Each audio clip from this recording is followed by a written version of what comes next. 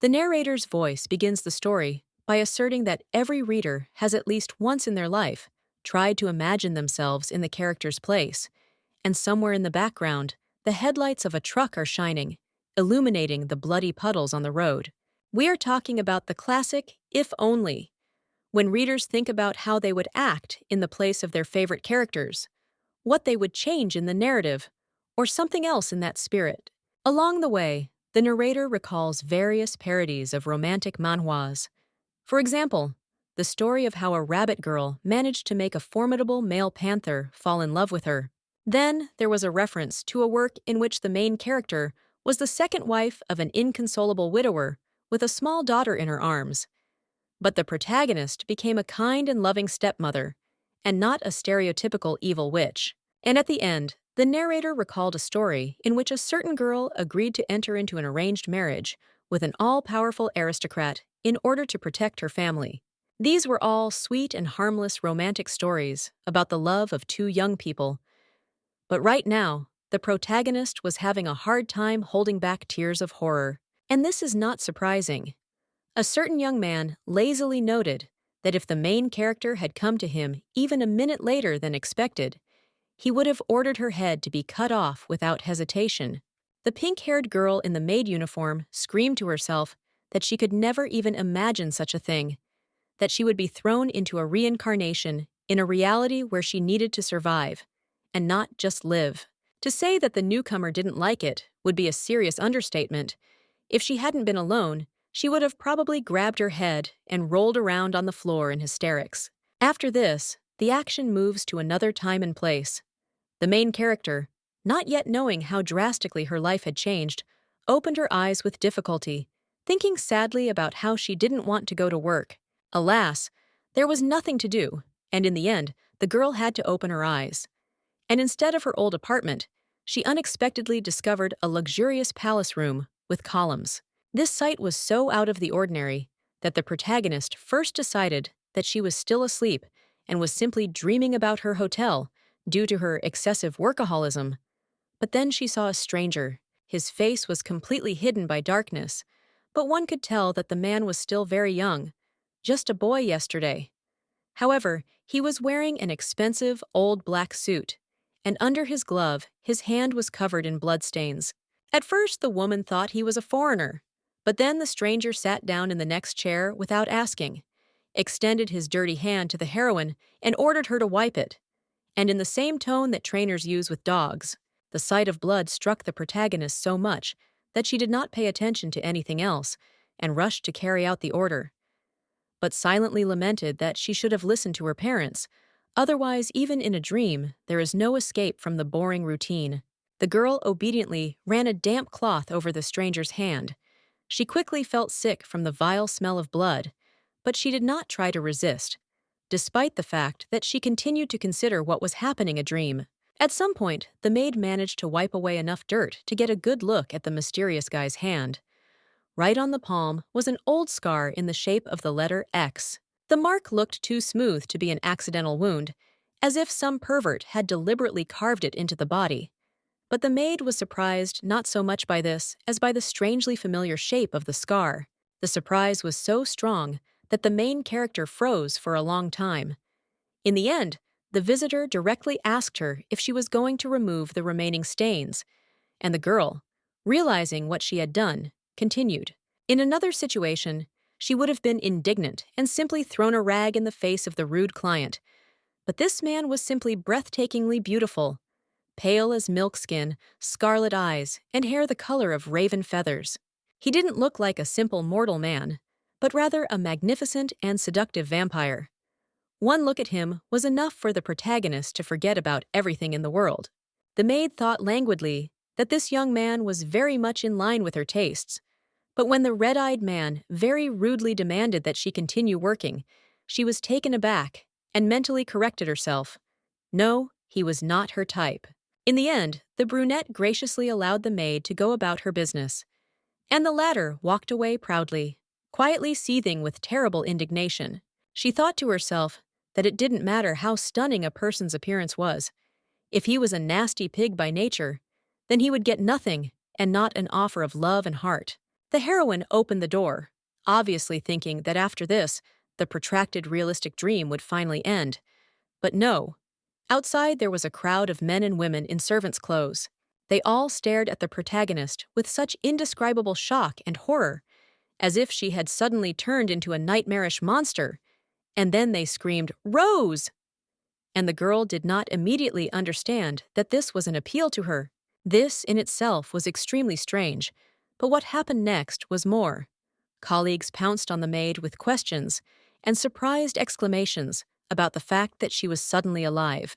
One woman even grabbed the traveler by the hand and, with a pleading look, asked her to answer if everything was okay with her. And only after that did the heroine notice how true the dream was. Apparently, it was someone else's touch. It felt no different from the touch of another person's hands in reality. And then there was a very loud sound of breaking utensils. It was an elderly, mustachioed servant, carrying a silver tray with expensive crystal glasses. But he was so stunned that he dropped his jaw and the master's things. It seemed that just a little more and the man would simply faint, so deep was the shock that had taken hold of him. But the butler still had enough strength to say something. As it turned out a second later, this was not an ordinary servant, but the butler, the head of all the castle servants, and he, too, was very surprised by the fact that Rose was somehow alive and well. This seriously alarmed the protagonist.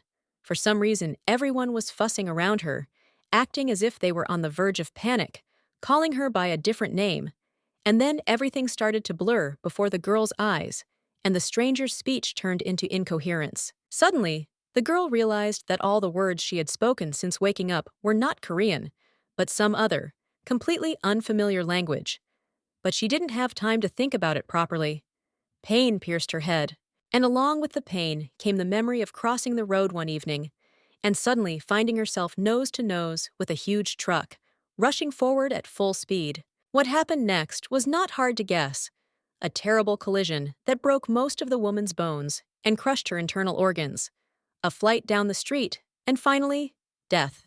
With some icy detachment and calm, the protagonist finally remembered who she was.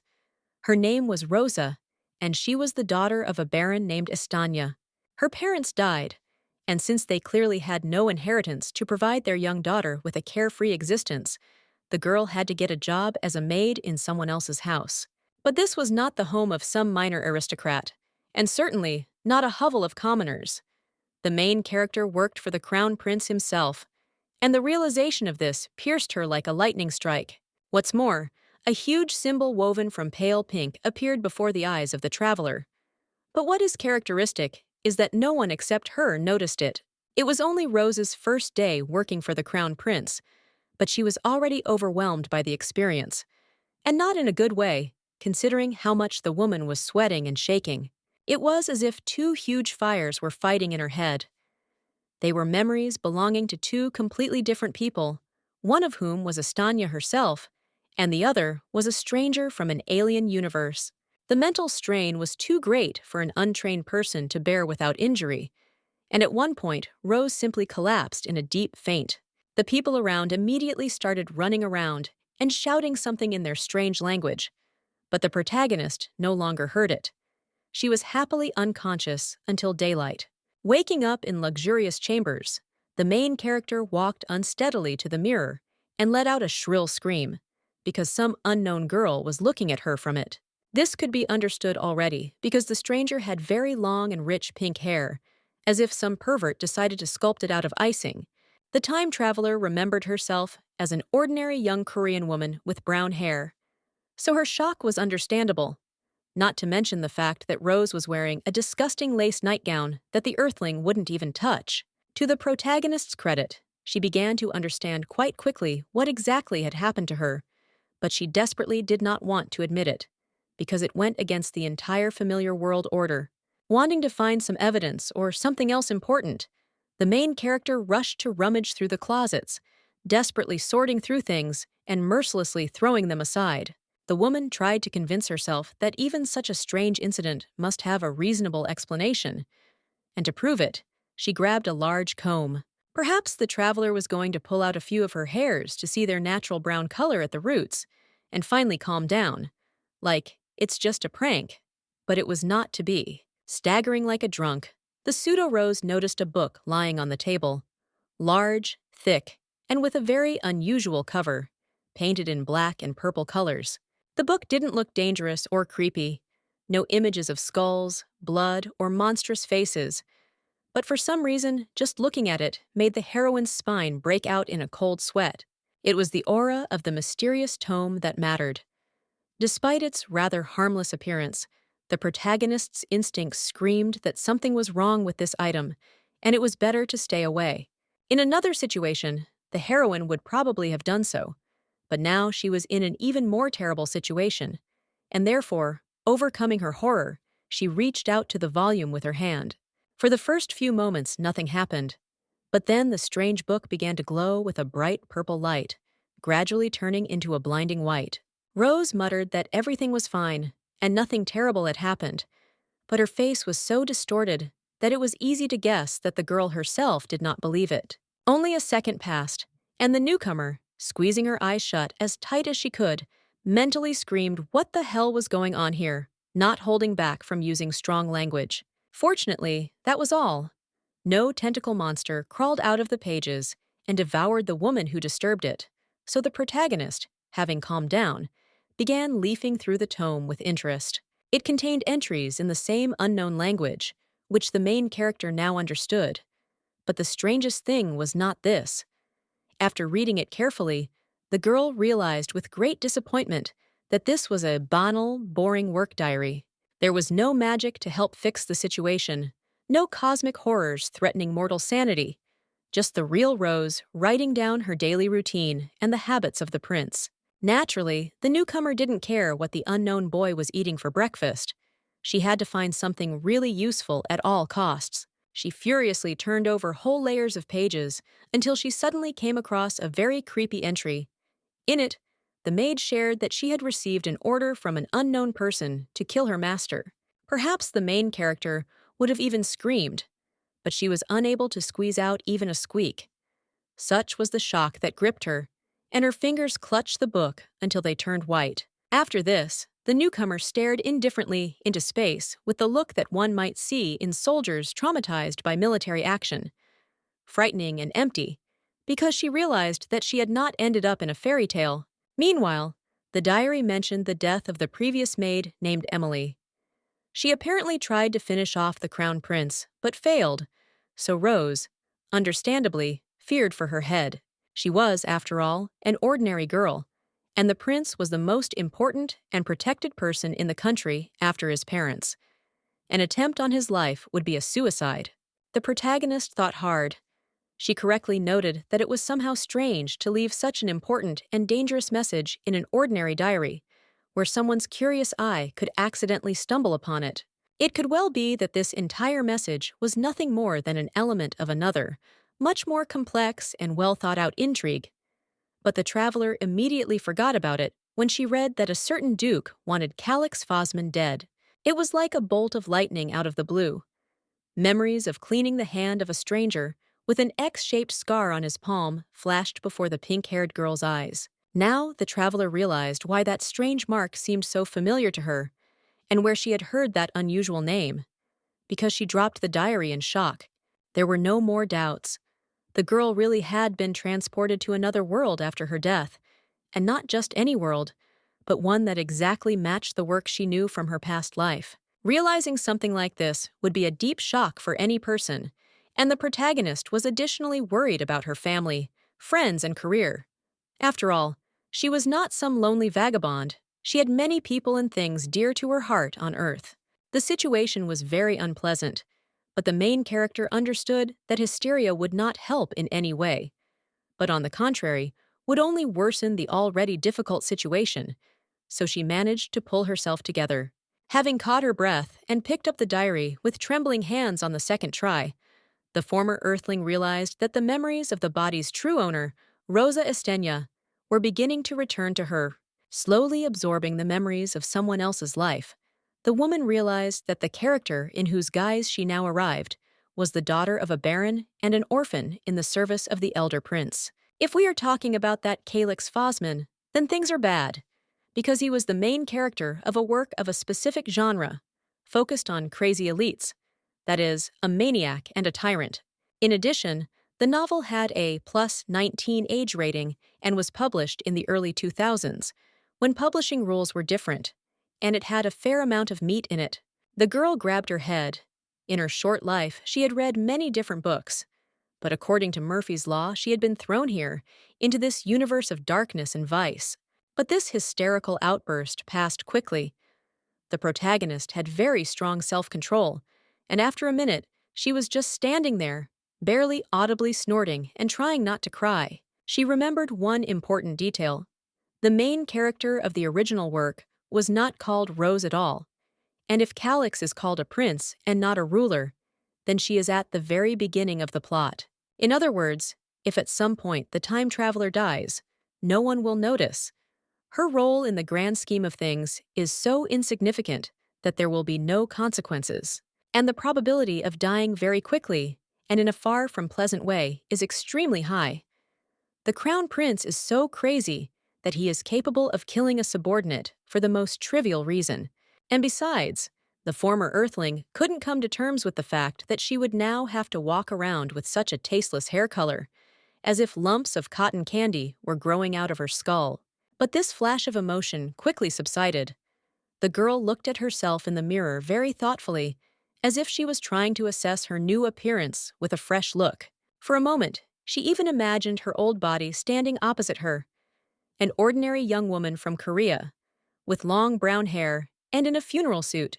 The protagonist really wanted to return home, to her native world.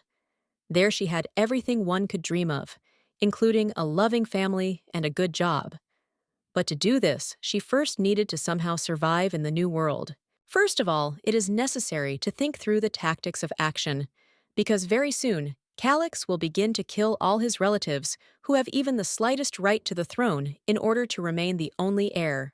You can try to assure the Mad Prince of your loyalty or vice versa, but in any case, one single mistake can lead to the executioner's chopping block and axe. The girl cast a thoughtful glance at Rose's diary. Now it was definitely no longer touched by the creepy grimoire with a supernatural aura, and carefully opened a certain page. These were notes about the prince's daily routine. Now that the main character realized that her life depended on this man, it was important for her to learn how to behave better around him. Now that the initial plan of action had been decided upon, the girl prepared for work. She quickly pulled on her maid uniform and braided her hair into a ponytail. She could learn Calix's entire daily routine in 10 minutes, so the main problem was the need to behave meekly around the crowned psychopath. Then it was necessary to determine the winner in the race for the throne and increase the number of his supporters. Perhaps it sounded mean, but the girl was ready to do anything to see home again. After this, the audience is shown the kitchen of the palace. It was a typical room, shown in thousands of other works, with a lot of cabinets and dishes, barrels and wooden tables.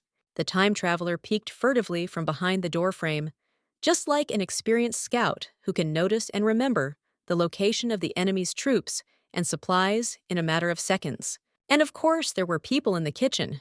Maids scurried between the shelves, and the boss of everything was an elderly, bearded cook with the look of a large, sleepy turtle. Rose announced that she had arrived for breakfast for His Highness. She smiled, spoke in a sweet and polite tone, trying to please her new colleagues, with whom it was still unknown how long she would exist. The chief was not particularly impressed. He only put his hairy palm to his chin and lazily noted that he had heard about Calix's new personal maid. The man cast a searching, assessing glance at the girl, as if he had turned from a turtle into a deadly snake in an instant, so that the protagonist noticeably tensed up. In the end, the cook noted with a sly grin that the maid's head was still on her shoulders, and the time traveler answered as calmly as possible that yes, but in her thoughts, she exploded with sarcasm about this. Pushing the sarcasm and malice as deep as possible, Rosa Estenia sweetly chirped what the prince was having for breakfast, and the cook rudely asked why she needed to know that. Here the girl's gaze fell on the tables. There were steaming pots on them that looked as if they were filled with dirt, and a pack of sausages had obvious spots of decay.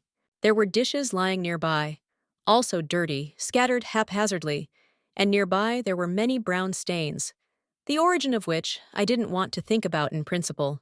And as the icing on the cake, a disgusting black cockroach ran nearby, not embarrassed by anyone, and the former dugout was so disgusted that she was not able to respond right away.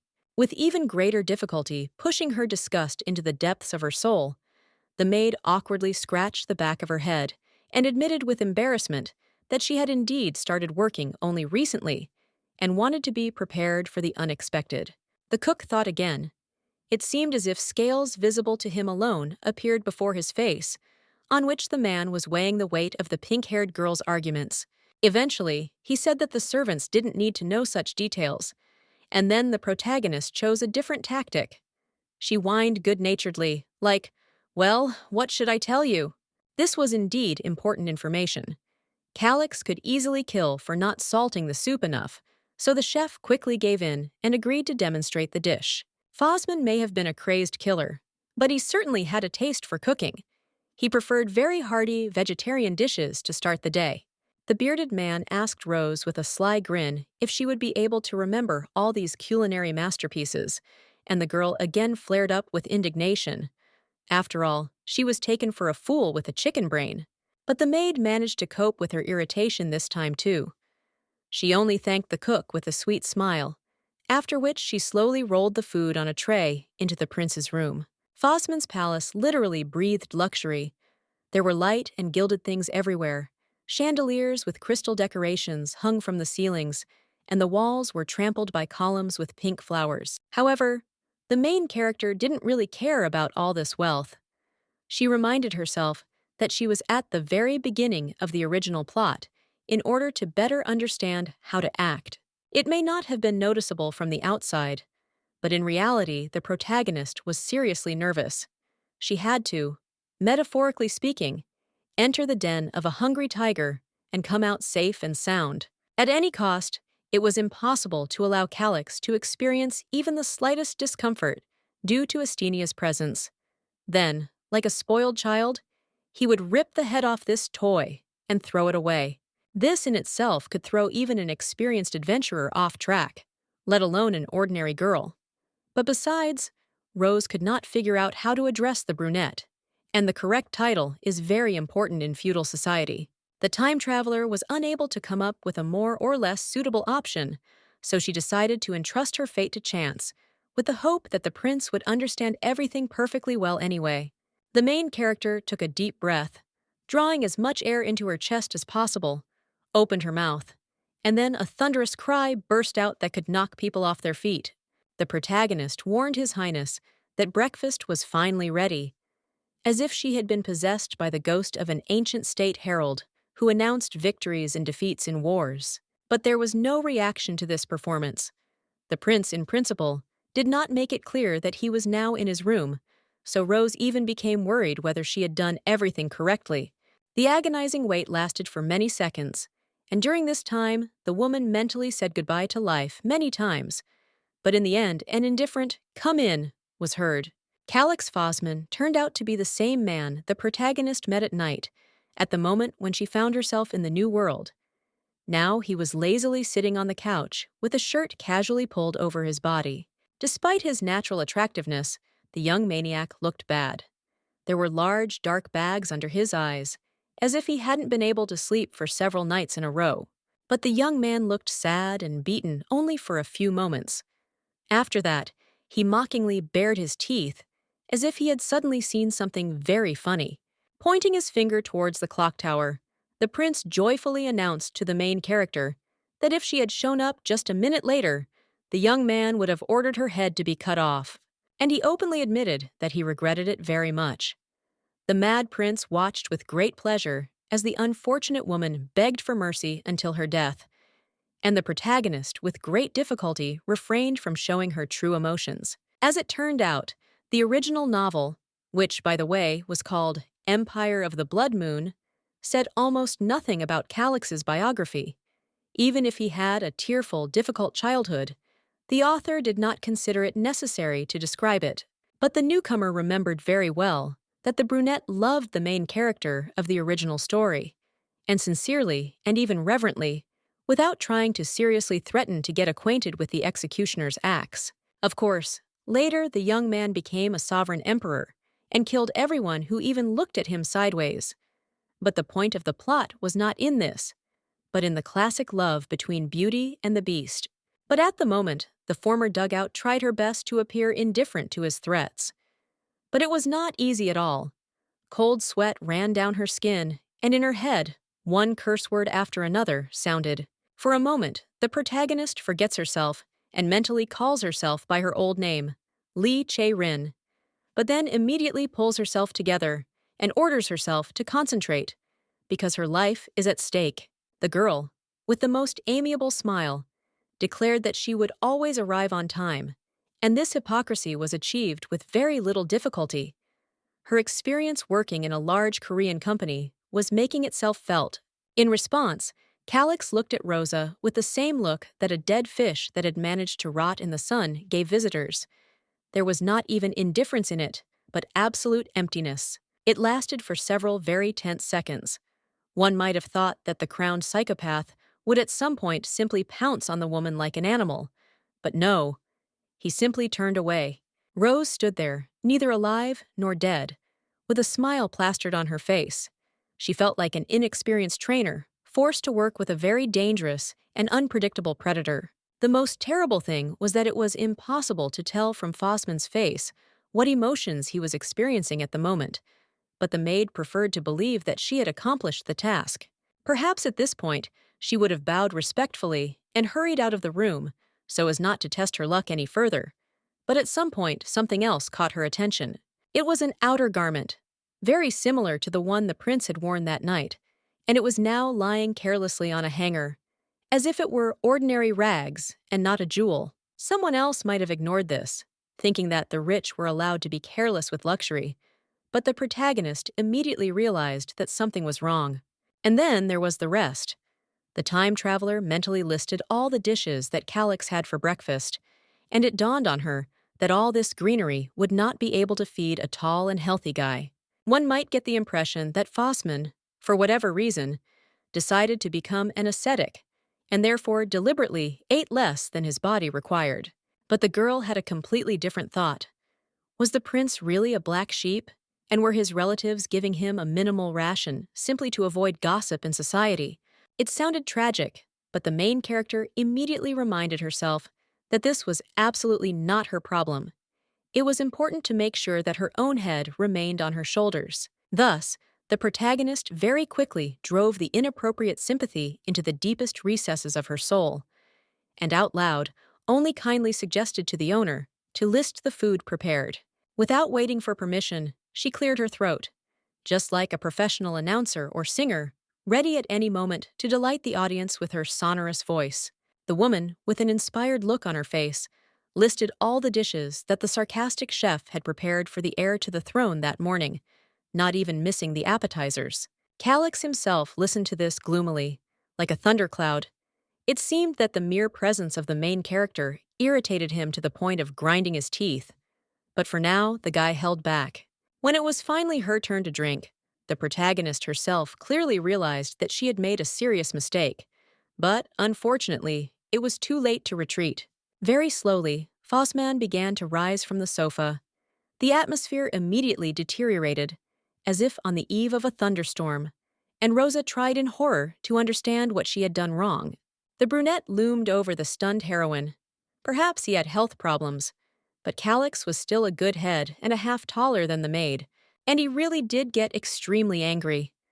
The young man was not yet yelling or using his fists, but his voice began to sound more like a growl, and his hand seemed to stop on the wall, next to Estinia's head. For a moment, the woman vividly imagined this picture, how she, frozen in deep horror, was being wrapped with the tail of a huge poisonous snake, ready to use its fangs at any moment. The eldest prince asked, "What kind of tricks are these?" And the unfortunate maid, in a trembling voice, admitted that she had no idea what kind of tricks the young master was talking about. This question only seemed to anger the man even more. He grinned predatorily and asked if this was some kind of new strategy, casting a close look at the protagonist. Feeling like a weak and pathetic mouse, the newcomer suggested that if His Highness didn't like the food, she would simply tell the cooks to quickly whip up something else. With a contemptuous grimace, the brunette abruptly pulled his hand back.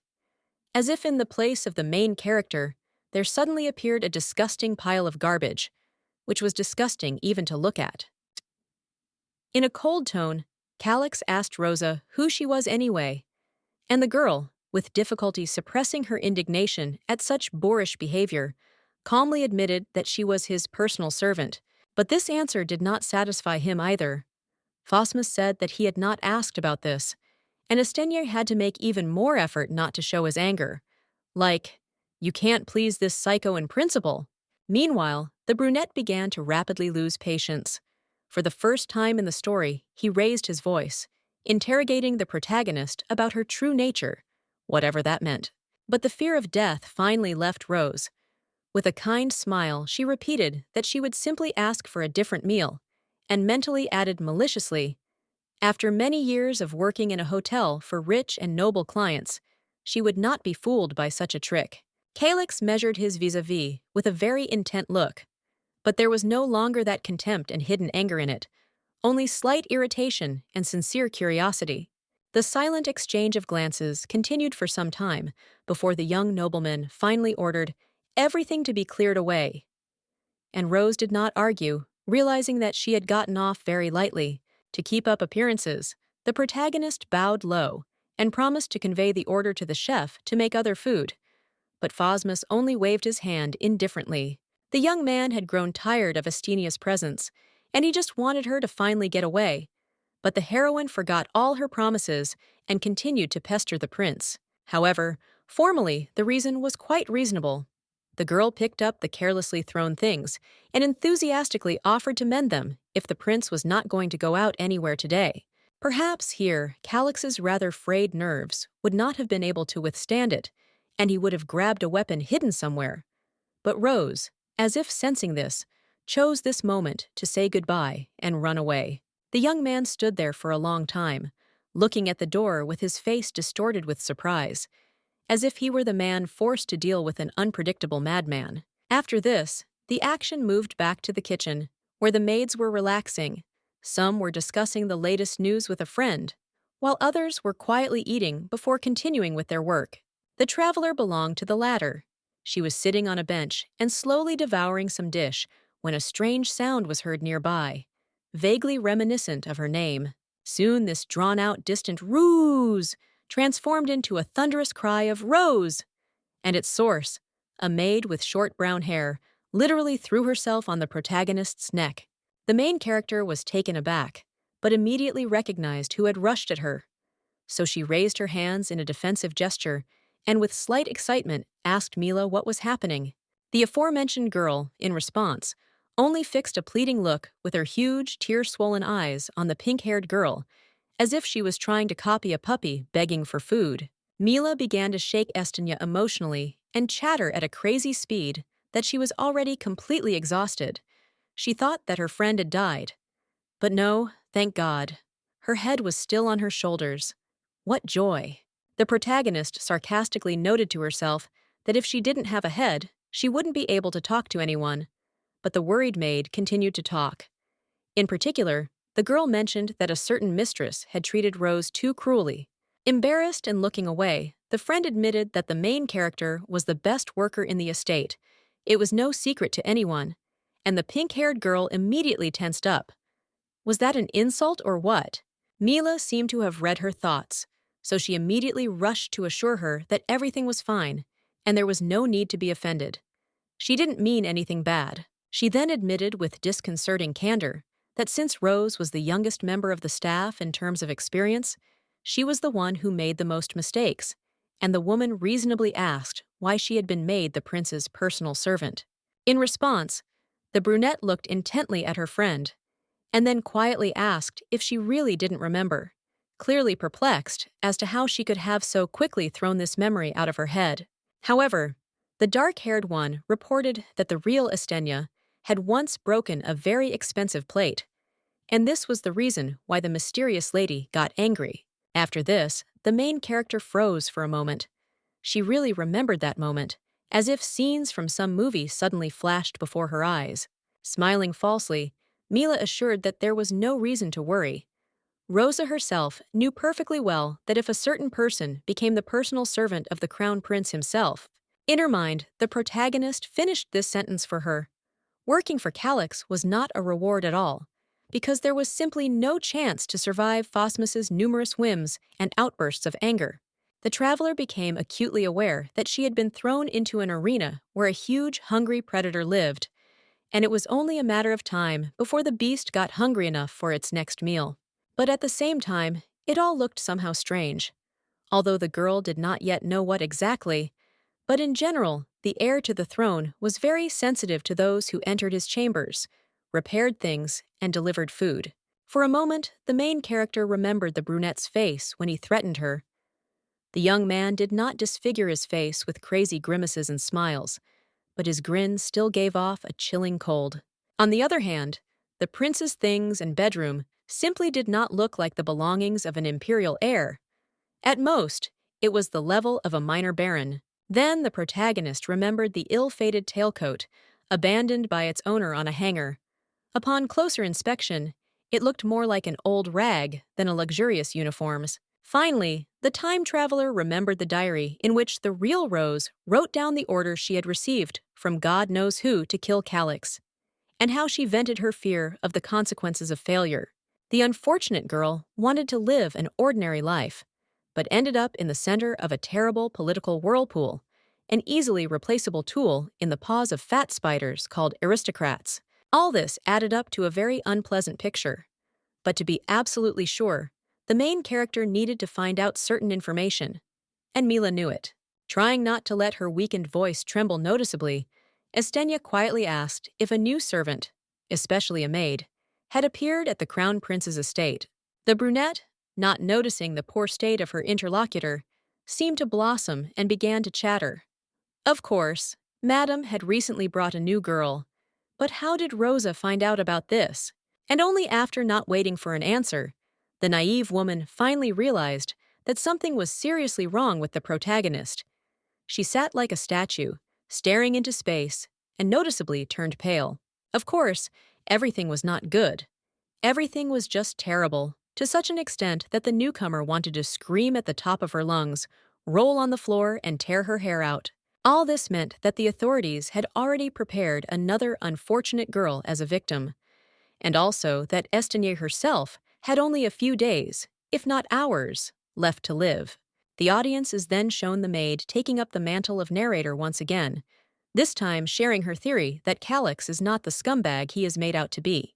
It is quite possible that the previous women who entered his service as personal maids were in fact murderers, so the young man did not so much kill as defend himself. All these executions were not the whims of a perverted psychopath.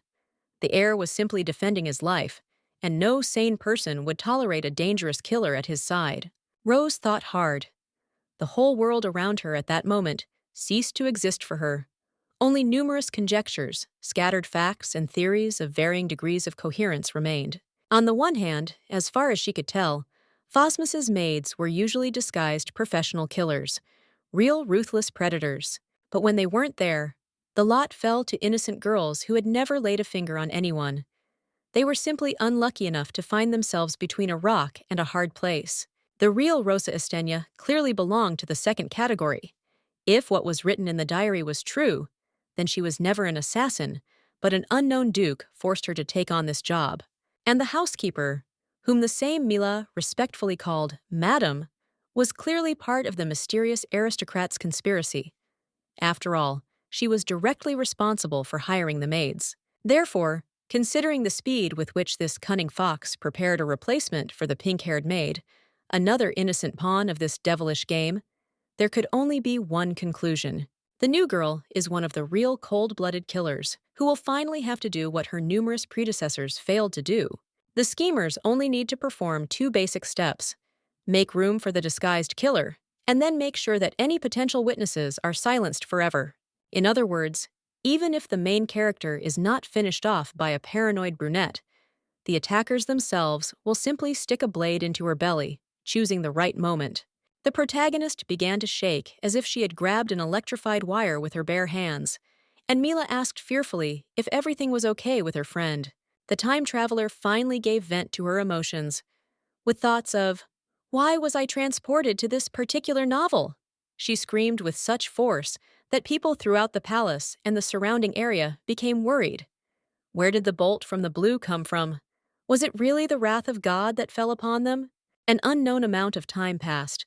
Rosa Estenia fell backwards onto the bed, just like a normal person tired from a very long working day.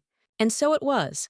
The main character was first and foremost a maid, so during the day she had to clean a crazy number of insanely dirty rooms.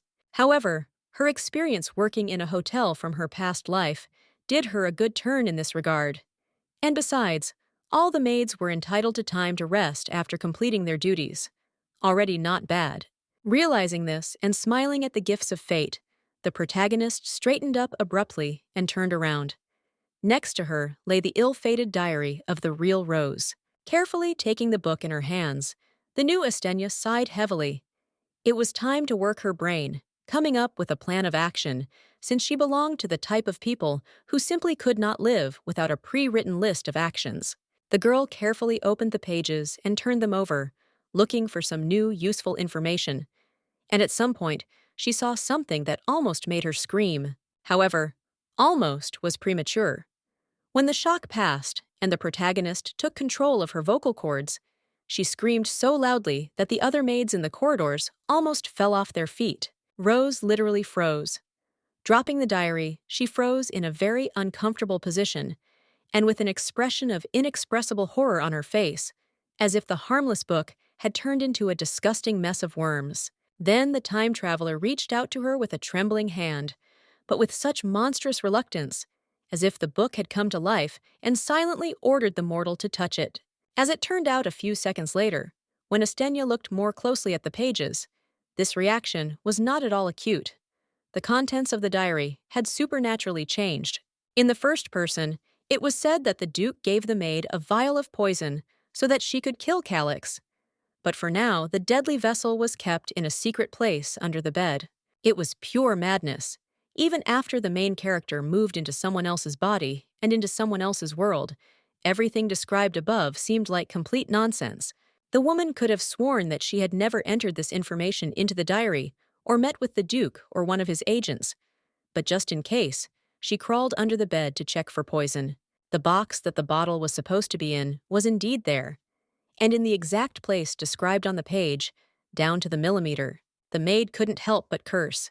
This was beyond all possible limits, and the damned box really did contain poison.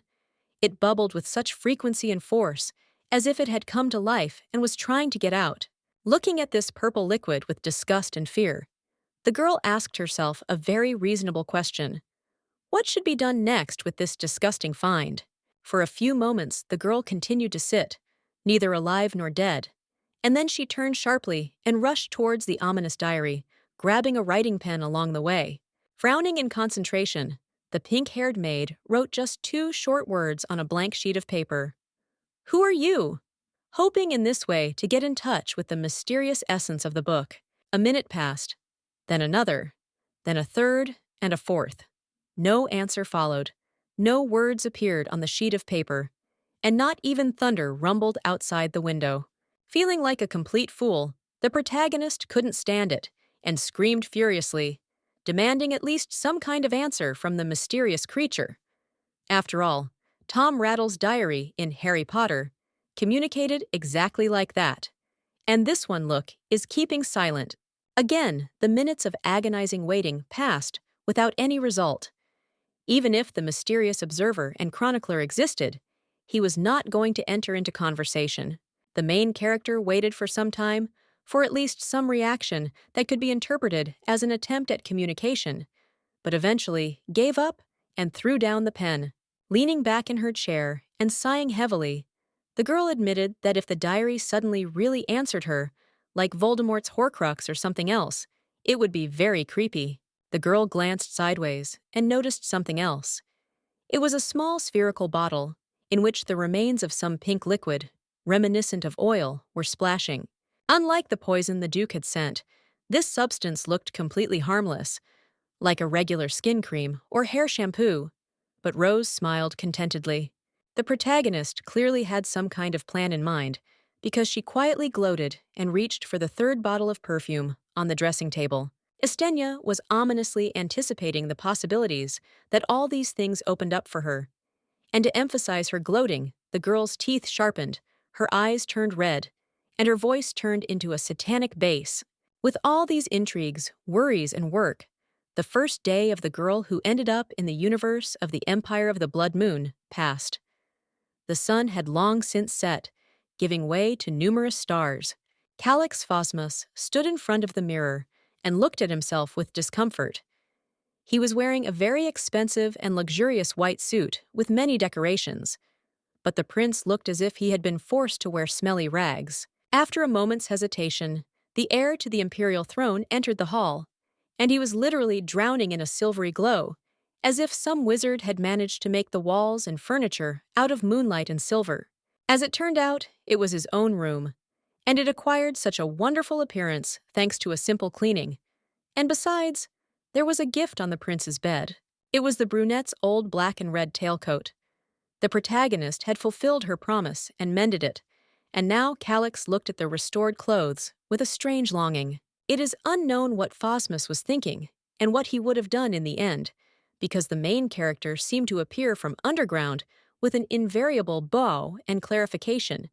Would His Highness like to have some tea? The red-eyed youth turned a lazy gaze towards her, and even the most experienced psychologist would hardly have been able to find out what the emperor's eldest son was thinking about at that moment. Estenia smiled even wider, literally radiating light and positivity from every cell of her body. And mentally she gloated, because she was going to become as perfect a servant as possible. In the end, the prince turned away and indifferently noted that Rose knew how to go out of her way, and that she could do as she pleased. The prince's whole appearance screamed how indifferent he was to such things. Luckily, he didn't see how Rosa scowled and clenched her fists. She had been exhausted all day, scrubbing the mansion of the crowned idiot. And he, you see, was too lazy to say a simple, "Thank you, you tried hard." As the comedy would have it was at this moment that Calix turned sharply, casting another sullen glance at his subordinate, and she shuddered in horror from the surprise. The girl panicked.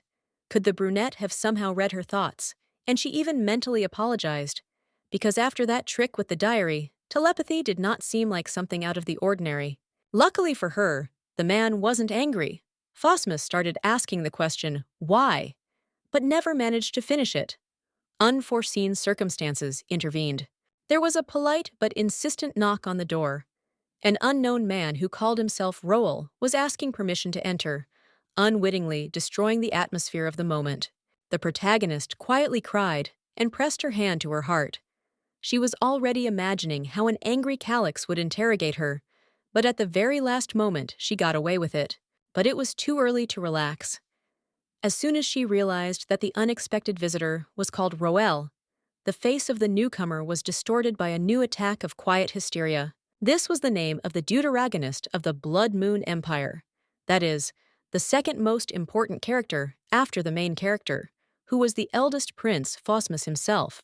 The door creaked very quietly and slowly, as if the visitor himself was afraid to disturb the red-eyed guy. Then a long-haired blonde head appeared in the passage. Finally, after this, Roel himself appeared. He was a very handsome young man with broad shoulders, blue eyes, and long snow-white hair, and instead of ordinary clothes, he wore a guard's uniform. After that, the focus of the story briefly shifted to Mila, who was carrying a warm, steaming pie, and thinking that Rose had been having such a hard time lately that she could use some relief in the form of a delicious treat. At the present moment, the two men were discussing different matters. The prince was sitting at his desk, his subordinate was standing opposite him, and no one was paying attention to the modest servant. Right now, she was performing her direct duties, pouring drinks for the high-ranking gentleman, while trying to appear as quiet as a mouse and as low as grass. The protagonist was nervous, and it was easy to understand why.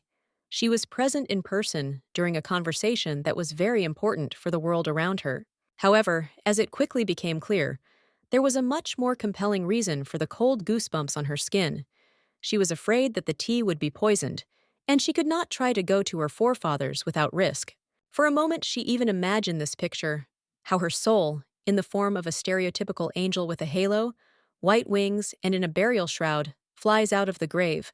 She could have quietly eaten herself for a long time before another hysteria occurred. But fortunately, she was able to quickly turn her attention to someone else. The white-haired youth was named Roel Chris. He was not just a warrior, but a member of a knightly order, and also a confidant of Calix, one of the few he trusted. Unlike his master, whom those around him perceived as a crazy maniac, the blonde was a very nice and good-natured person, so the heroine was not afraid of him. True, in the end, the relationship between the two heroes deteriorated very sharply, and the reason for this turned out to be a woman. Chris fell in love with the protagonist of the original story, whom Phosmus also loved.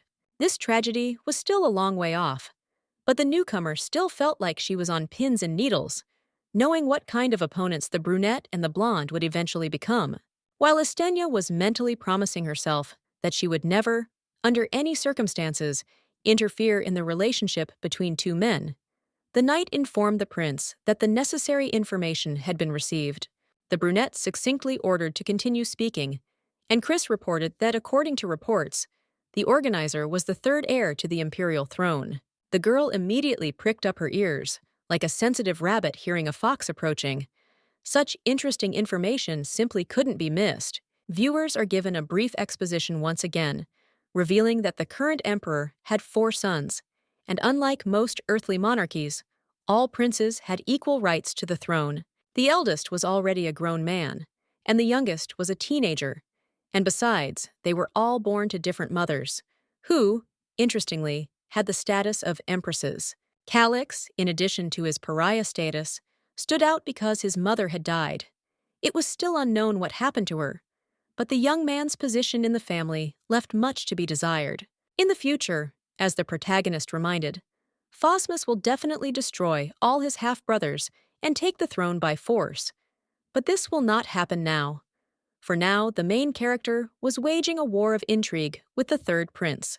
Roel continued to explain how he thought they would do best in this situation, and Rose served the young gentleman tea, pretending to be deaf and blind. But the imperial offspring did not put on such a bad show. He said nothing, but cast such an angry look that he could have stopped a maddened horse. Knowing full well that she could be stabbed for eavesdropping and trying not to lose her composure, Estenia revealed that she had added a new ingredient to the drink that would help Calix clear his head. The prince responded with a stern, "You!" and the maid, trying to contain a slight tremor, straightened up in anticipation of an order. And mentally, she took the time to be indignant about why the brunette constantly addressed her in this way. Ignoring the obvious fear of his subordinate, young Phosmus calmly announced that he would have a special assignment for the pink-haired girl. There's a tiny time skip, and readers are shown the protagonist walking down a dark, nighttime corridor, clutching a small antique lantern. The main character was angry. Calix ordered her to bring the 3rd volume of the history of the Empire from the library at the end of the corridor, but she understood that she had been unceremoniously kicked out at the beginning of the most interesting conversations. However, the maid could mentally make faces at the mischievous prince as much as she wanted, but she understood in her mind that Phosmus simply acted in the most reasonable and logical way in his situation. The heir to the throne had spent many years surrounded by schemers and murderers, so it was logical that he sent the unfamiliar woman away as soon as the conversation turned to the secrets of high politics. Eventually, the protagonist reached the end of the corridor. Like the rest of the palace, it was very long, but the coveted door finally appeared and the girl pulled the handle. The library greeted the visitor with pitch darkness.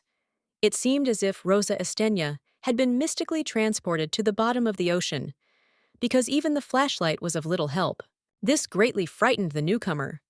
She cowered, imagining how a terrible ghost would suddenly attack her from around the corner and set the goal of finding the treasured tome as quickly as possible. To make it easier to rummage through the numerous dust-covered shelves, the woman placed the lantern on a nearby table, directing all its light to the desired point. After this, a difficult and long search for the 3rd volume of the history began. Calix was not one of those bibliophiles who keep thousands of books in huge halls, but he also had a decent collection of literature. The maid was lucky. She managed to quickly find the necessary tome and was about to return, but just at that moment, a strange and loud rustling sound reached her ears. The protagonist froze, as if she had suddenly felt a blade of cold metal between her shoulder blades. Such a sound simply could not have been created randomly. Trembling like an aspen leaf, Rose turned around and called out to Calix with false joy. But the only answer was silence. Deep down, the girl herself understood that the prince was the last person capable of such fooling around. But this realization only made the situation more frightening. After all, if Phosmus had nothing to do with the ominous rustling, then who was making it at all? The main character tried to calm herself down, assuming that it was all the fault of an ordinary wind, especially since the window was open and the air currents were so strong that they even put out the lantern protected by glass.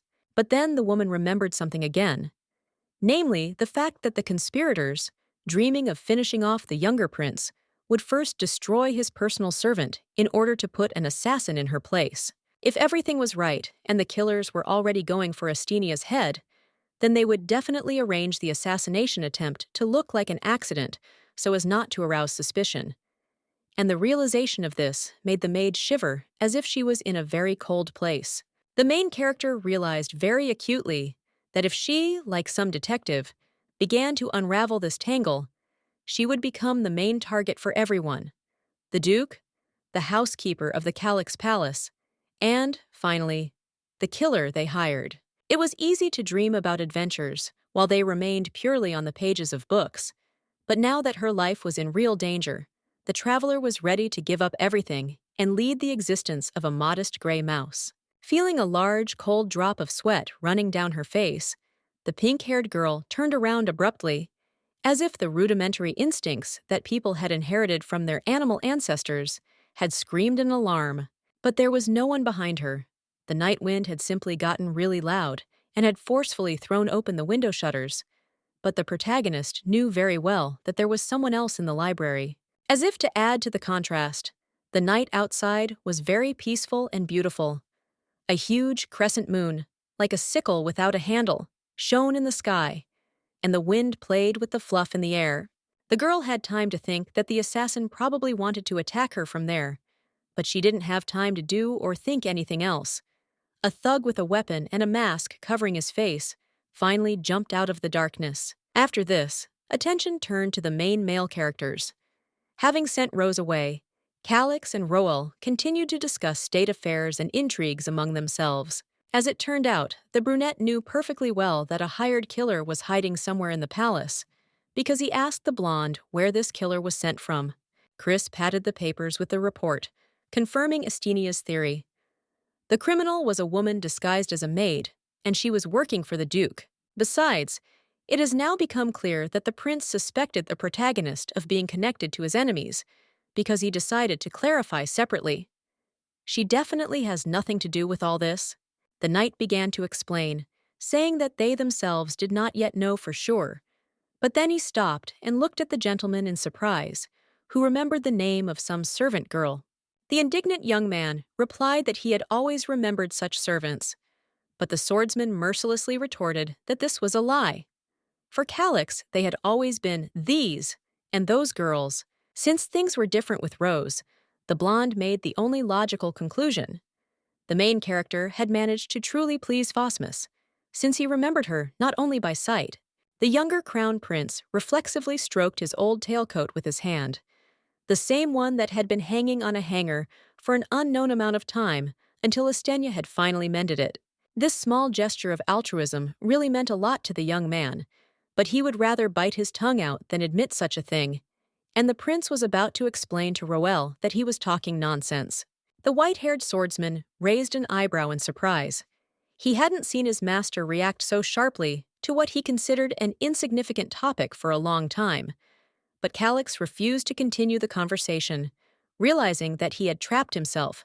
Meanwhile, the clock continued to peacefully tick away the time, and it showed that it was deep night outside, when most people were already in their 10th sleep.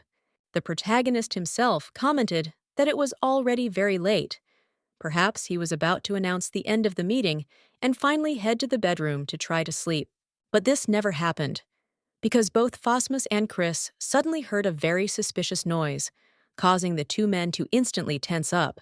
The prince, without further ado, walked out into the corridor and headed towards the library, while the white-haired swordsman tried to catch up with him and convince him that it would be better for him to do this. The red-eyed man, without slowing down, calmly explained that this was not the case. The maid had failed to carry out the order of the heir to the throne, which meant that the matter was very serious and needed to be dealt with personally. But in reality, Calix was simply worried about Rosa. He understood that if this woman was really not involved in the conspiracies, then the Duke would definitely try to remove her from the path. The man himself understood perfectly well that the probability that Estenia was a murderer or a spy was very small, and therefore he was nervous and bit his lip in fear of not making it in time. At this moment, the youngest crown prince decided to cast aside his royal dignity and began to run for real. And Roel, who had been following the Shadow Lord, also hurried. The man didn't even have time to open the library doors properly when an indistinct scream came from inside, as if an unknown person was being desperately strangled in an attempt to prevent him from calling for help. The protagonist's red eyes widened in an attempt to understand what was happening. The book depository was so dark that he might as well have put a blindfold on his eyes, and it wouldn't have gotten any darker. A moment later, an enraged cry of "Answer!" was heard, and everything would have been fine, only it belonged to a woman, and a suspiciously familiar one at that. A moment later, Rosa Estenia launched into such a stream of choice curses that the men rushing to her aid were taken aback. They had expected anything but this. After this, the action briefly moves to the moment of the attack. The protagonist managed to sense the killer in time and took out a bottle of perfume that she had prepared in advance. However, the assassin noticed this and rushed forward, obviously in order to intercept the secret weapon from the victim and quickly finish him off, now defenseless. The main character turned around in response. It happened in less than a second, like in some action movie where characters can dodge or strike in a matter of moments. However, this instinctive movement ultimately saved the life of the newcomer. The killer in the mask was already very close when she brought the vial of poison to his face and sprayed it. The criminal screamed in terrible pain. The poison had gotten right into his eyes, and the torment was so intense that it was simply impossible to bear. Because of this, the man fell into a terrible rage. If before he acted in cold blood, now he simply waved his sword in hysterics, hoping to punish the impudent girl. Rose retreated in horror. She had no other weapon besides poison, and it was not very good against a blade in open combat, so the girl tried to dodge and cover herself with at least a thick volume of the history of the Empire. At some point, the killer delivered a powerful chopping blow from above and cut the book into two pieces, to the horror of the protagonist, since the purpose for which she was sent to the library in the first place was destroyed. The killer continued to writhe in pain and rage. He even angrily and accusingly shouted at the main character, like, "Don't you watch where you're spraying?" But the girl, naturally, did not feel guilty. After all, it was not she who attacked the guy with an attempt to cut his skull. So in response, she no less angrily asked the assassin who he was anyway. Of course, the killer didn't even think to answer this question. Instead, he made a wide, random swing with his blade. And this time, Estenia managed to jump away only by a miracle. Trying to suppress the trembling in her voice, the girl declared that the bottle contained poison. While doing so, she stepped back and grabbed a large vase of flowers that stood on the table. The poison was from the Duke and was originally intended for Calix, so the unlucky mercenary should soon die. But the man did not believe it, deciding that it was all just nonsense. In a rage, he went on another attack, focusing on the victim's voice, and she, in horror, finally tried to lift the damn vase. It was so heavy, as if it were made of metal and stone. But in the end, the pink-haired girl managed to do it, and brought the decorative ornament down on her opponent's head with such force that his eyes popped out of their sockets. The protagonist felt no sympathy for her enemy. After all, he attacked her, an innocent woman, first, and tried to hack her to death without any sympathy. Fortunately, that was the end of it. The defeated killer lay on the floor, moaning weakly, and the girl stood over him, barely catching her breath after the deadly fight. Torn apart by nervous laughter from the realization of the danger she had experienced, the woman declared that, yes, she was just an ordinary servant, but even the best killer would not be able to do anything if he was blind.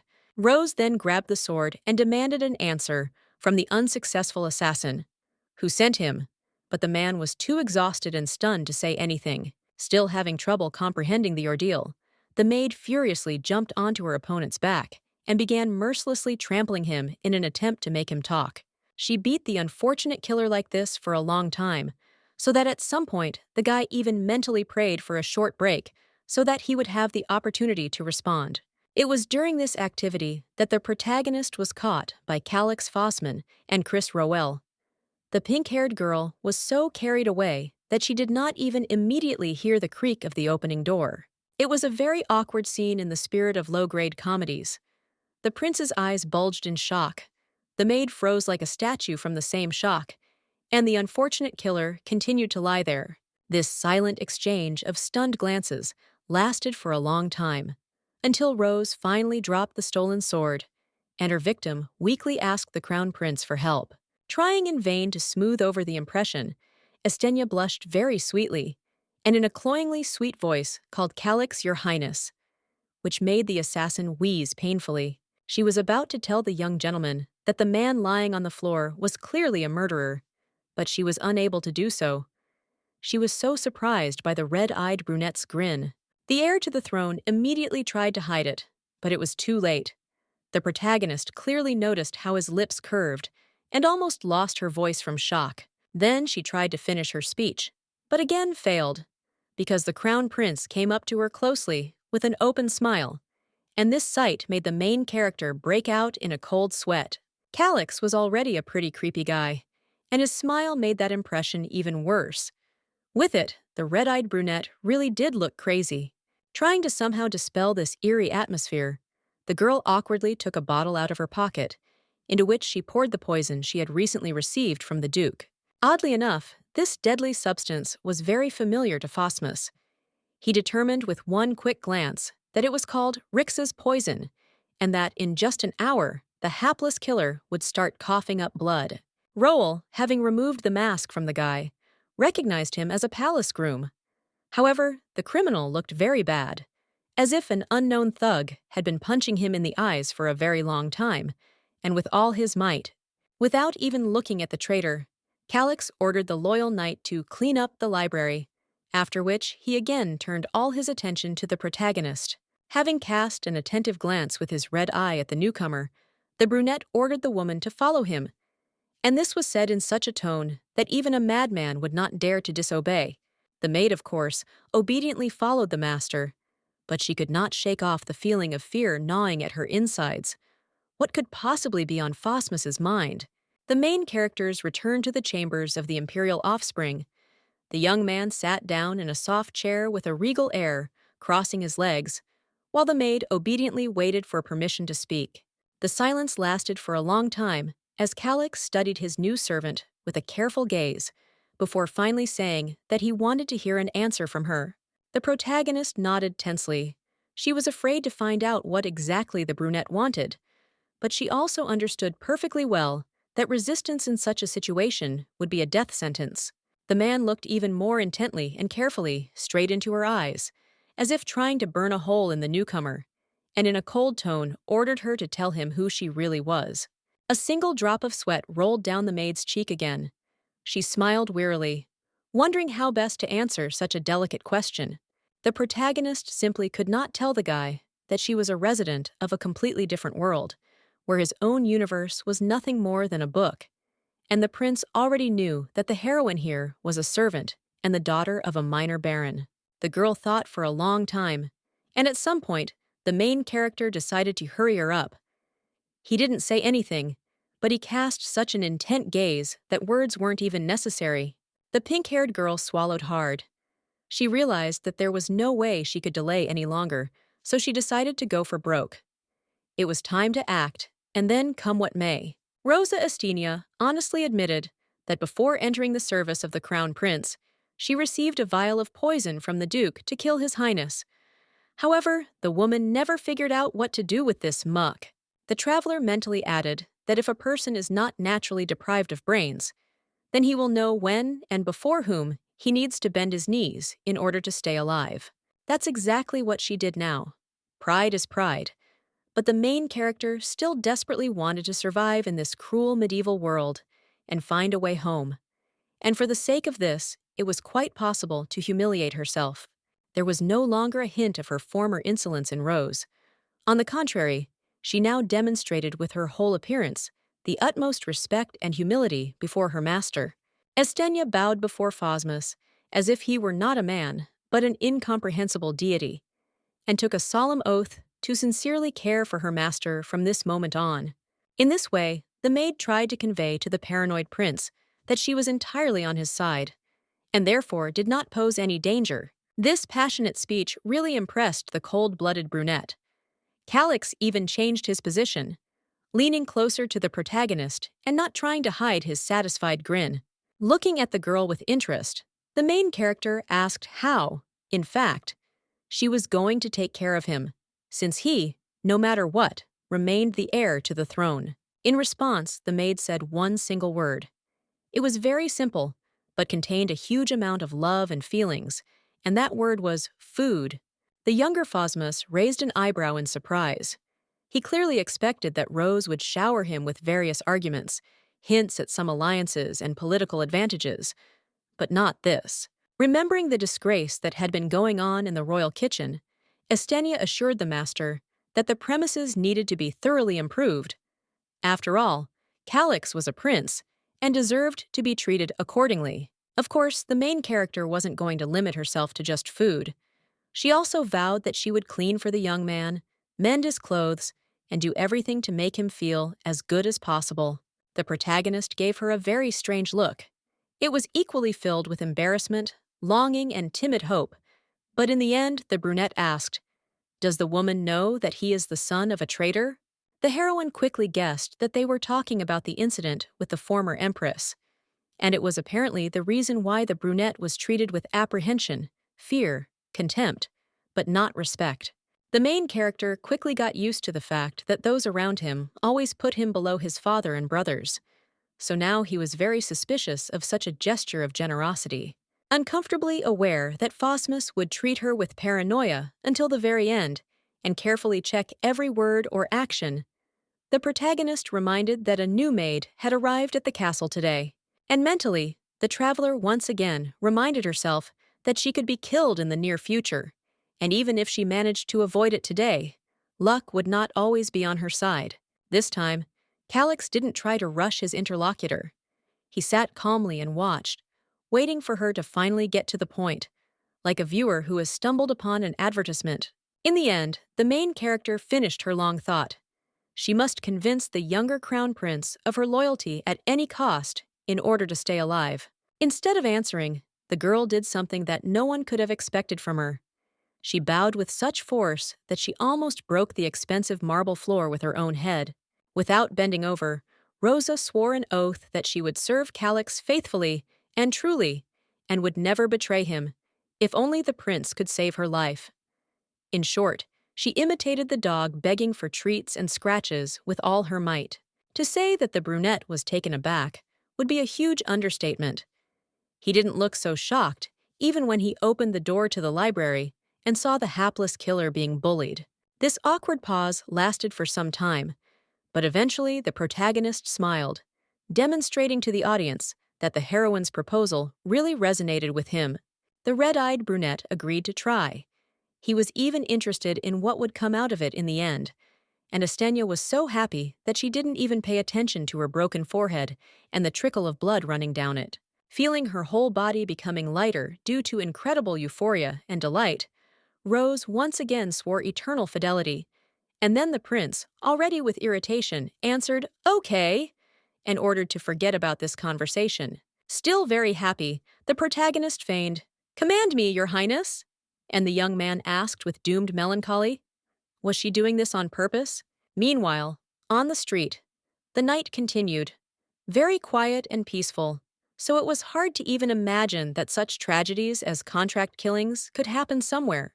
It was the former Korean's first day of life in the universe of a fantasy novel she had once read, and she managed to survive it, which was already a huge success. After this, the audience is shown a short description of Chris Roel, from which it becomes clear that this platinum blonde was not only Calix's friend and assistant, but also his cousin. The action is transferred to a completely different place and time. Very oppressive, similar to some kind of suffocating nightmare, and in it someone was desperately screaming, addressing the Emperor. Still a very small boy, wearing rich clothes, desperately rushed forward to the man in a luxurious robe, proving that his mother had not betrayed them. But the guards held the baby back.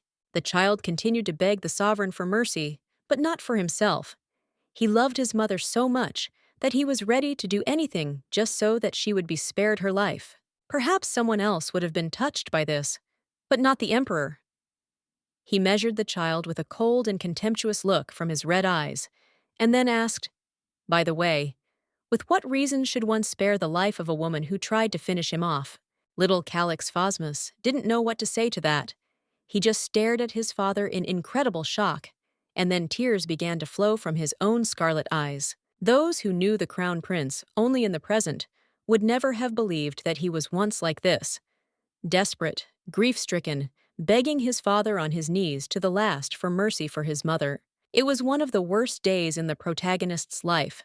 Moments like these usually stick in people's memories forever, and sometimes remind people of themselves through nightmares. But even then, there was someone who wanted to comfort the poor kid. The young protagonist was embraced by a man with snow-white hair, and next to him stood a tall boy with similar hair.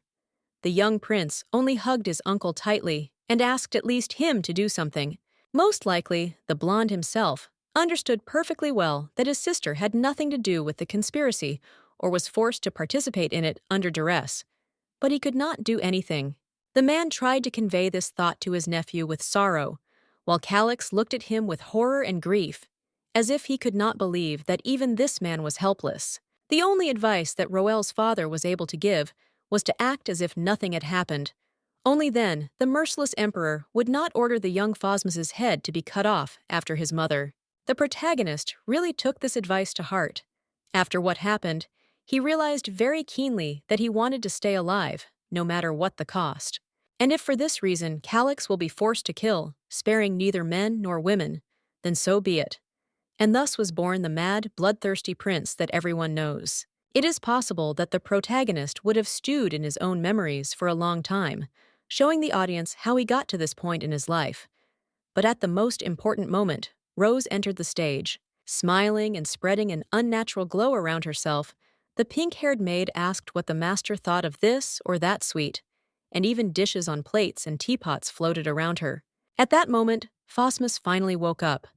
He suddenly opened his scarlet eyes, and his entire face was covered in drops of cold sweat, as if a bucket had been poured on him to wake him up. The man did not immediately realize who he was and where he was. His heart was beating like crazy, desperately trying to restore a calm course of work after such a terrible dream. While Calix was wondering what the hell he had seen in his dream, Roel quietly entered the room, as always in perfect fresh clothes, as if he hadn't gone to bed to rest. The blonde looked at the prince with genuine surprise.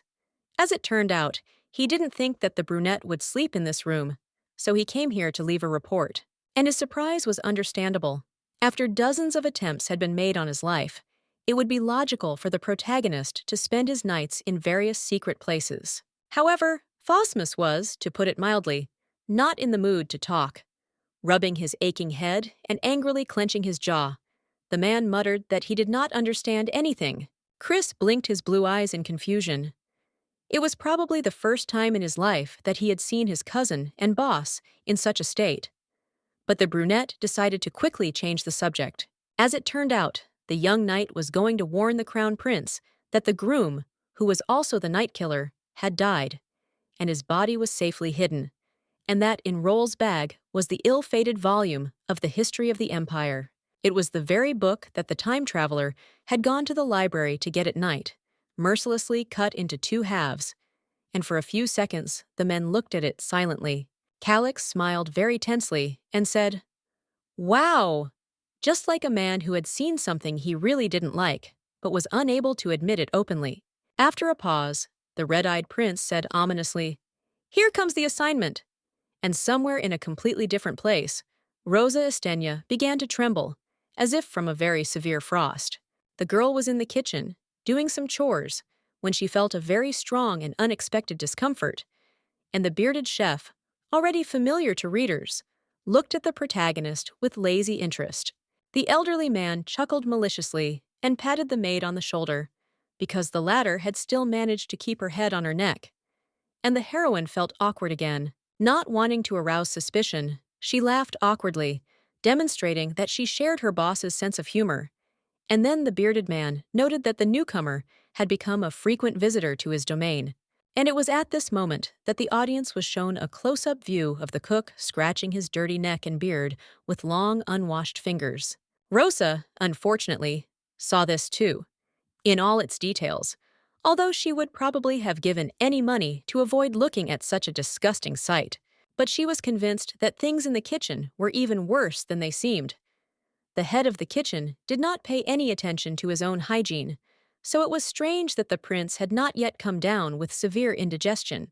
Something definitely needed to be done about this, so Estenia sighed mentally, and then addressed the older man in the sweetest voice possible. Trying to win his favor, the protagonist sweetly chirped, "Why doesn't the chef start working in a special cap, cut his nails and do something with his beard?" But the sweet voice didn't help at all. The old man became so furious, as if the main character had suggested that he eat his own child alive. Rosa was taken aback, and, just in case, took a few steps back. She didn't want someone to suddenly attack her with fists, or even worse, with an arsenal of knives. And the cook got really angry, hanging over the girl like some kind of huge ogre. He roared loudly. Who did she even think she was? But the maid reminded herself not to be a coward. After all, in her past life, she was an employee of an expensive hotel. She dealt with idiots every day and learned to negotiate even with the most impenetrably stupid ones. This situation was not yet the most terrible, so when the initial fear subsided, the heroine calmly waved her hand and reminded the bearded man that she was the personal servant of His Highness Calix Phosmus. No, this was not an attempt to threaten. Using her position at court, the girl chose a much more subtle approach. She assumed that the old man, as befits a cook, puts not only strength, but also soul into his dishes. So let him imagine for just a moment what would happen if something suddenly got into his food that shouldn't be there, like disgusting, disease-carrying, parasite-carrying insects. Naturally, in such a situation, the prince will act the same way as most people. He will simply throw away the unusable food, without even thinking about how much time and effort the servants spent on it. That is why the protagonist hoped that her interlocutor, being the head of the palace kitchen, could not allow this to happen, and mentally prayed for the trick to work. But the bearded man didn't answer. He frowned and maintained a heavy silence for a long time, which made Estenia feel like a fool again, who had said all sorts of nonsense.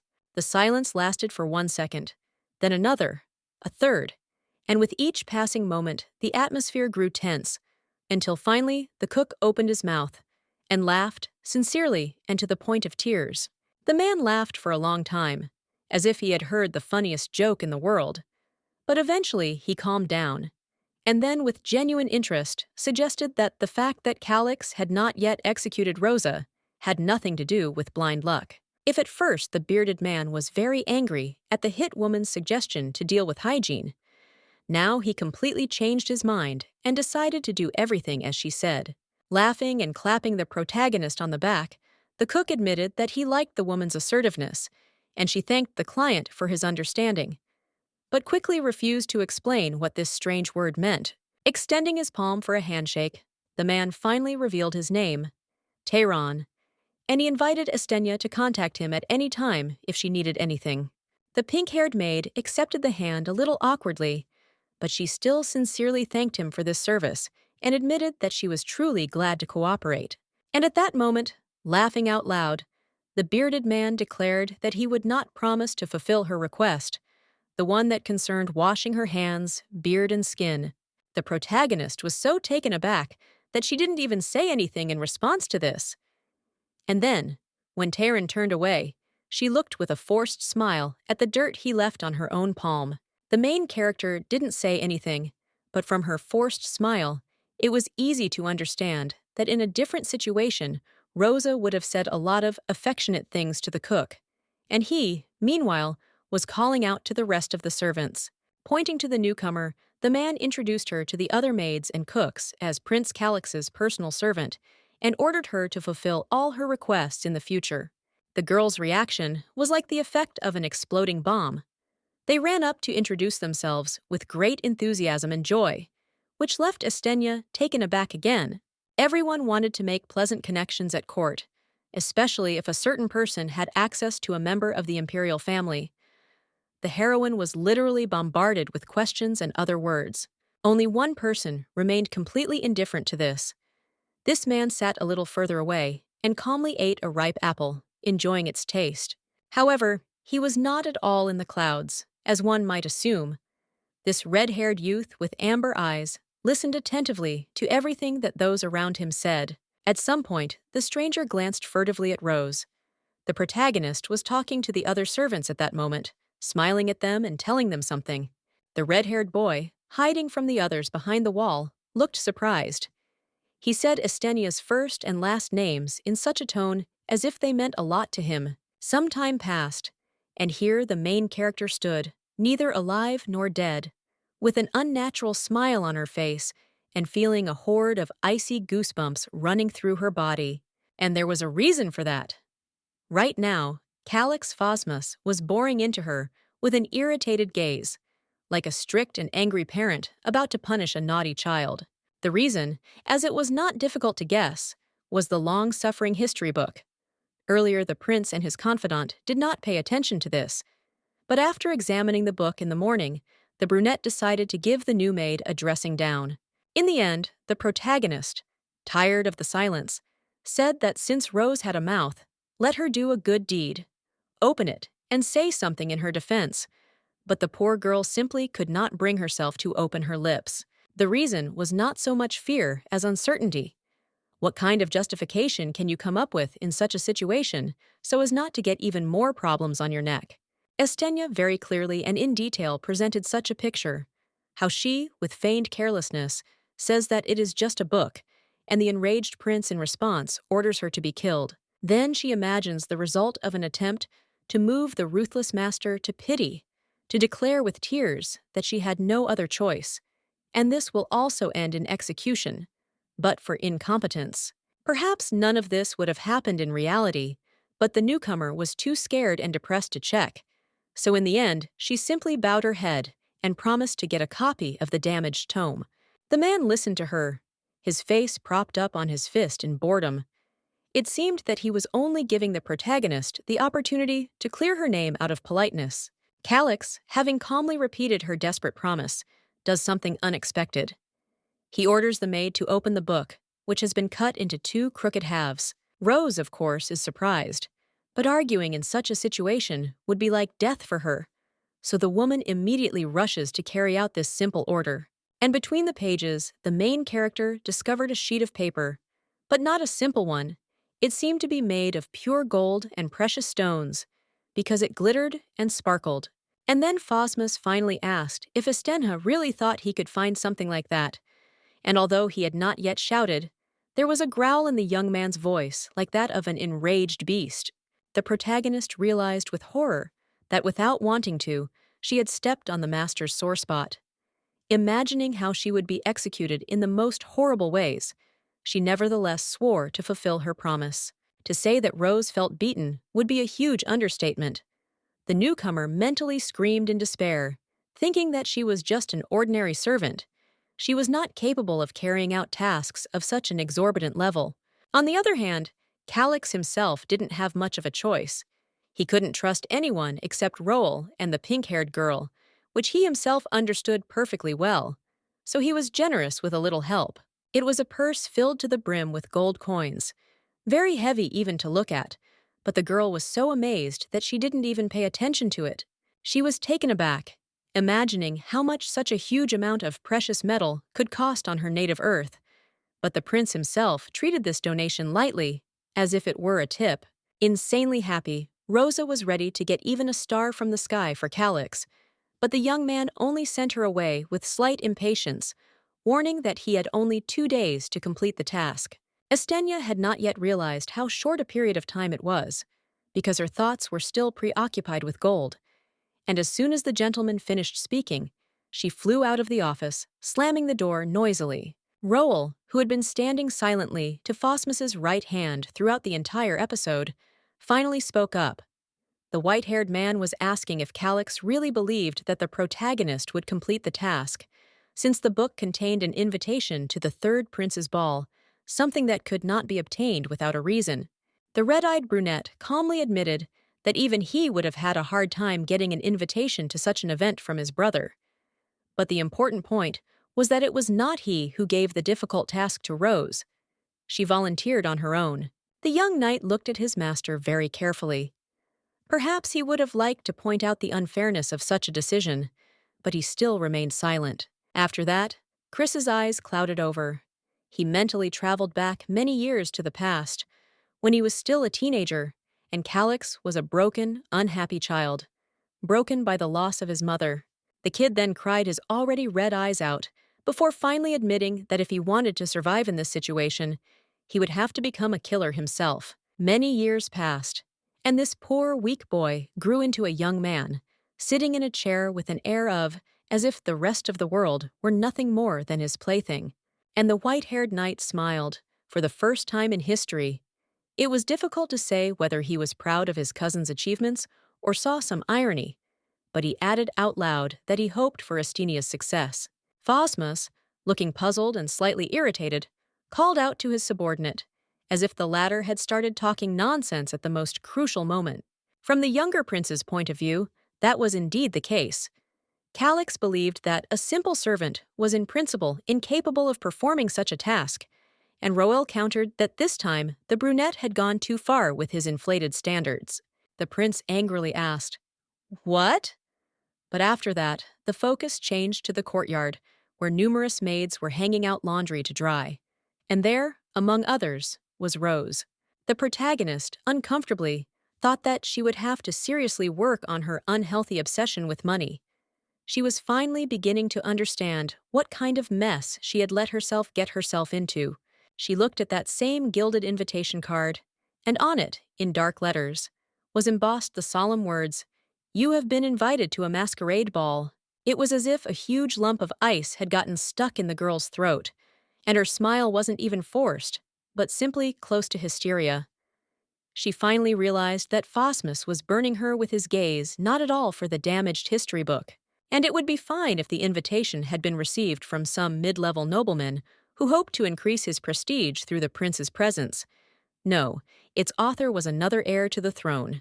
The protagonist remembered with incredible envy the numerous love stories about time travelers that she had read in her earthly life. The heroines there lived like cheese in clover. Everyone adored them, and any problems disappeared with a wave of a finger. And she, the unfortunate Korean woman hit by a truck in someone else's body, seemed to find herself in some kind of spy thriller. She had to save her own skin from the killer and get the coveted ticket for the gentleman. However, whining is whining, but something had to be done, so Estenia first decided to turn to her best friend, Mila, for possible advice. The brunette, like most of the maids, was busy hanging out laundry, but she still agreed to listen to the heroine, and was not without surprise to learn that she wanted to find a person close to the third crown prince. The girl with amber eyes asked loudly, and in surprise, who they were talking about, and the protagonist immediately became happy. Such a reaction definitely meant that Mila knew something. But no! As it turned out, the woman knew nothing about the emperor's third offspring except that he existed, because she was a commoner and had never met this man, and the reaction was so violent simply because the maid had such a character. The time traveler almost cursed from disappointment, but decided to try another approach, namely to find out how free the access to the library was, where the imperial genealogy was kept. But here, too, there was a problem. Except for the ruling clan, only people with special permission could go there.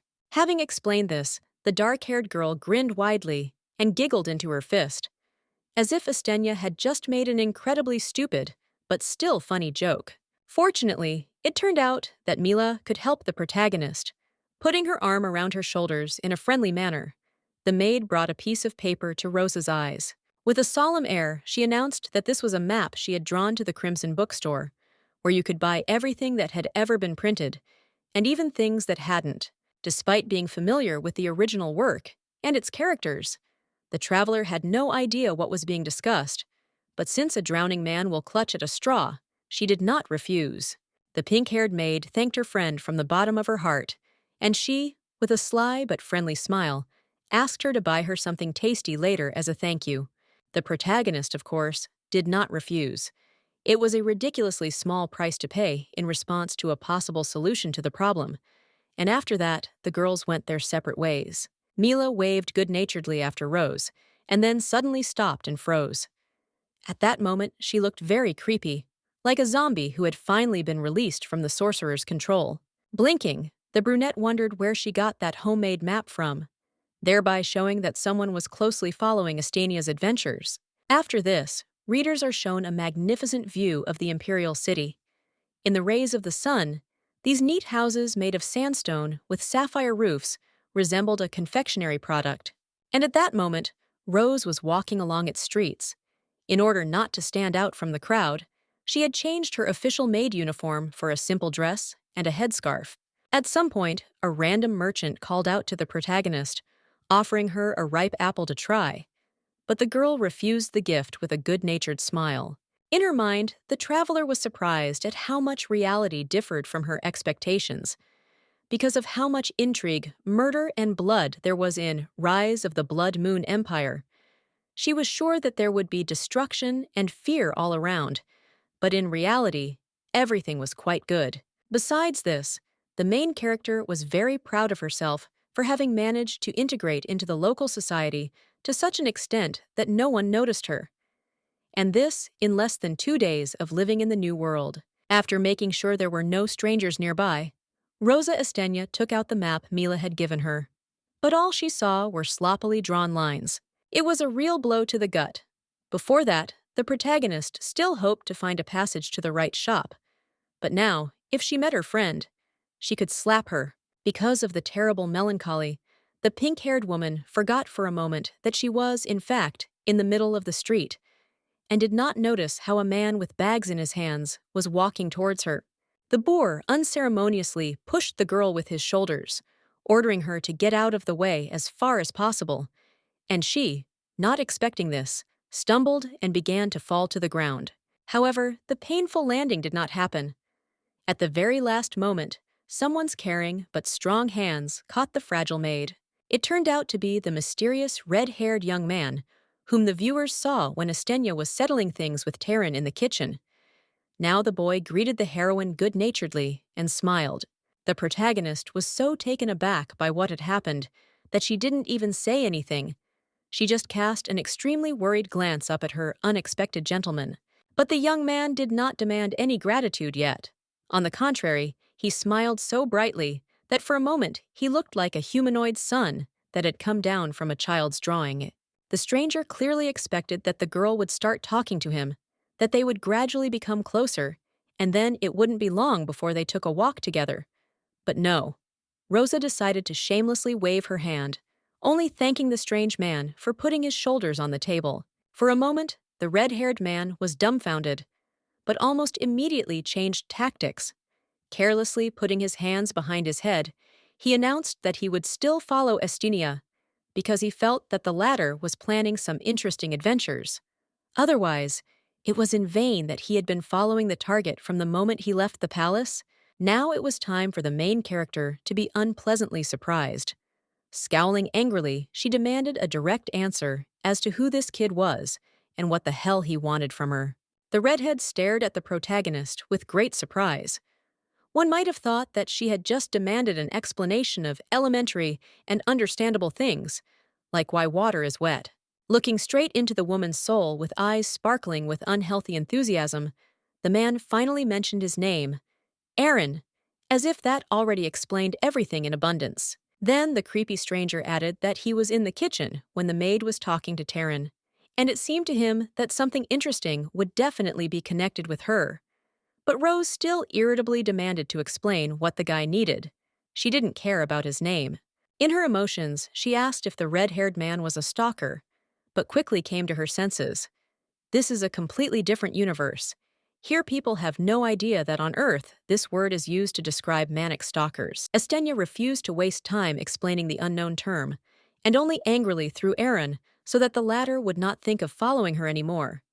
She actually had a lot to do, and the woman even managed to take a few steps away, while the guy looked after her in amazement, just like a child who doesn't understand why he was scolded and doesn't want to play. The protagonist was completely focused on the map, trying to understand where and how to move along these unclear lines, and did not even notice that someone continued to follow her like a shadow. When she noticed, she turned around to repeat to Aaron one last time. There was no need to follow her. They were not lovers or even friends to walk together. And so she again ignored the fact that the stranger was reaching for the homemade map. Frightened, the maid tried to get the sign back, but the stalker turned out to be much taller. Having examined the paper, he suddenly recognized Crimson's bookstore. The maid froze with her mouth open. She could have sworn that not once during their short conversation had she mentioned the name of the place to which she was trying to find her way. After hesitating, Estenia asked in a calmer tone if Aaron knew the way to her, and the young man corrected her with a smile. He was the only person who could, in principle, show the way. After this, the red-haired man quickly turned around and ordered her to follow him. But Rose was so surprised by this incredible coincidence that she did not obey right away. At first glance, everything might have looked good and successful, but the maid barely audibly gritted her teeth. Someone was trying their best to make a fool out of her, and she didn't like it. However, there was nothing to be done. The main character vitally needed to get an invitation, and in order to achieve this goal, she could endure the unpleasant company of Aaron. At first, the characters walked along the main street of the city. Clean, paved with smooth stones. It seemed cut out of some fairy tale. But then they had to turn aside. Now the heroes were winding through the back streets between the houses. These were not some kind of terrible slums, where dozens of robbers and thieves sat on every corner, but the atmosphere still became oppressive. The protagonist began to get nervous. She was seriously worried whether she was being led the right way, while the lanky boy carefreely whistled some song. Gradually, fear gave way to irritation, and that, in turn, grew into seething rage. The maid mentally swore an oath to beat off all the parts of Aaron's body protruding from him if he tried to deceive her. The young man glanced sideways at the heroine. It seemed he had read her thoughts, and now, deep down, he was having fun, savoring the victim's negative emotions like a drink. But this feeling lasted only for a moment, so most people would not even notice the change. After that, the guy smiled radiantly again. However, it was too late. The traveler noticed everything perfectly well and now stood there shocked, unable to understand what the hell had just happened to the conductor. Aaron stopped, announcing that they had finally reached the right place, but the woman was still in shock. She could have sworn on anything that for a second the boy had completely transformed, becoming truly scary. As for the ever-memorable shop, it made an even more unpleasant impression. Huge, with old black walls, surrounded by dead trees, with crooked branches on which crows sat, and even the sky around was red, like blood. After this, the crows also began to scream, like hyenas who had finally seen suitable prey and were rejoicing, anticipating how they would sink their beaks into tender and fresh flesh. In other words, the building looked less like a bookstore and more like a secret temple where human sacrifices were made on bloody altars. But the sign helpfully informed that this was indeed Mr. Crimson's establishment. Rosa Estenia looked at all this with the look of a dead doll. The sight that opened up before her made the girl's heart sink into her heels, and for a moment she even thought about rushing away, forgetting about completing the task. But she quickly pulled herself together. Too much was at stake for the protagonist to give in now, so the maid suppressed her horror and entered the kindly open doors. However, the inside of the house didn't look much better than the outside. The walls and furniture were still intact, but otherwise it seemed like no one had lived there for a long time. The traveler doubted that in such a place it would be possible to find the genealogy of the imperial family, and Aaron, meanwhile, asked what kind of forbidden book the client needed. The heroine turned around abruptly and shouted, "What?" with such a disconcerted look, as if the red-haired man had offered to buy her a dried baby's heart. But he repeated with a sweet smile, "A forbidden book." The discussion was about literature that, for various reasons, no one wanted to see on the shelves of ordinary stores or libraries, and the guy took out just one of those for demonstration. It was a harmless, at first glance, scarlet-colored volume. A collection of recipes or school instructions on etiquette could have looked just like it did, but Rose shuddered as if from a blow. And the titles of the books that stood on the shelves looked very strange, but intriguing in their own way. One tome was called What's Under the Master's Shirt, another, The Knight Who Is Always Next to the Tyrant, and the third, Why Did the Mistress Give Bread to This Particular Slave? The protagonist completely forgot about the need to keep her face straight, because she stood with incredibly bulging eyes and a dropped jaw, looking at all this disgrace. And it soon became clear why she was so stunned.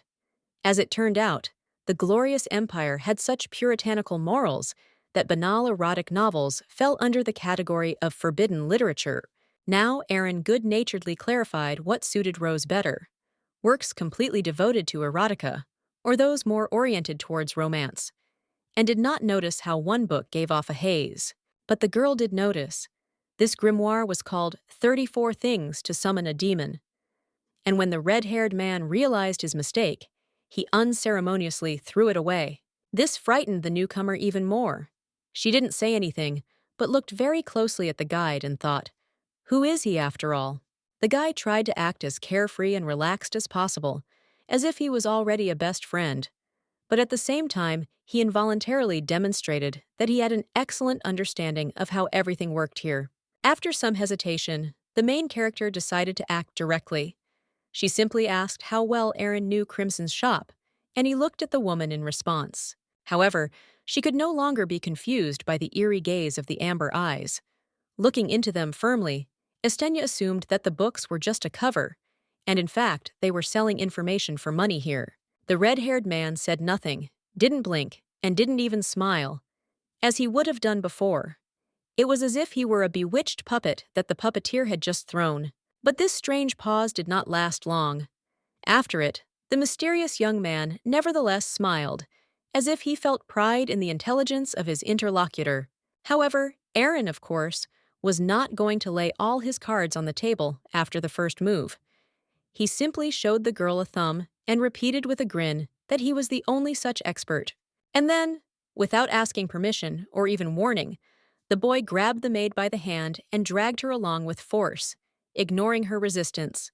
But Estenia, for her part, did not particularly try to resist what was happening.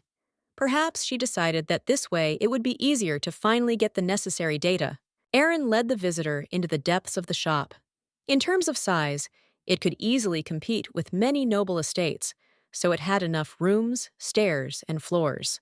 But eventually, the characters reached their destination, and, having solemnly opened the door, the red-haired youth joyfully exclaimed, "Grandpa, I brought a visitor!"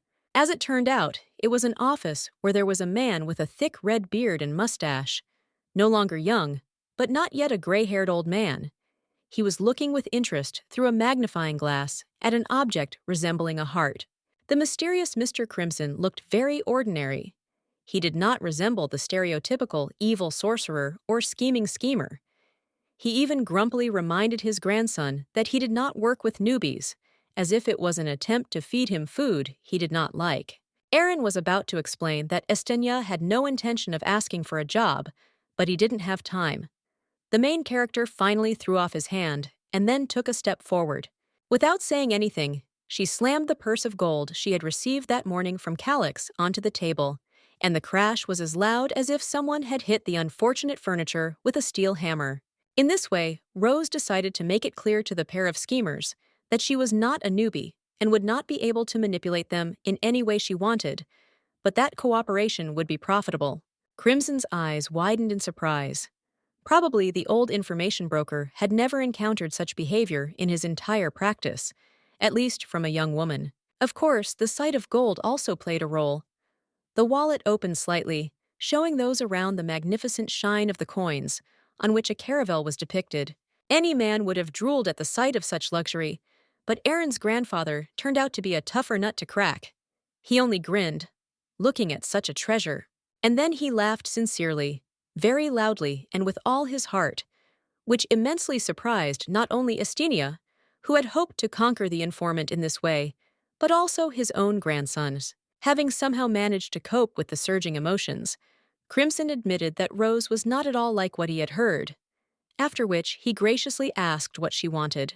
At the same time, the old man also named the woman's position at the court of the younger prince, and she was momentarily taken aback.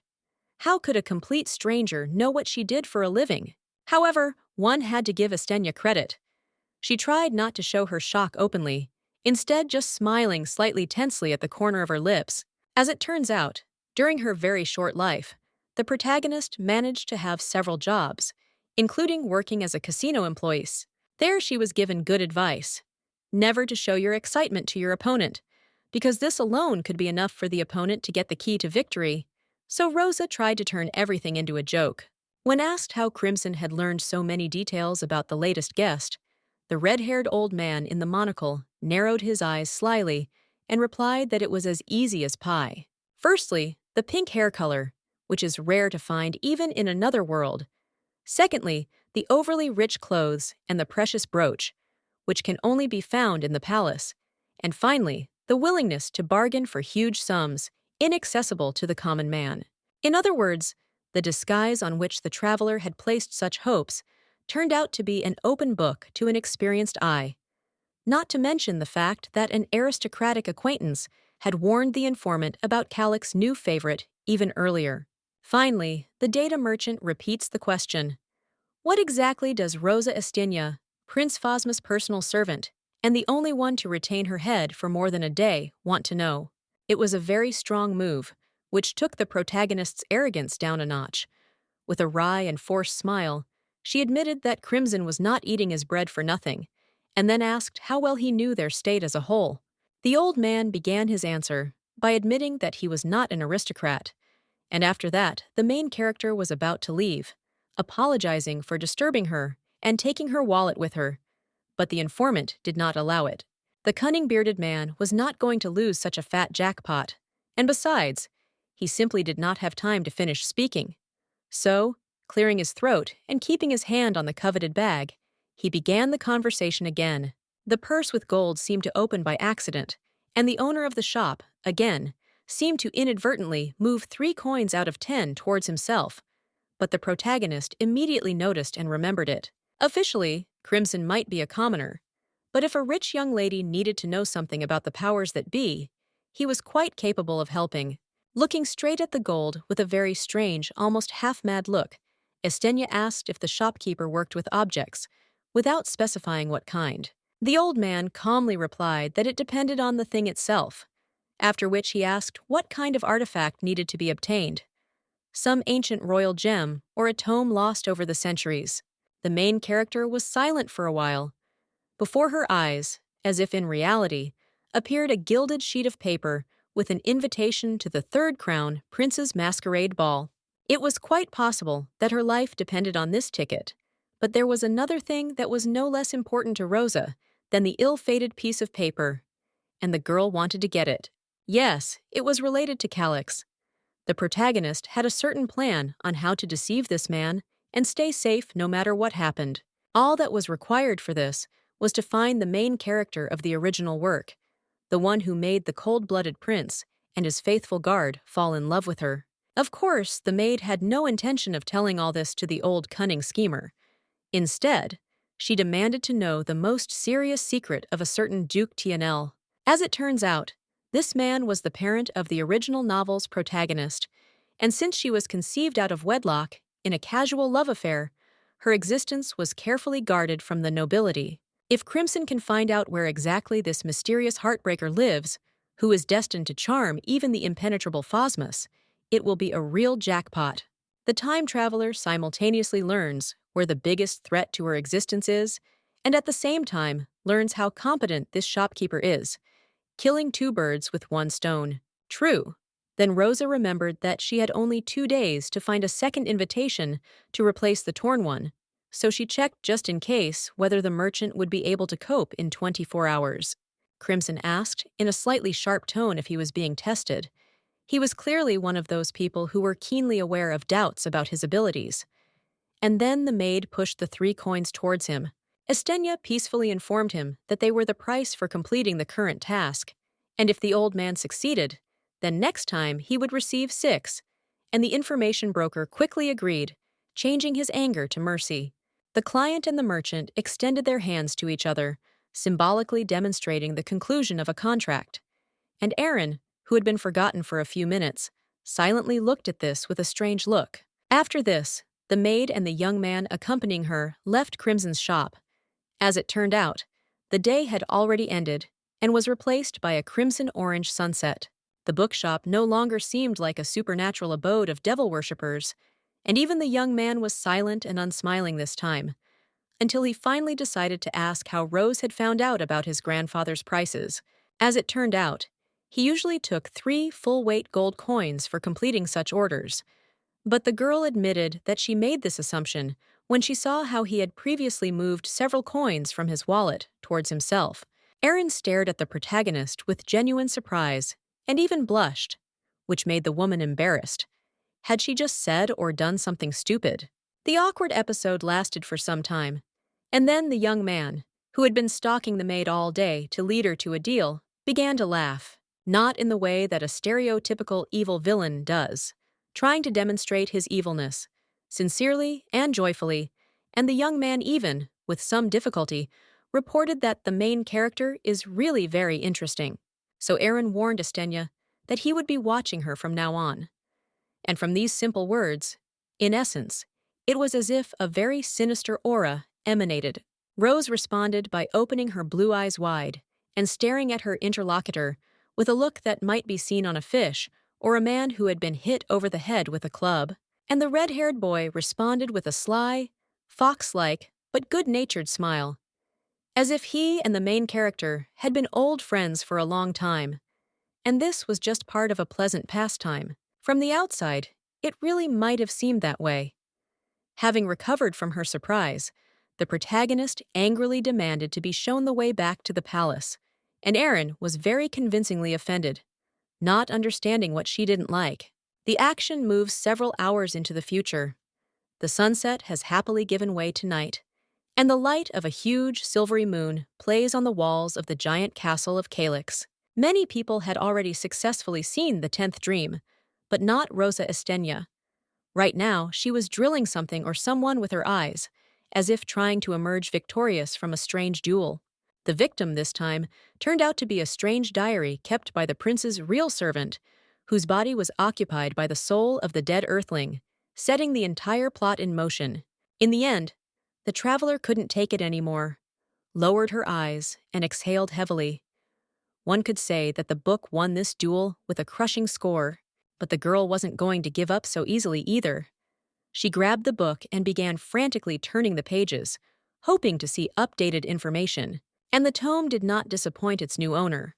In the darkness of the night, it clearly glowed with a mystical, pale blue light, as if it was about to cast a spell. The first thing Rose did was read the things she already knew: that the mysterious Mr. Crimson used his status as an underground bookseller to exchange and sell information, and that he had many connections in a variety of circles.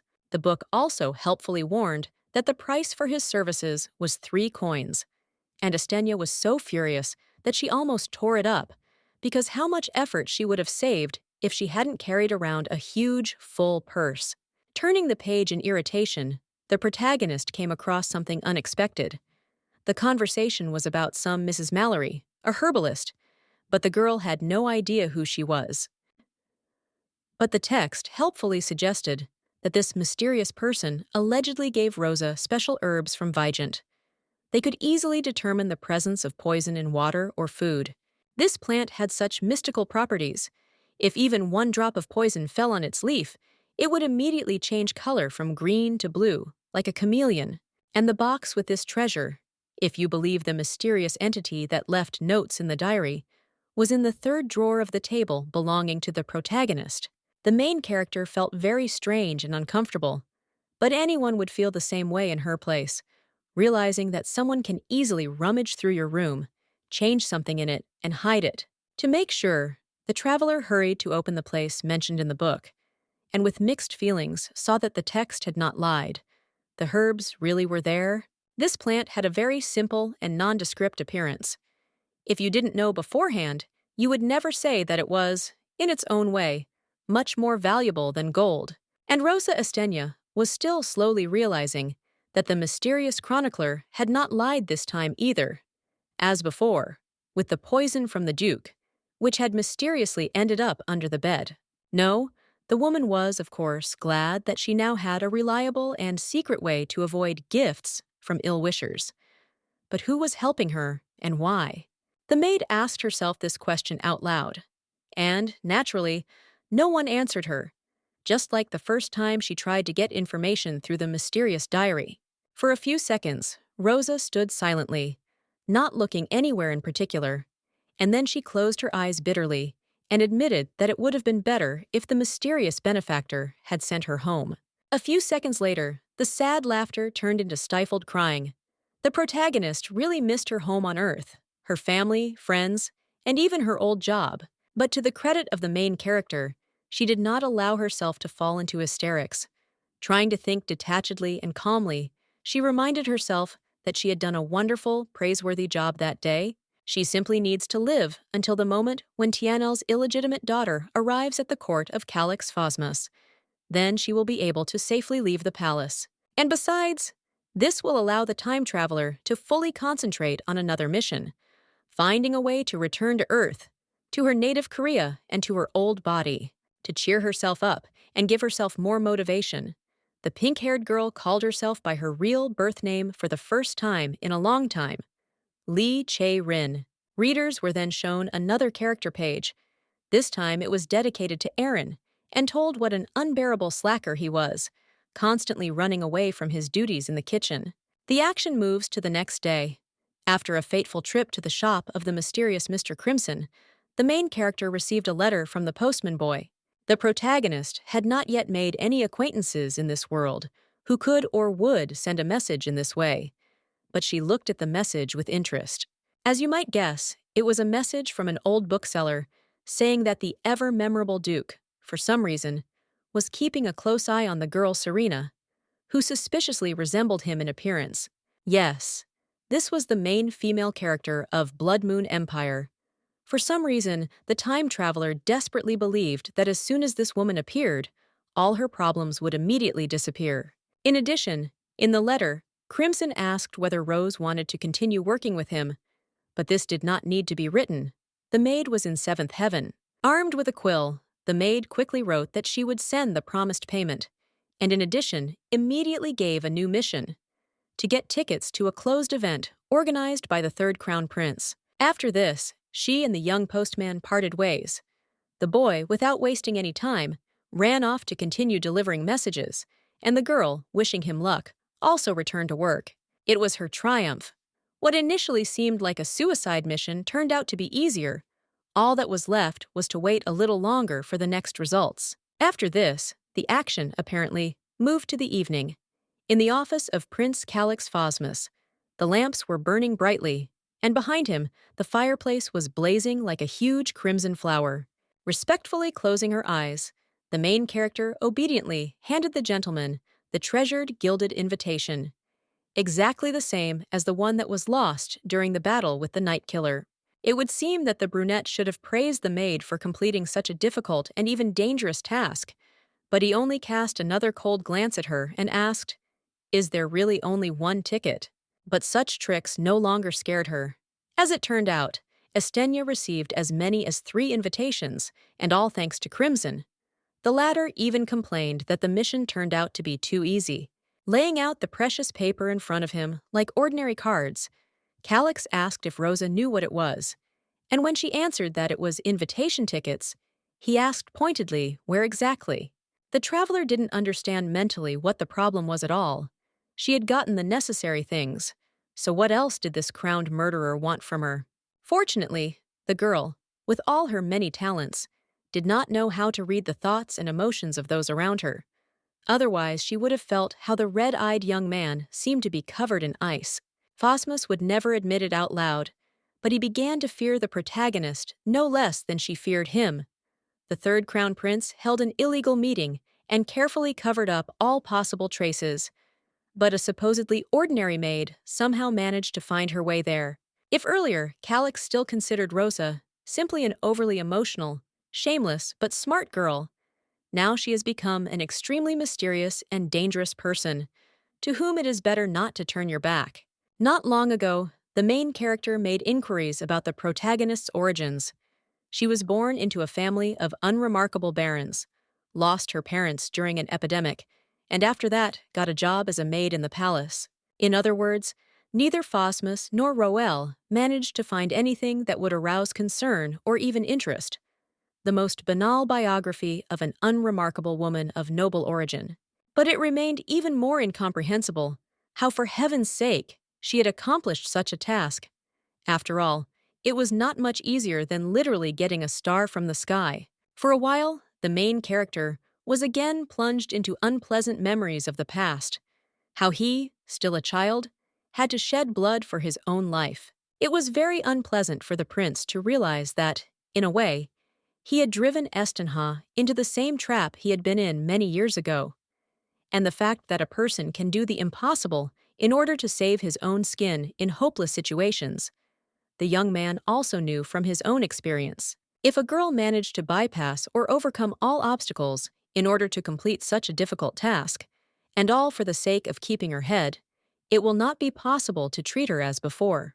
On the other hand, this made what was happening even more interesting, and having finished his thoughts on this, Calix thanked the maid with a slight smile for carrying out the order.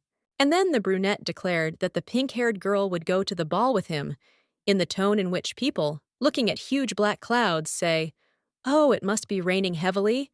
There was a short silence as the main character simply stood and looked at the man, who, in turn, continued to sit in the chair, holding his hand on the tickets, and looked back at the maid. After an unknown number of minutes, Estenia timidly asked, "What?"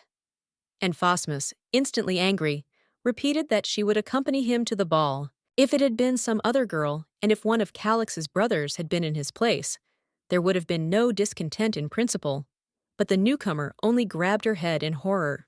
She didn't want adventures. She didn't need to go to any masquerades or go outside the palace at all. The woman just wanted to wait out the storm in a relatively safe place. But alas, she had no choice. The protagonist meekly responded with consent, but all her thoughts were clearly visible on her face. You didn't even need to be a seasoned intriguer or psychologist to see that. The youngest heir to the throne chuckled as he watched her suffer. Apparently, the red-eyed sly man had bet that the night would be much more stormy than the girl thought. It turned out that they were also thinking in completely opposite directions. Rosa was panicking, unable to figure out what to wear and how to behave, and Calix calmly promised himself to watch his companion. The pleasure was spoiled in a way that the younger prince had not expected at all. His memory suddenly brought back Roll's old words. "It seems you liked her." The memory sounded so authentic and clear, as if the white-haired knight was standing next to him, and Phosmus, forgetting himself, answered out loud that he didn't feel anything like that. The pink-haired girl stared at the gentleman in confusion, and he, realizing that he had let it slip, irritably ordered her to leave already, even waving his hand as if to an annoying dog. Rosa Estenia very calmly replied that this order would also be carried out immediately, but she mentally growled with anger and regretted that she could not at least once give this boy a punch in the teeth. In order not to lose control over her emotions and not to do something bad, the maid hurried to the exit of the office faster than expected, and only on the other side of the doors did she breathe out safely. And already in a safe place, the traveler did not deny herself the pleasure of giving vent to the accumulated negativity. Mentally, so that no one would hear, she covered the prince with all possible curses, and even showed him the middle finger at the door. Unfortunately, no amount of anger could help her. She would have to go to the hated masquerade ball anyway, and it was unknown what she would at least have to wear to it. Perhaps in another situation, the protagonist would never have done such a thing, but desperate times called for desperate measures, so she turned to Aaron. The red-haired youth was a bit of an oddball in his own right, but even he couldn't believe that a girl of noble birth would beg him for old, cheap men's things. It was like seriously suggesting that camels were brilliant mathematicians who had surpassed humans in intelligence. But no, Estenia was definitely not joking. Crimson's grandson scratched his head in confusion. It wouldn't have been difficult to borrow, of course, but he was much taller and broader in the shoulders, so Rose would simply drown in his clothes. Aaron's surprise was understandable. The difference in height between them was a whole head, and people with such differences usually did not exchange wearable items. The protagonist fervently assured her new acquaintance that she would deal with the problem on her own, and the young man eventually gave in, agreeing to look for something. Some time passed, and finally, the cherished day of the secret ball of the third crown prince arrived. The main characters could no longer prepare or hesitate. Naturally, Calix Phosmus had long ago prepared all the things he needed. It would be foolish to assume that such a person would abandon preparations and hope for the best. In order not to attract attention in the company of dressed-up nobles and rich people, the youngest prince dressed accordingly. He took out from his storerooms a luxurious dark burgundy suit, decorated with rubies and gilding. In addition, the young man combed his hair, dyed his eyebrows, and hid the bags under his eyes. And looking at this, the main character could not help but admit, at least in her thoughts, that he was magnificent. The protagonist turned around abruptly. As it turned out, Estenia had been in the same room with him all this time, and she, of course, also had a unique costume ready. For the first few moments, the prince couldn't even say anything. He was so surprised. But then he rudely asked what the hell the maid had done here, causing the girl to be genuinely surprised. Rose innocently asked what she had done wrong, and Calix, with great difficulty restraining himself from tearing her head off, pointed to the clothes, and the maid came to her senses. Yes, the time traveler had indeed taken Aaron's old outfit and tailored it so that it fit her. Now the woman was wearing a simple white shirt, brown pants with suspenders, and a shapeless hat that looked like the bottom of a sack. As it turned out, the main character was not trying to mock the owner in this way. She really couldn't think of anything better, and got angry when she heard the sharp, "Are you out of your mind?" Fortunately, the protagonist managed to contain her irritation this time and did not say anything nasty in response, and at some point the brunette abruptly turned around and left.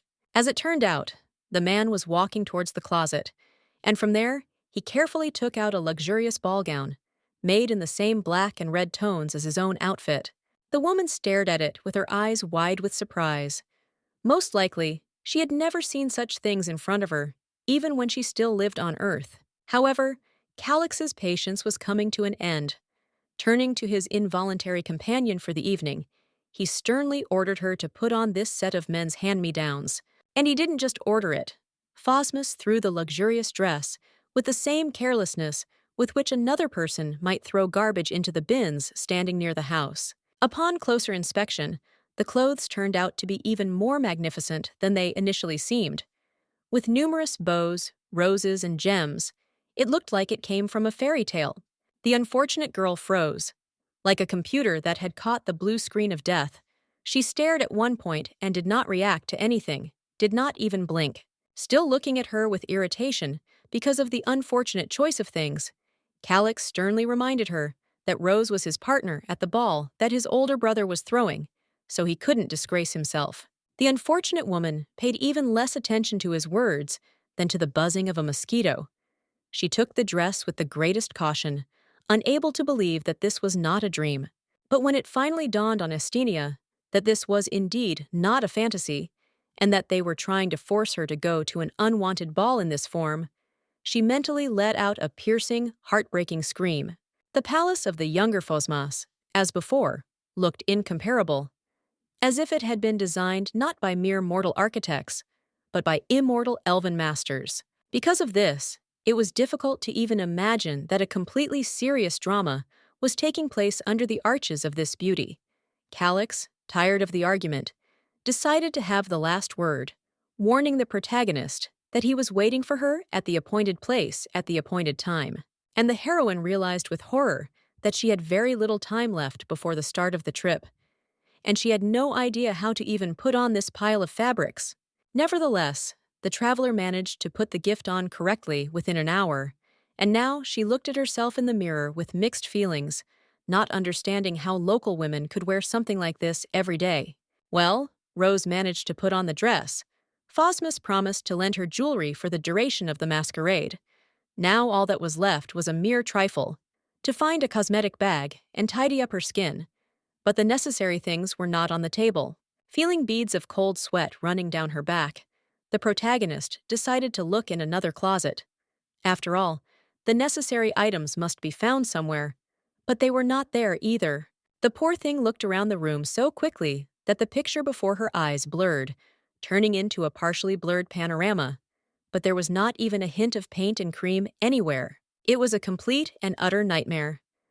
The native Korean woman began to curse in every possible way the backward reality of the novel, where the basic things that every girl needs do not exist. She was horrified to imagine how she would be forced to go to this damned ball. In a magnificent dress, with a bunch of jewelry, but with pale, imperfect skin and completely white lips, it would be the end of everything. But in the darkest hour, a ray of hope shone. The diary of the real Rosa Estenia, who had already sent things to the protagonist twice in some supernatural way. He could do it a third time. The main character, still kneeling, addressed the mysterious book as if it were a deity and demanded that she be sent home for a short while to get the necessary items, or at least that she not have to go to the ball. There was no reaction. And then the newcomer furiously demanded that the mysterious benefactor at least send her the cosmetic bag into her hands, so as not to disgrace herself. And the diary responded to this. A purple glow emanated from its cover, reminiscent of ghostly tongues of flame, and the amethyst decoration sparkled like an eye. The protagonist jerked in horror. She knew that this book was supernatural, but it was one thing to just know and receive it ready-made, and quite another to see magic in all its glory. When the glow subsided, the main character approached, opened the book, and turned a few pages, but with the utmost caution, so as not to provoke the unknown force. However, the girl quickly forgot about caution, because right before her eyes, the inscriptions began to change. For the first time, she saw with her own eyes how this entity literally writes history. The conversation turned again to the mysterious Mrs. Mallory. This time, the diary helpfully warned that a small drawer in the wardrobe contained a unique cosmetic bag with everything necessary. This baffled Estenia. She turned her entire room upside down, but did not find anything in it that even remotely resembled a brush or leather paint. The protagonist approached the indicated place with slight horror and very slowly pulled out the cabinet. She would have given her hand to bet that there was definitely nothing there. She could still assume that the previous times an ordinary person had been in charge of her room, finishing the diary and adding poison or herbs, but it was still extremely difficult to believe in real magic.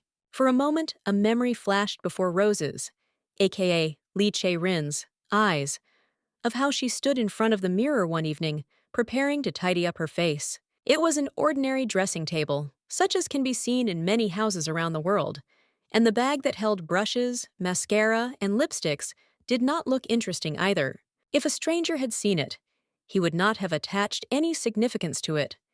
It was not decorated with gems or gilding, like the attributes of some rich people. However, it was this small storage of standard feminine accessories that Estenia took out from the depths of the closet, unable to believe that her sight and tactile sensations were not deceiving her. However, these were not hallucinations. The main character was actually holding her own cosmetic bag, which appeared in this room in a way that could not be described as anything other than supernatural. The traveler's heart skipped a few beats. For the first time, she thought about how powerful this mysterious force was that was guiding her destiny. The contents of the cosmetic bag were exactly the same as the protagonist remembered them. Absolutely nothing had changed, and the girl felt how her hands were shaking terribly. There was no longer any doubt. The diary, or the force behind it, was capable of understanding Estenia. and it had enough power at its disposal to transfer necessary things even between worlds. Rose smiled, but it was not a happy grin or even a sarcastic grimace. Rather, it was the kind of expression one would see on a person who realized that they were going crazy, having difficulty coping with the volcano of emotions. The main character furiously turned to the book and asked, "Does that mean it can teleport the necessary items?" And with that, a hail of questions began.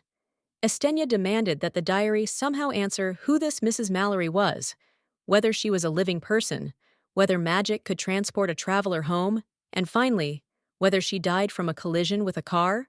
And again, no reaction.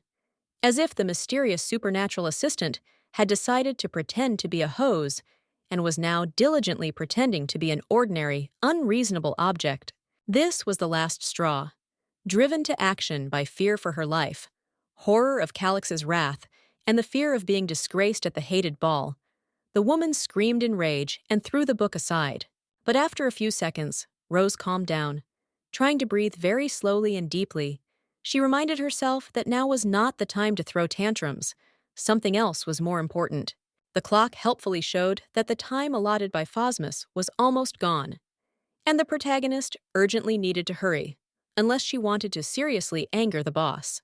With these thoughts, she returned the mysterious diary to its place, and then, absolutely calmly, took out her makeup, preparing to apply beauty to her face, as she had done thousands of times before.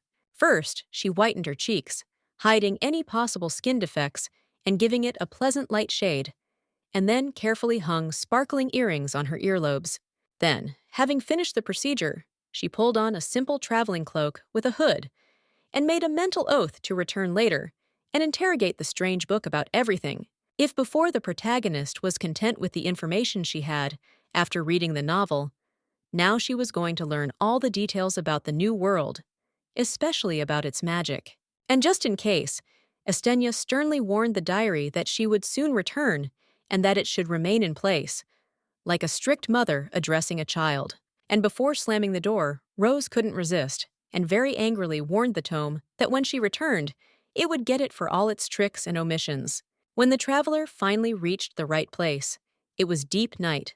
Bright stars were shining in the dark blue sky, and a luxurious carriage was standing behind the palace. As was easy to guess, it belonged to Prince Calix. Phosmus had no intention of going to the event organized by his brother in the guise of an ordinary person. The young man quickly examined the girl among the bushes and ordered her to sit inside, while he had an elegant masquerade mask on his face covering half of his face. The main character did not argue, and just a few minutes later, the coachman gave the command to the horses, leading the royal client and his companion along the tangled night roads. For the first few minutes, the main characters were silent.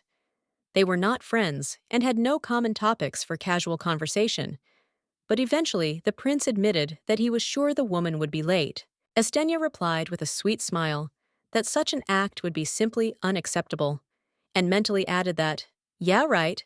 She's not stupid. She's not adding problems to herself out of nowhere." At first glance, the pink-haired girl's words were polite and courteous, but the brunette still winced and grumbled something like, "Oh, that way of speaking." One might have thought that the maid had sworn loudly and very dirty out loud, but the prince did not develop this topic further. Instead, he handed the protagonist a mask with the order to put it on. The heroine obediently carried out the order, and Calix finally admitted that his brother was not organizing an ordinary gathering for high society. He would also be holding an auction. The two princes hated each other terribly, so Phosmus wanted to maintain maximum secrecy, and therefore Estenier would have to constantly monitor his actions so as not to reveal them. The girl grumbled that she already knew very well, thanks to the book, how much the sovereign brothers were sharpening their teeth at each other, and did not immediately notice that the carriage had stopped. The men were the first to leave, according to etiquette. Calix and the coachman descended to the ground, and then opened the door and held out their hands so that Rosa could easily descend after them. The protagonist had not said anything yet. She was just looking around with interest. But then the red-eyed prince noted that she could take off her cloak. At first, the main character did not understand what was being discussed, since the situation was too new and unusual for her.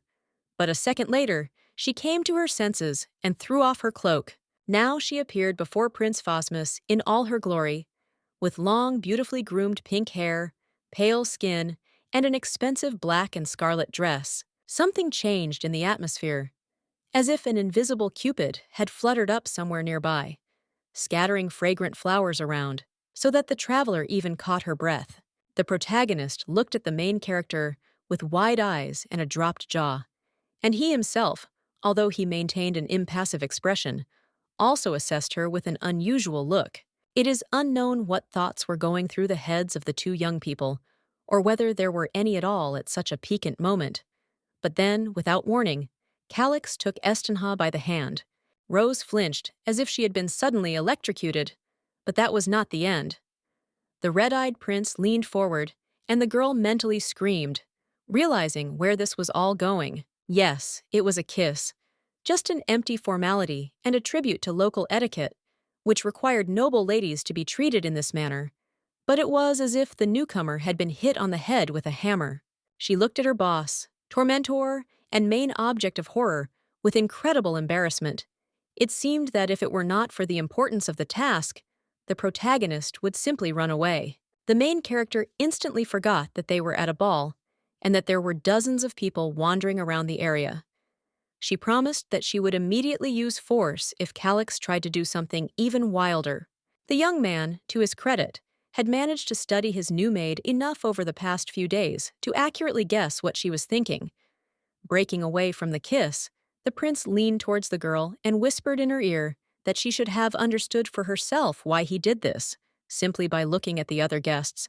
Naturally, the newcomer didn't notice anything, but now, when, figuratively speaking, she was rubbed in the nose with this circumstance, the woman immediately began to look around. As expected, there were no singles, friends, or business partners at the masquerade, only lovers holding hands and chatting sweetly about various things. So there was nothing special about Phosmus's kiss.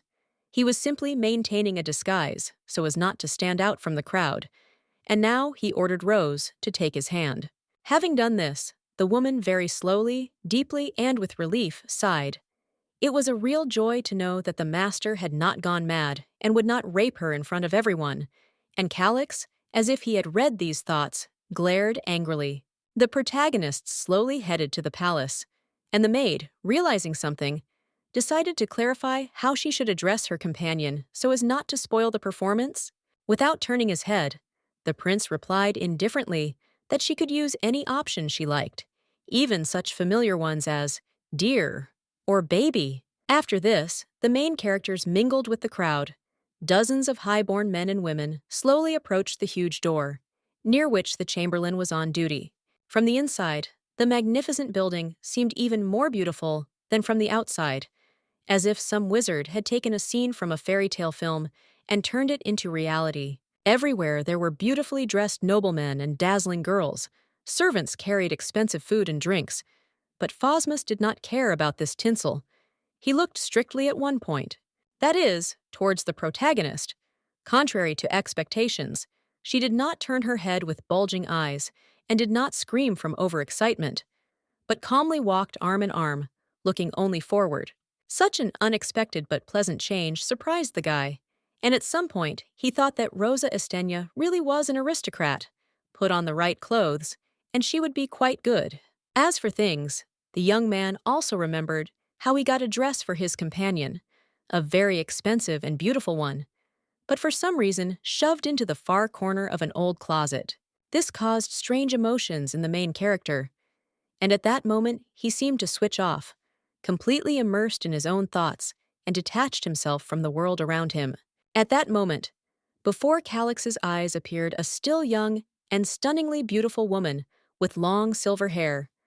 She was wearing the same dress. It was the late mother of the protagonist, Roel's aunt and the former wife of the old emperor, mercilessly executed by him many years ago on charges of attempted murder.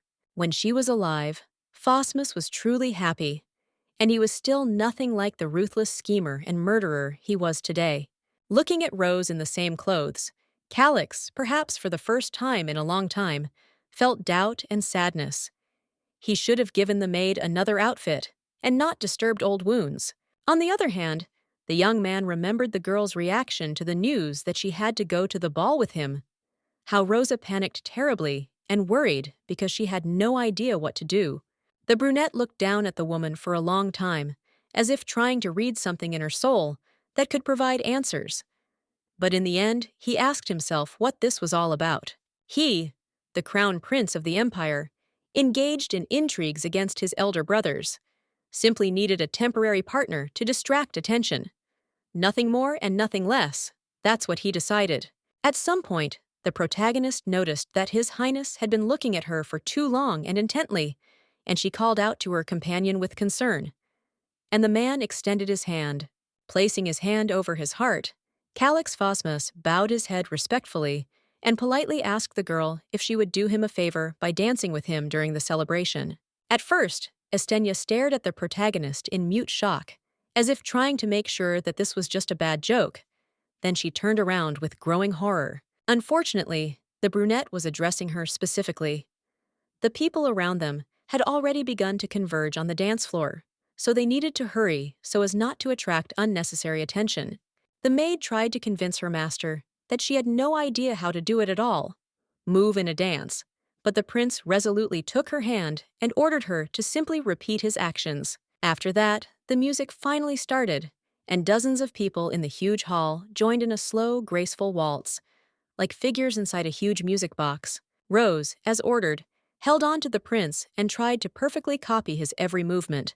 But at the same time, she looked the young man straight in the face, not without surprise. He looked at her in response, and the woman once again admitted that Calix was very handsome, and that it was understandable that Serena had fallen in love with the prince despite his nasty character. But then Phosmus quietly asked if Estenia knew that stepping on the emperor's offspring's foot was a sure death sentence, and the traveler mentally took her words back. The brunette was still a rare brute. After this, she very quietly, but clearly and irritably, muttered all sorts of curses, at which the red-eyed prince stared with bewilderment and anger. But a second later, the prince changed dramatically. Looking at the angry maid, he suddenly smiled sincerely and contentedly, as if he admired her rebellious and stubborn character. After this, the masquerade ball finally ended. The lighting changed from gold to red, and the servant announced through the loudspeaker that the event was about to begin. So he asked everyone to quickly take their seats. The aristocrats and noblewomen obediently began to occupy the small round tables. They were almost no different from the furniture in some restaurant or casino, with the exception of one element, the plates on which various numbers were stamped. The auction organizers used them to plan the bidding. Rose hadn't even had time to properly take her seat when whispers began pouring in from all sides, ominous, sarcastic, full of poisonous pleasure that sent shivers down her spine. The guests and the auctioneers, all these high-born men and women, were discussing the first lot, some unfortunate creature captured by the villains for sale, as if it were a toy. Cold beads of sweat appeared on the protagonist's face. Very unpleasant guesses about what would happen next came to her mind, but she didn't even want to think about such nasty things. And the disgusting show began to gain momentum. The host in an eye mask came out on stage and solemnly announced that it was time for the long-awaited first lot. The servants carried the cage onto the stage, tore off the covering, and showed those around them a beautiful, strong wolf with silvery light fur. The main character mentally screamed. She really wanted her premonitions to deceive her, and everything would be limited to selling things. But no, everything turned out exactly as Rose feared. The time traveler immediately forgot that she was carrying out a special secret operation and that she was nothing more than a servant. The woman was so indignant that she pounded her fists on the table. While Estenia angrily muttered curses through her teeth and clenched her fists, Calix looked at her with sincere incomprehension. He grew up in this cruel world and had long since stopped attaching importance to such barbarity. Meanwhile, the unfortunate wolf did not try to fight, gnaw at the chains, or squeeze through the bars. As if realizing that there would be no salvation, the once proud predator simply lay down on the floor, waiting for the outcome of the bargaining. The main character's heart sank at the sight of this sight. She desperately wanted to help the unfortunate animal, and Phosmus, seeing the change in his companion's behavior, even asked what was wrong with her. Realizing that it was impossible to solve this problem by force, the protagonist decided to try a more subtle approach and, as if by chance, asked if someone bought all the goods. Would the auction be closed? The young man began to explain that this was simply impossible, but he froze mid-sentence when Rose touched his palm with her own hand, very tenderly and trustingly. The brunette was silent for a few moments, and then, smiling slyly, he promised that even if he couldn't buy all the animals, he would definitely give his beloved the rarest and most beautiful ones. Naturally, this was just part of the performance. The prince was trying his best to convey to Estienne with his eyes so that she would play along and not break character any further. The girl found it very unpleasant to realize this, but she had no other choice. She remained first and foremost a servant of the heir to the throne, and that night she served as his escort, nothing more. However, the traveler, apparently, was still not going to give up. So in response to the imperious and patronizing touch, she touched the gentleman's hand even more firmly. Squeezing the prince's strong hand, Rose asked with a very touching face, would the man really buy her all this, even despite the high price? The younger prince almost dropped his jaw to the floor. For the first time in many years, someone managed to not only outsmart him, but also use the brunette's strategy against him. Estenia decided to play on the fact that Phosmus was portraying a crazy rich aristocrat, ready to give his passion the most expensive gifts. But the prince was not going to give in so easily. Coquettishly placing his fingers on the pink-haired girl's lips and jaw, Calix whispered hotly that he was ready to do anything for her. Do anything and buy everything she wanted. It began as a behind-the-scenes struggle, a confrontation between altruism and cynical pragmatism. But at some point, fragrant buds seemed to bloom in the atmosphere again. None of the young men understood what and when went wrong. It was just that, at first, the brunette looked at the main character with a very warm and languid gaze, and then reached out to her face. Phosmus really wanted to kiss the protagonist on the lips, but she did not share this impulse, and turned away in horror, escaping from the kiss at the last second. After this, the newcomer moved away in horror, rubbing her cheek. She understood everything. They were obliged to maintain secrecy in order to avoid detection, but why bother? However, the prince was not going to back down so easily. He said nothing and did not try to kiss her anymore, but very gently stroked his companion's palm. Then he brought her hand to his face, obviously trying to kiss her knuckles again. But before that, he slyly promised to do everything to make Rose feel happy after returning home. The time traveler felt her mind slowly but surely going crazy. This flirting, coquettish courtship and attempts to touch with lips were beyond all bounds. While the main character was trying in vain to understand what kind of fly had bitten Calix, that he was behaving in such a strange and sticky way, the wolf had already been sold to someone. Looking straight into the protagonist's eyes, the red-eyed boy innocently asked what was wrong with her face. She made such a grimace as if some invisible robber had hit her with a club. Continuing to hold the girl's hand, the young man asked with an even more innocent look, was the reason for such behavior really that the maid had fallen in love? The traveler let out an inarticulate moan, not knowing what to do in such a situation. But the ruthless prince was not going to give her even a minute of respite and demanded a direct answer.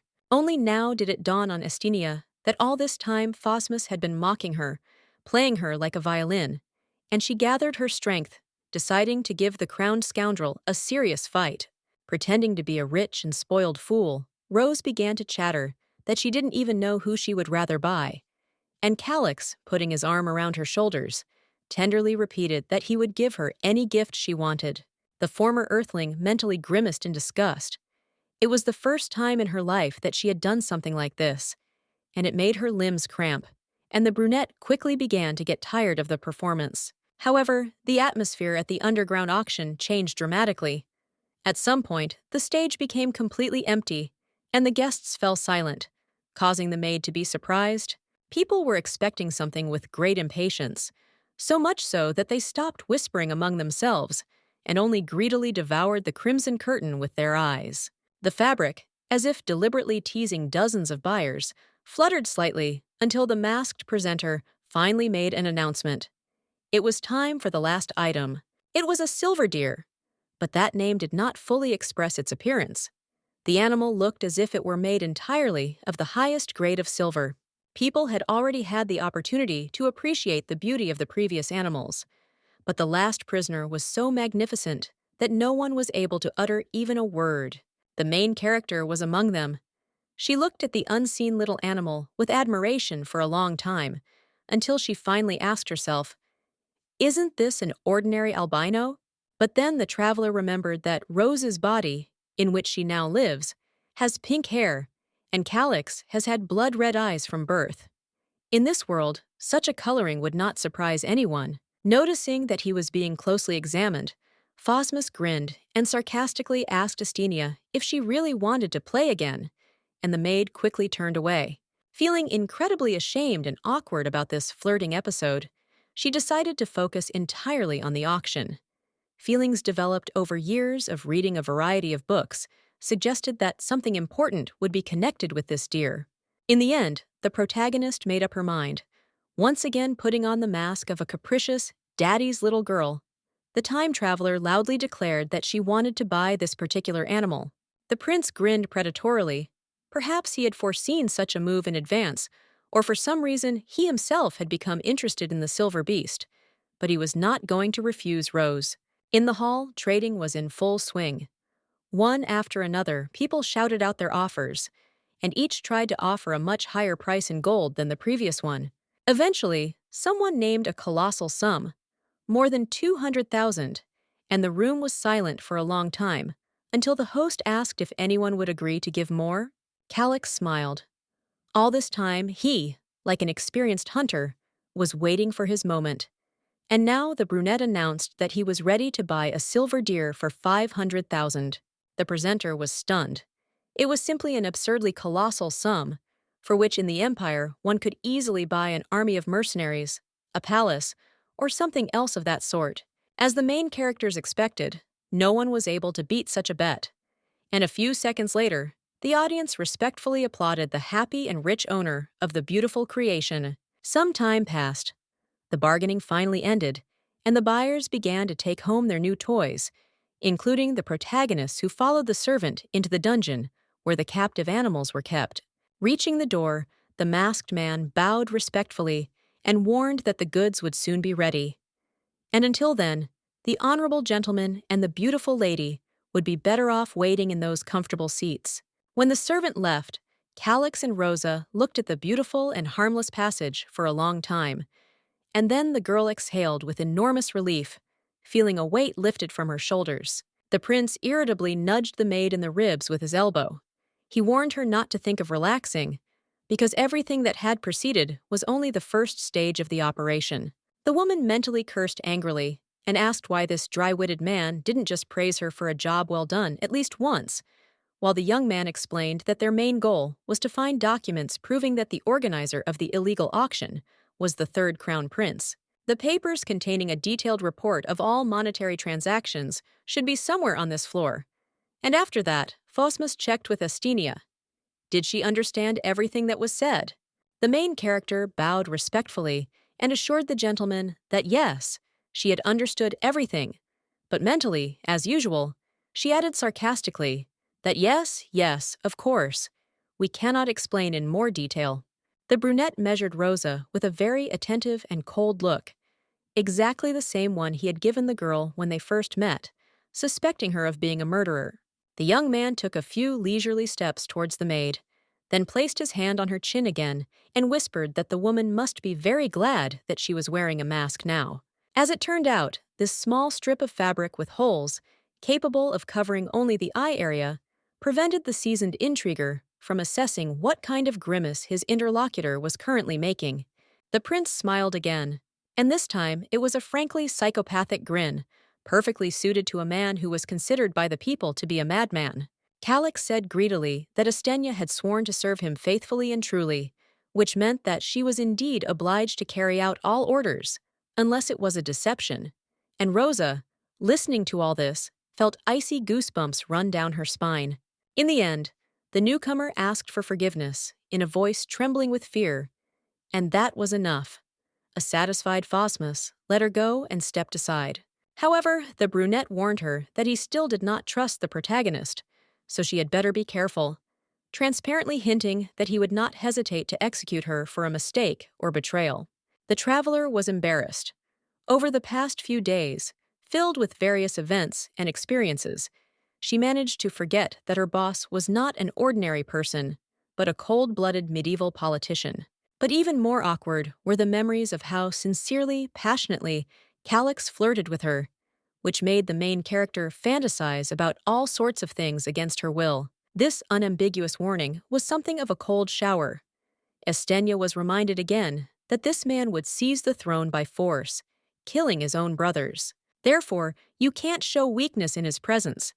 You might as well enter a pool with a hungry shark, having first taken off your clothes so that the fish doesn't choke. Rubbing her hands, Rosa remembered her task, to find documents, and she had to do this and leave the mansion before the owners showed up and killed the overly curious guests. The main character again remembered her earthly life, how she once took part in some game and managed to be the first to discover a secret passage in an ordinary, at first glance, room. As it turned out, she was a fan of quests and realized that various secret places and hidden doors are usually hidden in walls. What if the same principle was used here? The girl walked along the wall, tapping her knuckles on this or that place. She carefully listened to the sound produced, trying to catch the slightest possible oddities. The brunette asked irritably what she was doing at all. From his point of view, the protagonist was doing some senseless nonsense instead of helping. This time, the traveler avoided answering, vaguely saying, "Oh yeah, and continued knocking on the walls until she finally came across a place where the sound was different. The main characters looked at each other, and it was as if lightning had struck between them. They both realized that Estenia had just found the very same disguised passage that could lead them to the evidence. It was a rare stroke of luck, but unfortunately, the young people did not have time to take advantage of it. At the most crucial moment, a strange noise was heard, and he began to approach. Fortunately, it was not a horde of angry guards with swords and axes, but servants dragging a cage with a ransomed deer and gathering to treat visitors to wine. After some time, the organizers of the auction were going to give the winners a special scroll, but in the meantime, the latter could brighten up the wait by enjoying a drink. Having poured an expensive and very refined, even in appearance, light wine, the subordinates of the auction organizers bowed for the last time, after which they left the premises. Taking her glass, the protagonist thought with pleasure that this world had at least one advantage. They also knew how to make good wine of various varieties. But the main character was in no hurry to take the first sip. She could periodically look crazy. She could allow emotions to prevail over logic. But she was not an idiot, and she easily noticed that the drink had a very strange smell, one that, in principle, should not be present in a real good wine that is only a pleasure to sip. This is where the memorable herbs that the mysterious Mrs. Mallory gave to the traveler came in handy. As it turned out, the maid had been carrying one leaf with her all this time, and, having dipped it in a glass, she saw how it turned from green to deathly blue. Yes, as it turned out, the owners of the underground auction were going to kill the winners of the bidding, perhaps considering them too dangerous, so they mixed a deadly poison into the wine. The protagonist turned around so quickly that she felt her cervical vertebrae crunching, struggling to cope with the terrible tension. But she didn't care. Calix Phosmus, fortunately, had not yet had time to drink from the deadly glass. Like many nobles, he initially dragged out the weight in order to get more pleasure later. As the young man's lips touched the glass and the poisoned liquid flowed towards them, Rosa Estenia darted forward, like a living arrow shot from a giant's bow. The girl put her hand forward. She didn't care how she looked from the outside or what the prince would think. Now her entire consciousness was occupied by one thought: to save him from death. The protagonist made it in time. With one powerful and swift blow, she knocked the ill-fated glass out of the man's hands before he could take even a drop of poison. With a loud ringing sound, the precious crystal shattered, decorating the floor with its remains and a light puddle. It seemed that the expensive object silently reproached the one who treated it like that.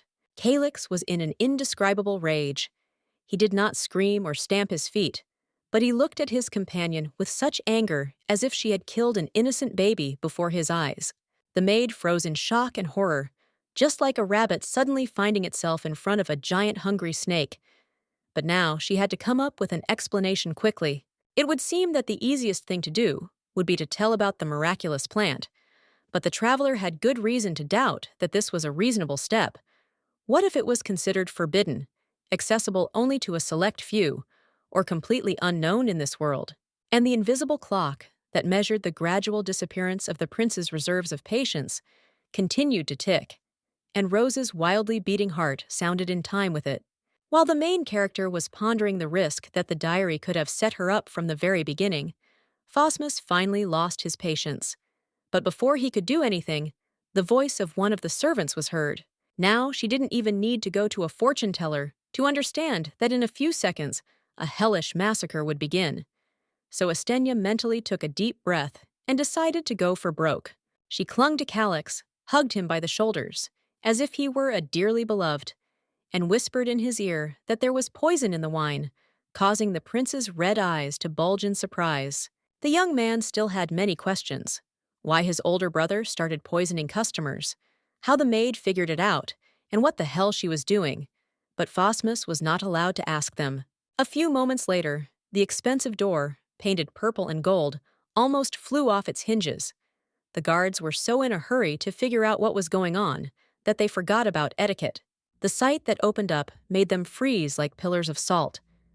A pink-haired girl was lying awkwardly on the couch, and a sweaty gentleman in slightly wrinkled clothes was hanging over her. The younger prince quickly realized what Estenia's plan was, so he made a displeased face and shouted, "What?" in annoyance, as if they had been interrupted in the middle of something very important and interesting.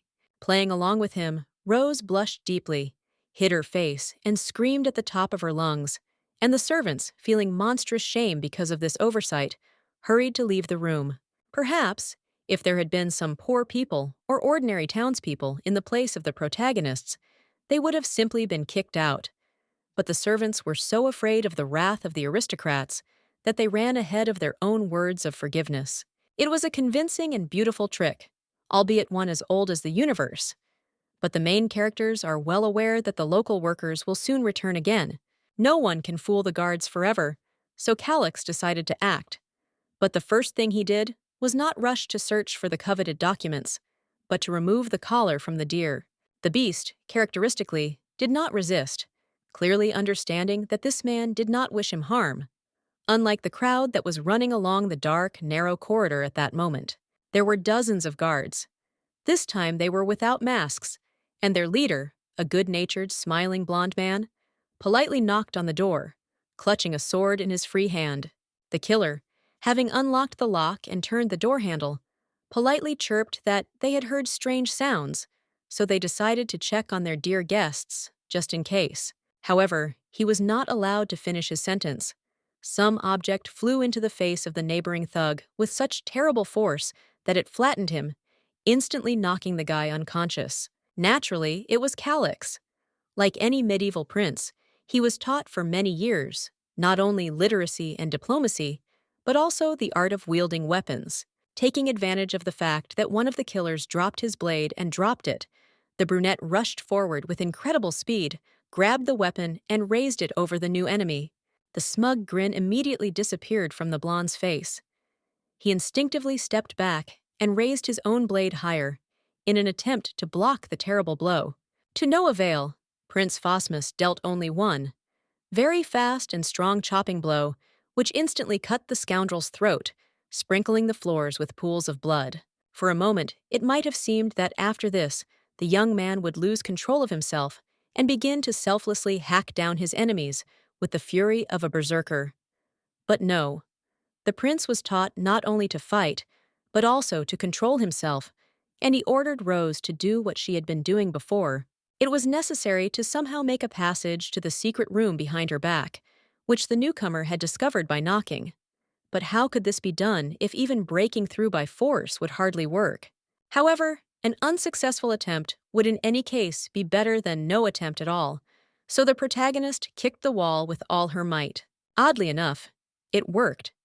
The internal mechanism responded to the pressure, and the wall began to split in two, letting a blinding light into the room. The main character was so surprised that she didn't even react right away.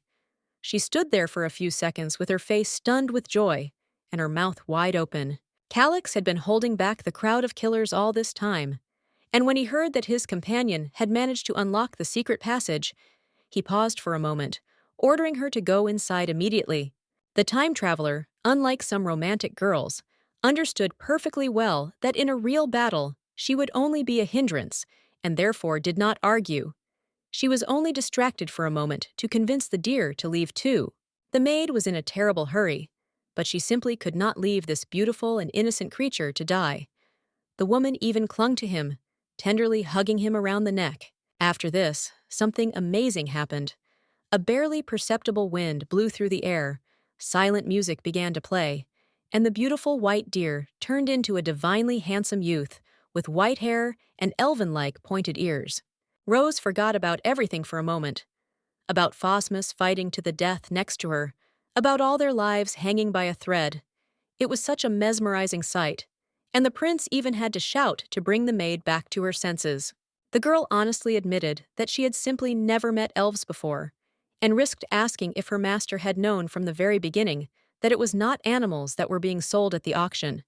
But the protagonist ordered her to shut up and grabbed her hand. The man forced the woman into the secret passage and slammed the door, managing to avoid enemy blows. And there was no need to push the elf. He hid himself. Estenia was having a hard time catching her breath after the horror she had experienced, and the brunette wasn't looking his best either. But the former deer suddenly raised his hand and magic appeared in the air.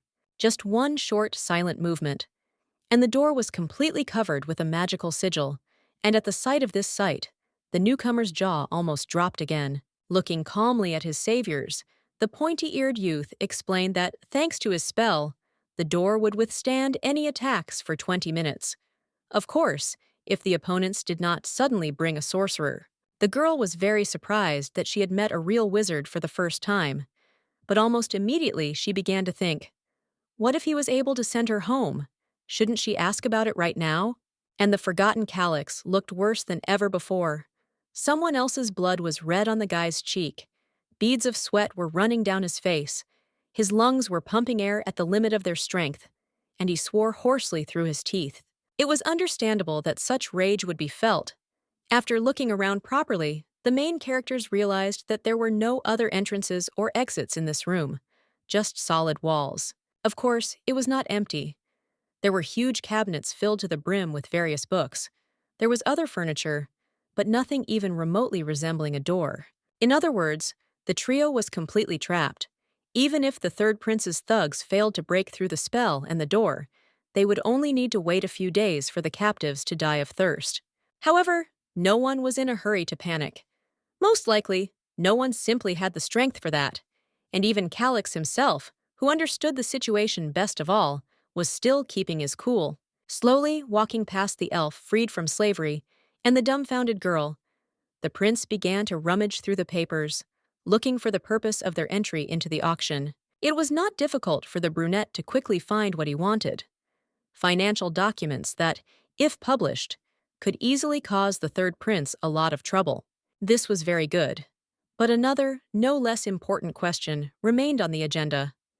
How would the heroes be able to get out of the secret library without being seen by the guards? The elf replied that there was another space, and at the same time, he seemed even more indifferent to the threats than Calix himself, as incredible as that might sound. Phosmus matter-of-factly asked where this space was, and the pointy-eared one just as calmly admitted that he didn't know. After that, the brunette decided that it would be better to try to break the walls with the elven head, and the wizard agreed in the same indifferent tone that this was not a bad idea. It was as if a thunderstorm was beginning to form between the two guys, and Rose, trying to prevent a quarrel at the most inopportune moment, asked the magician if there was a place with concentrated mana here. She clarified just in case that concentrated mana is when there is much more magical energy than in other places, and the white-haired sorcerer replies that everything is correct. The time traveler once again used her knowledge of fantasy genre clichés. Many works contained such elements, and she decided to try her luck in this universe. The maid wondered out loud if there was a suitable artifact among the local books, but instead of answering, the elf waved a long pale finger, as if drawing a picture in the air. Being a magical creature, he easily sensed the flow of mana in the surrounding world, and unmistakably pointed to the necessary tome among hundreds of similar books. The protagonist had doubts, because she saw this elf for the first time in her life. But in such a situation, she still had nothing to lose, and she reached for the indicated volume. As soon as she moved the book down a little, a miracle happened. A huge wooden shelf swung open, showing the captives a passage filled with a blinding glow. A few moments later, the strange light disappeared, and the main characters, blinking, saw that behind the closet there began a steep staircase leading somewhere to the upper floors. The delighted newcomer clenched her fists and began to praise herself for her genius in every possible way. Just a few seconds ago, it seemed that they were doomed, but now there was hope. After that, she hastened to warn the prince that a way out had appeared, and Calyx, for the first time in history, opened his mouth in incredible shock, because what Rose had done was more like magic than reality. If the guards had already broken down the doors with spears and axes, then Phosmus would have certainly rushed to the stairs without asking unnecessary questions. But now he pounced on the protagonist herself, grabbing her hands. The girl was so surprised and scared that she didn't even try to resist, although she wouldn't have been able to resist a much larger and more muscular man anyway. The brunette seemed to have completely stopped caring about the mortal danger. He had been tormented for so long by the question of how a simple maid from a family of insignificant nobles had received so much knowledge and influence that now rage was pouring out of Calyx in a stormy stream. Despite the fact that the main character almost died on the spot from horror, she still had enough courage to point out that they could talk about this another time. For now, it was much more important to get out of the lair of maddened rats. This was given to Rose at a truly colossal price. She saw the prince's eyes, saw in them a desperate thirst for answers on the verge of rage, and acutely understood that she could easily get a knife to the throat.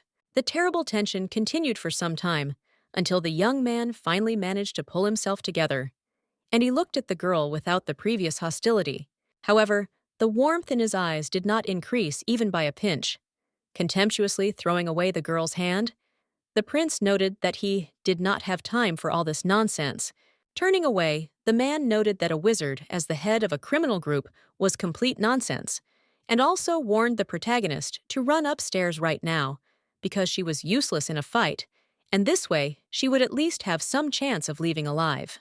And before the pink-haired woman could get in a single word, the prince rushed out through the enchanted door to chop into pieces as many enemies as he could. It happened so quickly that for the first few seconds, Rose stood like a statue, motionless, with wide eyes and an open mouth, and only then, with a start, did she turn around. In addition, there was an elf in the room the whole time. He never said anything or tried to intervene, so the others forgot about his presence until the maid came to her senses and pointed out that they had to run away. But there was no reaction from the pointy-eared one after that either. It was as if he was in a completely different world, where the blades and chains of people could no longer reach him. Unable to bear it any longer, the protagonist grabbed the former deer almost as unceremoniously as Calyx had grabbed her a few minutes ago, in order to force her companion to finally run away. But this touch had a completely opposite effect on the wizard. He became even more dumbfounded and stared at the woman with large purple eyes. Estenia herself did not see this enchanted gaze, since she stood with her back to the sorcerer. But even so, from his point of view, she looked like some kind of celestial being. The woman did not pay any attention to this, but it seemed to the elf that the atmosphere had changed radically. He seemed to find himself in a beautiful garden, full of fragrant flowers, and in which only happiness reigned. After a short period of time, readers are shown that a spiral staircase pierced a huge tower. Its top, leading to the very roof, was lost at an incredible height. To prevent people from slipping and falling to certain death, it was equipped with fence-like railings, and so the characters calmly ran up the steps as fast as they could. The protagonists, whom Calyx had managed to join, were several dozen meters ahead of their pursuers, but the guards were determined to catch the fugitives at any cost and skin them alive. One of the guards, who occupied a higher position than the others, even gave an order. A man, a woman, and an elf can easily be killed if such an opportunity arises. These people's words and actions did not diverge. Rose did not even have time to turn around to give them a contemptuous and indignant look, as an arrow whistled under her arm, only miraculously not piercing her vulnerable flesh. Thanks to his sense of smell, honed over the years, Phosmus heard this and immediately rushed to the forefront of his opponents, wanting to hold them off until his companions had moved away to a sufficient distance. However, the traveler stopped. Her conscience did not allow her to abandon her savior, no matter how difficult he was to handle, in trouble. But she still could not help the young man in the fight. Fortunately, this was not necessary yet. In small and narrow spaces, even a single fighter could easily withstand a huge squad, and Calix did this perfectly, cutting down one fighter after another. The prince acted very effectively and methodically. With one good blow, he cut the chest of another opponent. Then, with a strong kick, he sent him down the stairs, knocking down all the subsequent thugs. But no matter how experienced and dexterous the emperor's youngest offspring was, he was still first and foremost an ordinary man of flesh and blood. Very soon, Phosmus's chest began to rise and fall heavily, showing how exhausted he was. According to the prince's plan, reinforcements were supposed to arrive soon, but so far, there was not even a hint of this, and the enemies continued to appear, as if the offspring of some devilish cornucopia. All this time, Rose looked at the brunette's back with horror. Before, this man had caused her disgust, anger, and fear, but now she was sincerely worried about his life. However, the girl didn't have time to do anything. An elf put his hand on her shoulder and smiled affectionately, as if trying to say that there was no real reason to panic. There really wasn't even a hint of fear in his purple eyes. On the contrary, the white-haired sorcerer remained very relaxed and even happy in such a terrible environment. After this, the sorcerer elegantly waved his hand, and the entire tower was flooded with an unearthly glow of streams of magic, and Estenia looked at it enchanted, guessing what exactly would happen in a second. Calix didn't notice it at first, because he was too busy killing one hunter after another. But eventually, he too noticed the light, and just at that moment, the pointy-eared one briefly ordered him to step aside. With an incredible grace that no ordinary person could even dream of, the elf soared into the air, as if his body was made not of bones, flesh, and blood, but of streams of wind. The sorcerer spread a magical glow around himself and easily did a beautiful somersault, simultaneously summoning a weapon, a magic bow made of a light, ice-like material. The thing didn't look as deadly or dangerous as mortal weapons, but that was a very deceptive impression. In a matter of seconds, a hail of crystal arrows fell on the pursuers, killing dozens of them at once. The protagonist looked at this with her mouth open. In her earthly life, she had encountered many magical weapons in fantasy works, but seeing something like this in real life was a completely special and indescribable experience. Then the time traveler turned her gaze to the pointy-eared man, and he grinned smugly, as if everything that was happening for him was not a fight for life and freedom, but just a game, an easy way to make an impression. Unfortunately, even if he had expected happy hugs and praise, he ended up being unsatisfied. Estenia simply didn't understand what he was smiling about. And besides, Calix, who was watching the elf closely, also saw everything. And although the younger prince did not utter a word, his silence was no less eloquent in its own way. Eventually, the prince stepped forward and ordered everyone to hurry up. They would soon reach the exit, so there was no point in hanging around here. The protagonist had nothing against it, and if the situation had been a little different, she would have happily rushed ahead of her own squeal. But then she saw something that made her freeze. The reason was simple. Not all the guards died from the sword of Phosmus and the arrows of the pointy-eared sorcerer. One man stood on one knee and aimed a bow at the men's backs. But as Rose later realized, in fact, the killer was not aiming at her or even at the elf, but specifically at Calix, and he saw and heard nothing and was completely vulnerable. Even though time might have seemed to slow down, The overview of the situation took only a few fractions of a second, after which the main character desperately screamed, "No!" However, it was already too late. The arrow, no less deadly than the elven sorcerer's artifact weapon, whistled forward, intending to pierce the brunette's lungs, dooming him to a long and painful death. At the very last moment, Phosmus sensed a threat and turned around, but there was no point in it. Even the most trained and experienced fighter could not react to danger with such speed. The red-eyed prince froze with his eyes wide open, finding himself in the place of a helpless victim for the first time in a long time, and hot blood gushed onto the stone steps again. It was as if time had been paused by some all-powerful deity. The main character continued to stand, his eyes bulging in surprise and shock, and his already pale face turned completely white. As it turned out a second later, it was not because the young man was pierced by monstrous pain. On the contrary, he remained safe and sound, because at the last moment, Estenia threw herself forward and the arrow pierced her shoulder. At that moment, all the thoughts of the former traveler disappeared. There was no pain, but a strange, supernatural weakness spread throughout her body, from which the maid fell backwards. Her vision became hazy, and all sounds began to sound very muffled, as if through a thick layer of cotton wool. Even Calix's screams seemed like some kind of indistinct whisper. Feeling her eyelids fill with leaden weight and pull downwards on their own, the former Korean mentally agreed with the frightened brunette. Yes, she was probably crazy. The main character initially had a very important goal: to return home, to Earth. But since she dies for the second time, maybe at least this will help her find herself in her old body? Here, before Rose's eyes, an unfamiliar girl appeared. She did not have pink hair, piercing blue eyes, or an expensive dress with ruby decorations, but she herself looked supernatural, like an unrestrained soul. The face of this strange apparition could not be seen, but the ghostly woman said with some sadness that she had no choice, causing Estenia to express a languid, silent surprise. Then the stranger gently cupped the unconscious maid's face in her hands and said that the latter had chosen the same option as the ghost, whatever that meant. The traveler quickly fell into blissful oblivion, but before the last spark of consciousness died out, she managed to think, "Who is this incomprehensible girl?" The awakening was very long and difficult. In fact, even reaching a conscious state could be called a stretch, because the whole body seemed like an endless space, in which here and there little stars' thoughts flickered.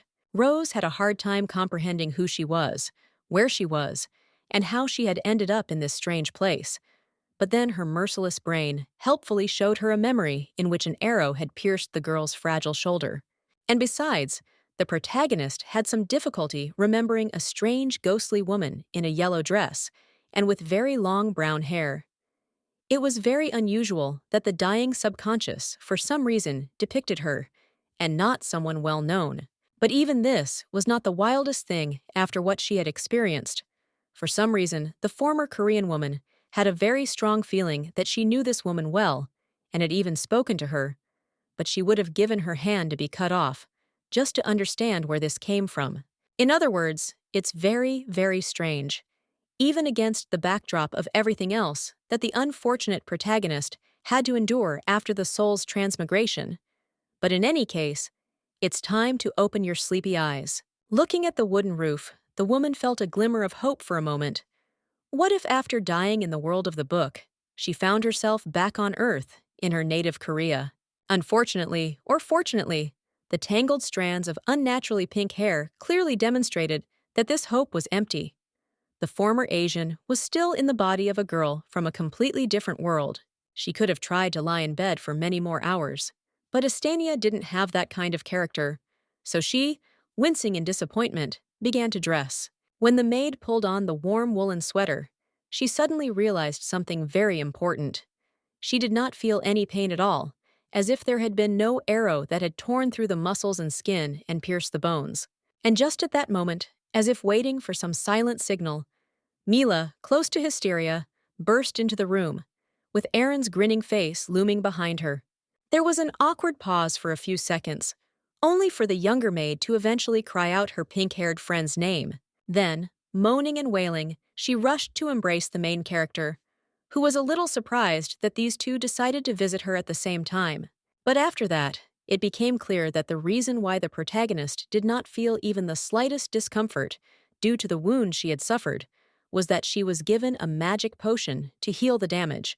Moreover, it was the decision of Prince Calyx himself, and in order to save the life and health of the maid, he used a large portion, no less than 9 flasks. Estenia responded with a slightly surprised, "Oh," like a person who was indifferent to the topic of conversation, but was forced to participate in it. And the brunette immediately became angry, like, does Rosa even know how much such a portion of medicine costs? The traveler, of course, didn't know, and Mila kindly explained to her that in order for ordinary people like them to buy so much of the magic drink, they would have to save up their salary for 5 long years. The girl paused dramatically, but still couldn't wait for any reaction. The main character continued to look at her with the empty gaze of a baby. In the end, Estenia said that this was a fair price for such work, which immediately horrified her friend and excited Erin's interest, which she quickly regretted. Having made sure that everything was fine with the protagonist, the red-haired servant carelessly declared that he was very glad about this. After all, if she died, his life would again be filled with boredom. The time traveler had a hard time suppressing the desire to give this schemer a good slap in the face, while he asked in the same cheerful voice whether the woman had managed to get what she wanted. The heroine stared at him with wide eyes. She clearly remembered that she was not talking to some slacker, but to the grandson of a very influential and dangerous information broker.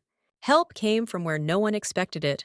Mila suddenly came to her senses and became worried that the poor thing had barely recovered from a terrible injury, and they were already pestering her. Erin tried to resist, reminding her that he wasn't finished here, and that there was no point in pushing, but to no avail. In this regard, the brunette turned out to be scarier than an evil rhinoceros. Before locking the doors, Mila said goodbye to her friend with a kind smile, drowning out the whiny voice of the red-haired man, who was complaining that he didn't finish the game. Then the doors slammed shut, as if that awkward scene of the 3 characters reuniting had never happened. It was just the protagonist's dream before waking up. Patting the slightly crumpled blanket, the main character herself thought that her new friends had arranged a real mess here, but she didn't look irritated at all. On the contrary, she was happy. Even here, people had managed to appear who were sincerely concerned about her health, although Erin's manner of behavior and communication raised certain questions and bewilderment. Then the traveler remembered Calix Phosmus. She became curious about what he had shouted before she lost consciousness, not to mention the status of the freed elf deer. Remembering his inhumanly handsome face, translucent purple eyes and long ears, the maid assumed that he could now be considered a servant of the imperial family. And finally, the most disturbing mystery remained the girl in the yellow dress and long, dark hair, whom Estenia saw before losing consciousness from shock and loss of blood. Now that she could think relatively clearly, the protagonist realized that the ghostly stranger looked exactly like Serena, the real protagonist. Another person would have come up with 1,001 logical, down-to-earth explanations for what she saw, but Rose had managed to get somewhat used to the magic happening everywhere, so she came to a simple conclusion. It was not a hallucination, but that very character from the novel. Estenia remembered that the Duke's illegitimate daughter had really wanted to tell her something extremely important, but what exactly she couldn't remember now, no matter how hard she tried. In any case, sitting and inventing without much result could take a very long time, so the former Korean decided to take matters into her own hands. For this she needed to go visit the old lover of adultery. Fortunately, even Calix would not overwhelm a man who miraculously escaped death with work. It was a very simple and logical plan of action. And since the newcomer felt great, she was not going to hesitate, irresponsibly waiting for the weather to improve. Since Rose was going on a business trip and not attending another ball, she dressed much more simply and practically than last time. She wore a simple white and blue dress. Then she tied her long hair into a braid down to her pelvis and tied a dark silk ribbon around her waist. But, unfortunately, she didn't notice that someone's hand opened the door to the room. She, of course, heard the creaking of the hinges, so she quickly asked if it was Mila, and if she had forgotten anything, and only then turned her head towards the source of the noise. And in terrible surprise, she opened her large blue eyes wide, as she had done many times before, when she saw something beyond all imagination. The abode of the humble maid who saved the life of the elven sorcerer and Prince Calix was visited not by another maid, but not by Phosmus himself either. It turned out to be his assistant, Roel Chris. As always, dispassionate and seemingly cold, the young white-haired knight himself looked very much like a majestic elf, if you don't count the standard rounded ears. His appearance seemed very strange and unexpected, because Rose hadn't really crossed paths with him before. But before the girl had time to ask how they had met, the swordsman was the first to ask how her health was. Estenia honestly admitted that she felt great thanks to the healing potion that the prince had given her, and Roel, gradually closing the distance, noted that this was very good. For one simple reason. The white-haired young man needed to ask the time traveler a few questions, but this innocent statement was spoken in such a tone that a chill ran down the woman's spine. The main character wasn't so much scared as simply very surprised. She still had no idea what business this casual acquaintance could suddenly have with her. Instead of answering, the young knight slowly turned his head and looked down, right at the table with the cabinet where the protagonist kept various things and small items. Without saying anything or even asking permission, Chris abruptly opened the cabinet, like an investigator trying to find carefully hidden evidence or contraband. The girl was naturally taken aback and angry by such boorish behavior. Perhaps they were not equal in status, but this went beyond all possible limits. The blonde didn't pay any attention to her, and at some point even reached for the things. But the main character simply hung on the knight's arm, screaming why he was doing this at all. And at that moment, it was as if fate itself decided to play a cruel joke on the poor traveler, because the airflow created by the movement of people knocked down the sheet that was hiding the supernatural diary. When the young man took it in his hands with interest, something in the soul of the former dugout snapped. She very clearly imagined how terrible the possible consequences could be. Trying her best to get Roel's attention, the protagonist tried to stop him from touching the book, but to no avail. It was like shouting at an avalanche sliding down the mountains. Chris didn't show any signs of noticing the owner of the room next to him. Not a single emotion could be seen on his pale face, not even basic irritation from the screams in his ear. Slowly and slightly cautiously, as if expecting some kind of trap, the man opened the purple tome, but found nothing but virgin clean pages. This surprised Estenia much more than even the knight's visit, because she knew for sure that her diary was full of various entries left by an unknown force. Only after this did the young man show emotion, and it was fatigue coupled with irritation due to the fact that he had wasted time searching to no avail. Perhaps in a different situation, Rosa would have emotionally attacked Roel with accusations, would have started gloating and interrogating him, but they were not going to give her such a chance. Previously indifferent and unconcerned, the white-haired swordsman casually grabbed the fragile woman by the hand and pulled her towards him with force, almost causing her to fall face down on the floor. No, it wasn't an act of anger. Chris was still looking at the protagonist with an indifferent gaze, but at the same time, he announced in a voice as cold as mountain snow that she needed to follow him. After this, the action moved to a place where no normal person would ever want to end up: the Imperial Prison for holding dangerous criminals. It looked exactly as one might immediately imagine. The floor and walls were made of thick, cold stone. There were huge cages everywhere with hungry rats running around, and right under the feet of the guards lay a piece of a human spine with ribs. Roel sat at the table, holding a thick folder in his hands, and at the opposite end, with her back to the entrance and the guards, sat Rosa Estenia, her hands tied with rope. The protagonist wasn't even surprised. It would be more correct to say that she was in shock. A silly smile was frozen on her face, and one thought was beating in her suddenly empty head. What was going on here? The action moves to that fateful night when Estenia almost died, covering her master with herself. Immediately after she was struck by an arrow, the elven sorcerer pierced the head of an enemy archer. Phosmus did not participate in the massacre. On the contrary, he desperately pressed the girl's rapidly weakening body to himself and called her by name, hoping to achieve at least some kind of reaction. At that moment, it was very difficult to believe that the younger prince had a reputation as a psychopath who killed servants at the slightest whim. On the contrary, he did everything to save his companion, even tore his own cloak to use the fabric to stop the bleeding. All those moments when Rose behaved too strangely for a maid flashed through the prince's mind. How she discovered the poison, how she rushed to intercept the arrow, ignoring all the dangers. The protagonist simply could not understand how, and most importantly, why the maid did all this, especially saved his life, although they had nothing in common. And at some point, Calix even planned to kill her. The elf did not interfere in this scene. He silently watched as the frightened and confused man pressed the dying woman to his chest, not knowing how to help her. The long ear of the magical creature twitched slightly, like that of an animal that suddenly sensed the approach of something foreign and incomprehensible. The elf suddenly jumped onto the higher stairwell, and this trick surprised the protagonist so much that he even turned away from the maid to ask what the hell was going on here.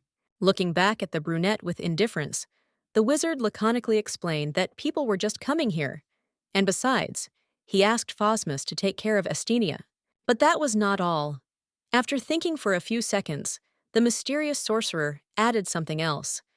But the heroes were unable to figure out what exactly he meant. Calix asked again what this meant, but just at that moment, the staircase passage was blocked by people. Fortunately, these were not more assassins, but soldiers of the younger prince, led by Roel. The white-haired knight hastened to apologize for being late, explaining that the guards were much stronger and more numerous than they seemed, but the brunette did not care. Instead, the red-eyed prince briefly called out his confidant's last name, and in such a tone that everyone present immediately fell to their knees in respect and horror. They didn't see it, but the main character bared his teeth fiercely, like a tiger preparing to attack, and in a very cold, angry tone, ordered that everyone in the building be killed, leaving no one alive. Chris stared at his master in shock. He had much better control of himself than Rose, but it was still clear how surprised he was by that tone. For a moment, the young man remembered his cousin as a child. Then, little Calix, stubbornly looking dangers in the face, also made a promise that he would finish off anyone who tried to kill him. So they sat for some time on the spiral staircase, a group of kneeling knights and the all-powerful prince, pressing a young servant to his chest, like a mother pressing a child. On this touching note, the memory ended and the harsh reality set in. Roel was still planning to interrogate the arrested Rose in the depths of the Imperial dungeon. For now, however, the white-haired swordsman not only did not harm the protagonist, but did not even say anything to her. He was concentratedly leafing through the folder, looking for suitable data. The main character, following long-standing advice from casino workers, tried her best to show that what was happening did not bother her in the least, but the beads of cold sweat on her face gave her away completely. In the end, the girl couldn't stand it any longer, and began an angry speech about what Chris was even allowing himself to do here. And he was a knight with a code of honor. But the blonde easily interrupted the girl, coldly repeating his desire to ask a few questions. The maid resentfully states that if answers are needed, they could have simply asked why they were acting so extreme. And then, more quietly, she mutters that this is what the Knights of Calix are really like. The blonde looked at her with the gaze of a fish indifferent to the entire universe. It was difficult to say whether these words hurt him or the young man was simply gathering his strength for the interrogation. Chris eventually read out the first point, which was about how the girl found out that the auction owners had poisoned the wine, but the protagonist mentally grumbled at the fact that they had decided to ignore her. However, she quickly added to herself that Roel simply had that kind of character, implying that the swordsman had not acted with the intention of offending the suspect. The former Earthling reminds readers that in the original novel, Rise of the Blood Moon Empire, the young knight truly loved Serena, who Phosmus also fell in love with. Despite the fact that his feelings for the girl were very strong and sincere, ultimately, the blonde preferred duty. Serving his cousin was more important to him than personal happiness. As unpleasant as his actions were from the outside, Roel was a truly noble warrior by nature, and now he sincerely asked to simply tell the truth, so that they wouldn't have to follow the part of the protocol that forced them to torture suspects. Of course, if everything were that simple, then Rose, without even thinking, would have long ago poured out to these people everything they wanted in order to save their own skin. But in reality, of course, everything was not at all simple. If she had told about the magical herbs that change color in the presence of poison, they would have dragged her to the fire with angry cries of, "Witch!" Trying to sound as confident as possible, the newcomer reminded that she was the prince's personal maid. It was her duty to taste the master's food, so was it any wonder that she could identify poison? The white-haired man repeated his question without a waver in his voice. Exactly how did Estenya do it in the auction dungeons when the wine was brought? The protagonist could not restrain herself and angrily gritted her teeth. The enemy turned out to be too smart to be confused by simple demagogy. The main character realized that she would have to tell the truth after all. She didn't have the time or imagination to create a more convincing lie. So Roel learned about the existence of the herbs. After that, he looked at the girl with genuine surprise. His eyes literally widened, and the former Korean couldn't help but giggle maliciously, because this time she won. The man, to his credit, was able to quickly regain control of himself, but a bead of sweat still rolled down his face, revealing how tense Chris was after this revelation. In the end, the guy quietly admitted that he was not strong in this area, and the sincerely shocked Rose exclaimed with no less surprise, "For God's sake, how is this possible? Is he really a knight?" For a moment, she completely forgot about the fear of possible torture and execution, and asked the warrior how the servants had previously determined the safety of food for the master. However, she quickly gave herself an answer. Phosmus was probably given small portions so that he would develop immunity to all sorts of rubbish, and she even imagined how the little prince would complain about the bad taste of the poison while his subordinates lay lifeless. This also explained why the brunette, with such amazing courage bordering on stupidity, was ready to drink a deadly drink. He was simply used to such gifts, and he was also the main character with plot armor. For a moment, the protagonist once again thought that no matter how dangerous and unpleasant this man was, she sincerely felt sorry for him, and she asked out loud in horror whether no one had ever checked the food. For a moment, the roles of the characters changed. Now Roel was momentarily in the place of the suspect, sweating profusely and trying to hide his bashful look. Not wanting to lose face in a losing argument, the young man decided to simply change the subject, and quickly checking the papers, he asked how Rosa had found the secret office of her older brother Calix. She answered honestly that she had followed the prince's orders and found the space behind the wall. And when Chris mentioned that only the top members of the criminal organization knew about the secret room, she thought with irritation that this was a common occurrence in fantasy. The swordsman looked away slightly and noted that they had, among other things, discovered a magical barrier at the entrance. But then again, only a blind person would not have been able to miss such a huge glowing thing. The girl immediately tensed up because the conversation turned to magic, and any matter in which magic is involved immediately takes on very serious turns for others. The protagonist quickly realized that it was not an elf, but herself most likely, especially since the maid opened the door with a simple kick when the guards were breaking into the room. But Rose, of course, did not share these thoughts for the sake of her own well-being. Instead, she referred to the fact that she was an ordinary servant, did not understand anything about witchcraft, and it would be better for people to interrogate that elf. Roel would certainly have done so, but, unfortunately, a random factor intervened in the matter, confusing all the cards. The pointy-eared sorcerer disappeared long before the soldiers arrived at the scene of the tragedy. Despite her own difficult circumstances, Estenya was genuinely happy about this. She would not want such a beautiful, pure, and innocent creature to remain a slave to people for the rest of her life. In her mind, raging with fantasy, the liberation and escape of the pointy-eared one turned into a touching picture of the salvation and liberation of the divine youth from the shackles of slavery by a valiant heroine. But upon returning to reality, the traveler continued to insist that the elf was to blame, not her, and even honestly told how the sorcerer felt the presence of magic. Here, the time traveler quickly bit her tongue and thought, why did Chris even start asking about this? What motives or tricks could lie behind this question?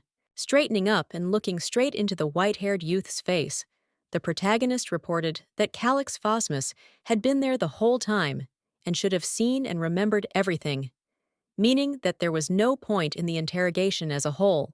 And this was the first time that someone in the plot managed to anger Roel. Barely audibly slamming a folder on the table, the knight rose above the table and menacingly reminded who exactly was asking the questions here.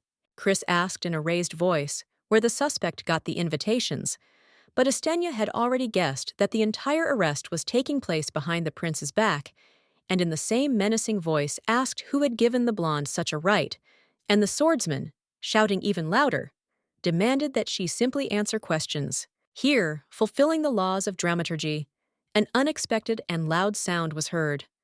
Both disputants, instantly falling silent, stared at one point with stunned and frightened faces. As it turned out, it was not in vain. The door to the dungeon was opened by none other than Calix Phosmus himself, and the prudent guards hastened to bow their heads before the ruler. The brunette, usually cool-headed and able to control himself even in the most stressful situations, was now literally grinding his teeth from the rage that had taken over his mind. Looking at Roel and Estenha as if trying to turn them into piles of ash, the red-eyed youth demanded to know what was going on in a deceptively calm voice. After that, the brunette folded his arms across his chest and stared intently at his confidant and maid, like a very strict and formidable teacher who was trying to intimidate disobedient students and get the right answer to a question from them. To Chris's credit, he was far from cowardly. Most people would have already started sweating or even shitting their pants from such a look, but the swordsman calmly leaned over and said that he had decided to conduct an investigation due to suspicions that had arisen. Hearing this, the protagonist grimaced and almost screamed out loud, "What?" And it was understandable, because Roll had just admitted that he had indeed carried out a search and arrest without the master's knowledge, simply because he didn't trust the girl.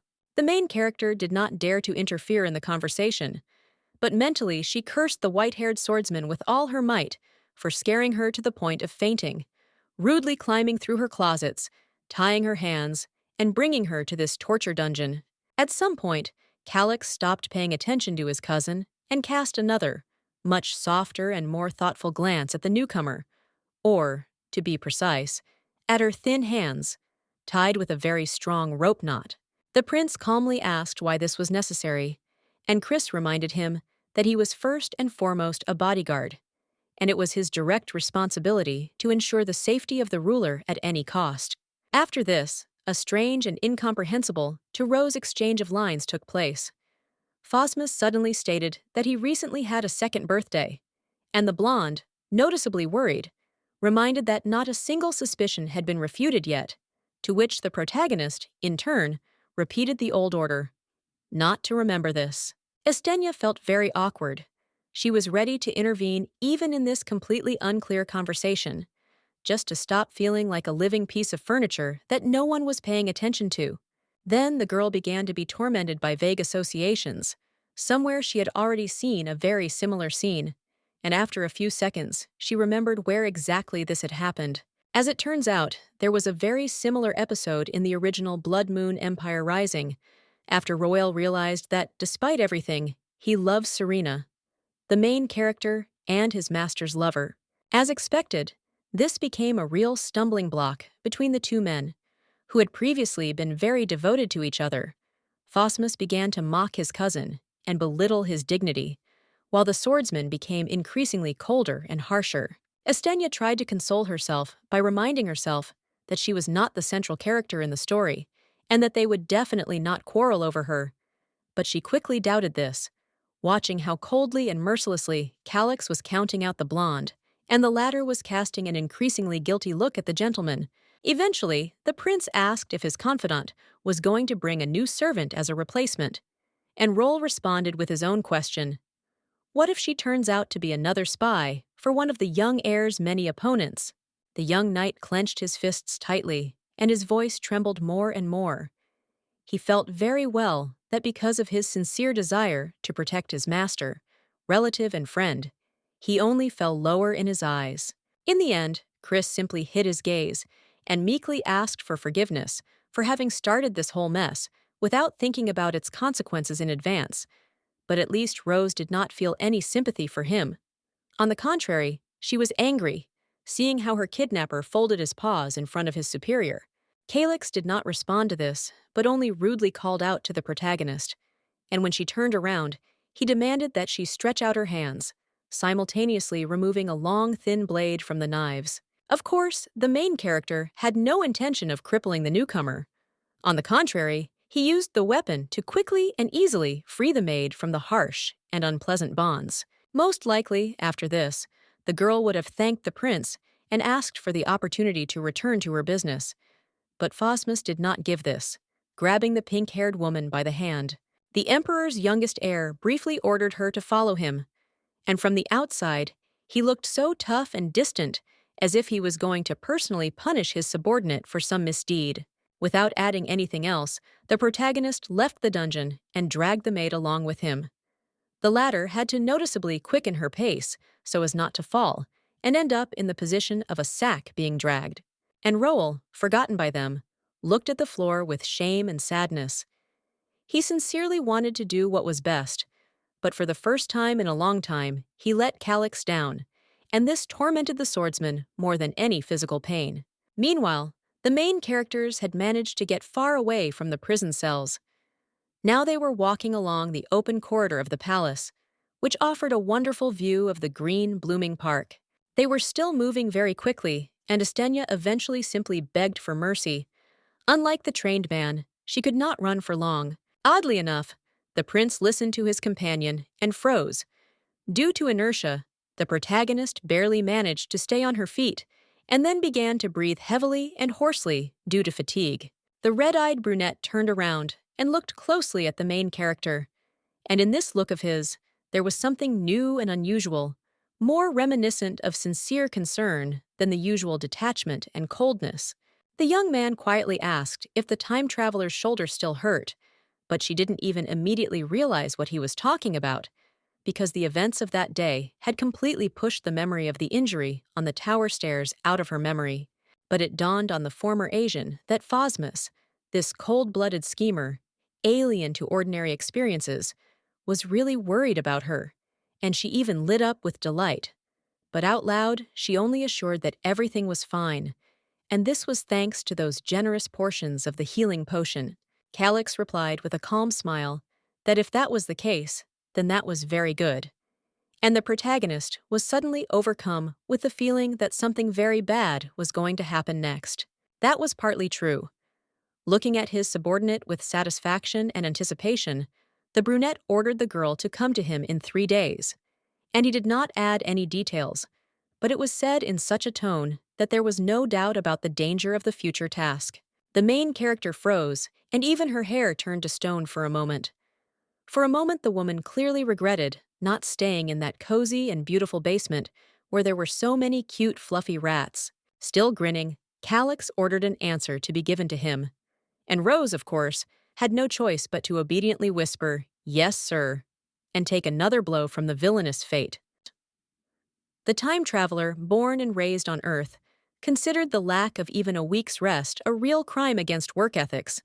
But there was no one to complain to, and after some time, it turned out that the prince even bought her 2 more doses of medicine. She confessed this to Mila when she complained to her friend about her hard fate, but received a completely different reaction than she expected. The brunette, in genuine horror, asked if the pink-haired girl understood what kind of money this was. Upset that no one would pity or console her, Rosa Estenia irritably said that yes, she understood perfectly well, and quickly looked away. As it turns out, the protagonist actually did at some point decide to find out how expensive the local money was compared to the Korean currency, and calculated that 1 gold coin was worth about 100,000 Earth won. A standard flask of that very healing potion cost 6 gold coins, or 600,000 won. Already a huge sum for both most Koreans and local residents. And over the past few days, Calyx had bought 11 servings for her, which was equal to 66 gold coins.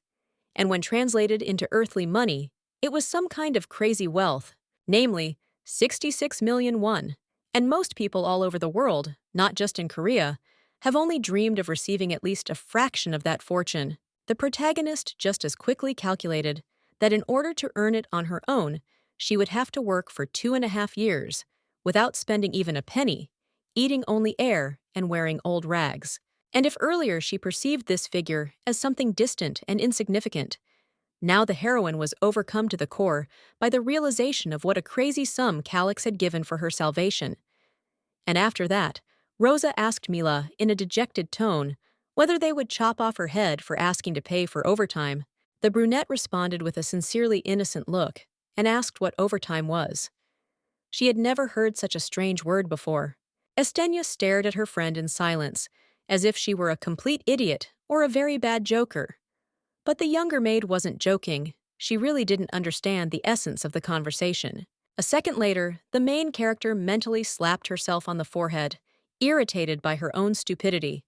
She always forgot that she lived not at home, but in a medieval world, where servants, after completing a long and difficult job, are given not vacations, but other work. In this reality, workers never received bonuses or overtime. There were no monthly or annual payments. Servants simply worked until they were exhausted and periodically received some amount. And the realization of how terrible it was made the protagonist want to go home even more. While the newcomer was clutching her head in horror, imagining what nightmares would continue to await her in Rose's skin, Mila innocently reminded them that they were supposed to receive the money today. These words had a truly magical effect. The main character turned sharply to her friend. Her eyes shone like lanterns, and she asked in a thunderous voice whether they were talking about salary. Unfazed, the younger maid confirmed that this was indeed the case, and then added happily that this would be Estenia's first payment as the prince's personal maid. When asked if Rosa had thought of how she would spend her first earnings, the woman admitted that she had not, and her interlocutor did not believe this. There was certainly something she wanted to buy, but right after this, Mila very joyfully exclaims, "Oh, right!" as if she had just discovered the answer to this interesting question for herself. As it turned out, the locals were soon going to hold some kind of festival, so the brunette assumed that Estenia was simply saving money to have fun there. Naturally, the heroine had no idea what it was really about, but another maid added that there would be plenty of merchants and opportunities for fun. Unfortunately, the girl could not go to this event with the protagonist because she had to work all week. But then suddenly, a strange voice sounded, offering to go to the party with him. The traveler easily recognized what kind of voice it was.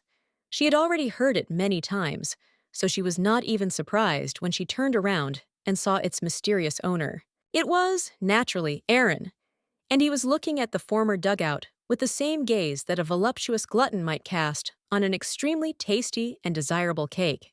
The red-haired man smiled broadly, offering to take the girl to the right place, and with his whole appearance, he demonstrated that nothing terrible would happen. He could be trusted. So far, the main character didn't answer anything. On the contrary, she also began to examine the guy, but in her blue eyes, there was nothing but cold suspicion. Aaron was a major concern primarily because he simply wasn't in the novel. Most likely because in the original storyline, the young man didn't take part in any important events. But still. And besides, his general behavior was simply very creepy. Obsession, spontaneity bordering on rudeness, and a strange interest coupled with awareness. In other words, every feature of this man screamed that he was extremely dangerous, or even just abnormal, and therefore Estenier really didn't want to have anything to do with him. Unfortunately, the situation was such that the main character didn't have much of a choice, and when Aaron asked her again what she thought, the woman obediently answered yes. She said cool briefly, and the man asked again what it meant, so the traveler had to explain that it meant good. In any case, she wouldn't mind going for a walk. The guy smiled the sunniest grin possible and immediately added that if that was the case, then he would be waiting for the protagonist tomorrow after work, not far from the gate. The girl looked at him very carefully, like an experienced dueling master, trying to recognize the weak and strong points of a future opponent by the most subtle and imperceptible features of his movement. To be honest, that was essentially the case. While Aaron was simply genuinely happy that he was going to the festival with his new girlfriend, Estenia mentally vowed to find out what was hidden behind that fool's mask. However, after a few hours, while resting in her room, The traveler admitted that she had no idea how to do this. It is easy to promise to expose an experienced swindler in words, but how to do this without knowing anything about the enemy? Of course, the woman asked other palace workers many times, hoping to get at least some kind of clue that would allow her to expose the red-haired man. But everyone else, as if by agreement, admitted that they didn't really know anything about Aaron, but considered him a cool and nice guy. Well, since simple, human beings were powerless to obtain information, all that was left was to turn to those forces that live beyond the created world. And the main character cast an eloquent glance at the diary. She was nervous because she felt like a monkey playing with a grenade. Even after so much time, the newcomer had no idea what this grimoire was, or how it worked. Very carefully, as if the book could come to life at any moment, grow teeth and bite her, Estenia opened the pages and began to slowly turn them. The contents of the tome were completely missing. Rose was not hallucinating. The book really had deleted its own lines to avoid detection by the suspicious Roelli. From this one could draw a strange, but essentially the only logical conclusion. The force that controls the book helped the protagonist, and in crisis situations acted in such a way that the girl would not find herself in great danger. If this guess was true, and not the product of a certain inflamed fantasy, then the maid would have a huge advantage over those around her. So she immediately decided to test it by asking the tome to help her find out the essence of Aaron. As soon as the former earthling finished speaking, a miracle happened. The grimoire began to glow with a very bright, pale purple light, like a huge light bulb. The once blank pages, once again, revealed unknown letters, telling that Estenia had allegedly met Mrs. Mallory again. And this time, the mysterious herbalist handed the girl an inconspicuous bag containing an inconspicuous powder. Somewhere in the Hamel Mountains grew a very rare and incredibly valuable tree called Elgon. It secreted a special resin that, if dried and crushed, and then forced to be swallowed, physically deprived someone of the ability to tell lies for a period of time. In other words, it was a highly effective truth serum, a priceless gift for any interrogator or spy. And now a handful of this treasure was stored in the first drawer of Rose's desk. After reading the message, the protagonist simply stared into space in disbelief for a while. And then, with one very quick and sharp movement, she pulled out the aforementioned cabinet, discovering the treasured bag there. It looked more than nondescript. If you didn't know in advance what exactly was in it, even the most slovenly thief would disdain to keep such a trophy for himself. But even this was not enough for Rose, and she, grimacing awkwardly, demanded an answer from the diary about what to do with it. She had, to put it mildly, little experience in planting dangerous substances on others. The grimoire gave no answer, apparently considering its task more than accomplished, so the traveler decided to ask something else. Namely, was that ghostly woman from the vision Serena? Estenia remembered this moment very well, and, for obvious reasons, it worried her. After all, the brunette remained an ordinary person, and the fact that she began to appear to others in their deathbed dreams was more than strange. However, this time, the magic book did not respond to the request in any way. Perhaps for some reason, it could not have a serious influence on the fate of the central characters, or had a limit on the number of actions. After waiting a few more seconds, the main character clarified whether this meant that the diary was not going to continue their conversation, but more to clear its conscience than out of a desire to truly get an answer. For the first time, the protagonist thought seriously about what was needed to control the book's powers. Some special factors were clearly involved, but she could not yet understand what exactly. Soon the night passed, and dawn came. And with it, another day spent by Rose in the dangerous but adventurous universe of the Blood Moon Empire. As always, the prince's palace was bustling with life. People were rushing about their business, some were getting ready for a long-awaited vacation, and Estenia, meanwhile, stood in front of a large mirror and tried on a beautiful light hat with flowers. The headdress was made of very beautiful and light, snow-like fabric, and was decorated with rows of artificial white and blue flowers. This attribute perfectly emphasized both the hat itself and the ocean blue dress. After this, the main character considered herself completely ready. She was obviously going for a walk, so she tried to dress more simply than she had for the masquerade ball. But she could not resist and took the best things available. The protagonist had set herself only two, but very important tasks for today.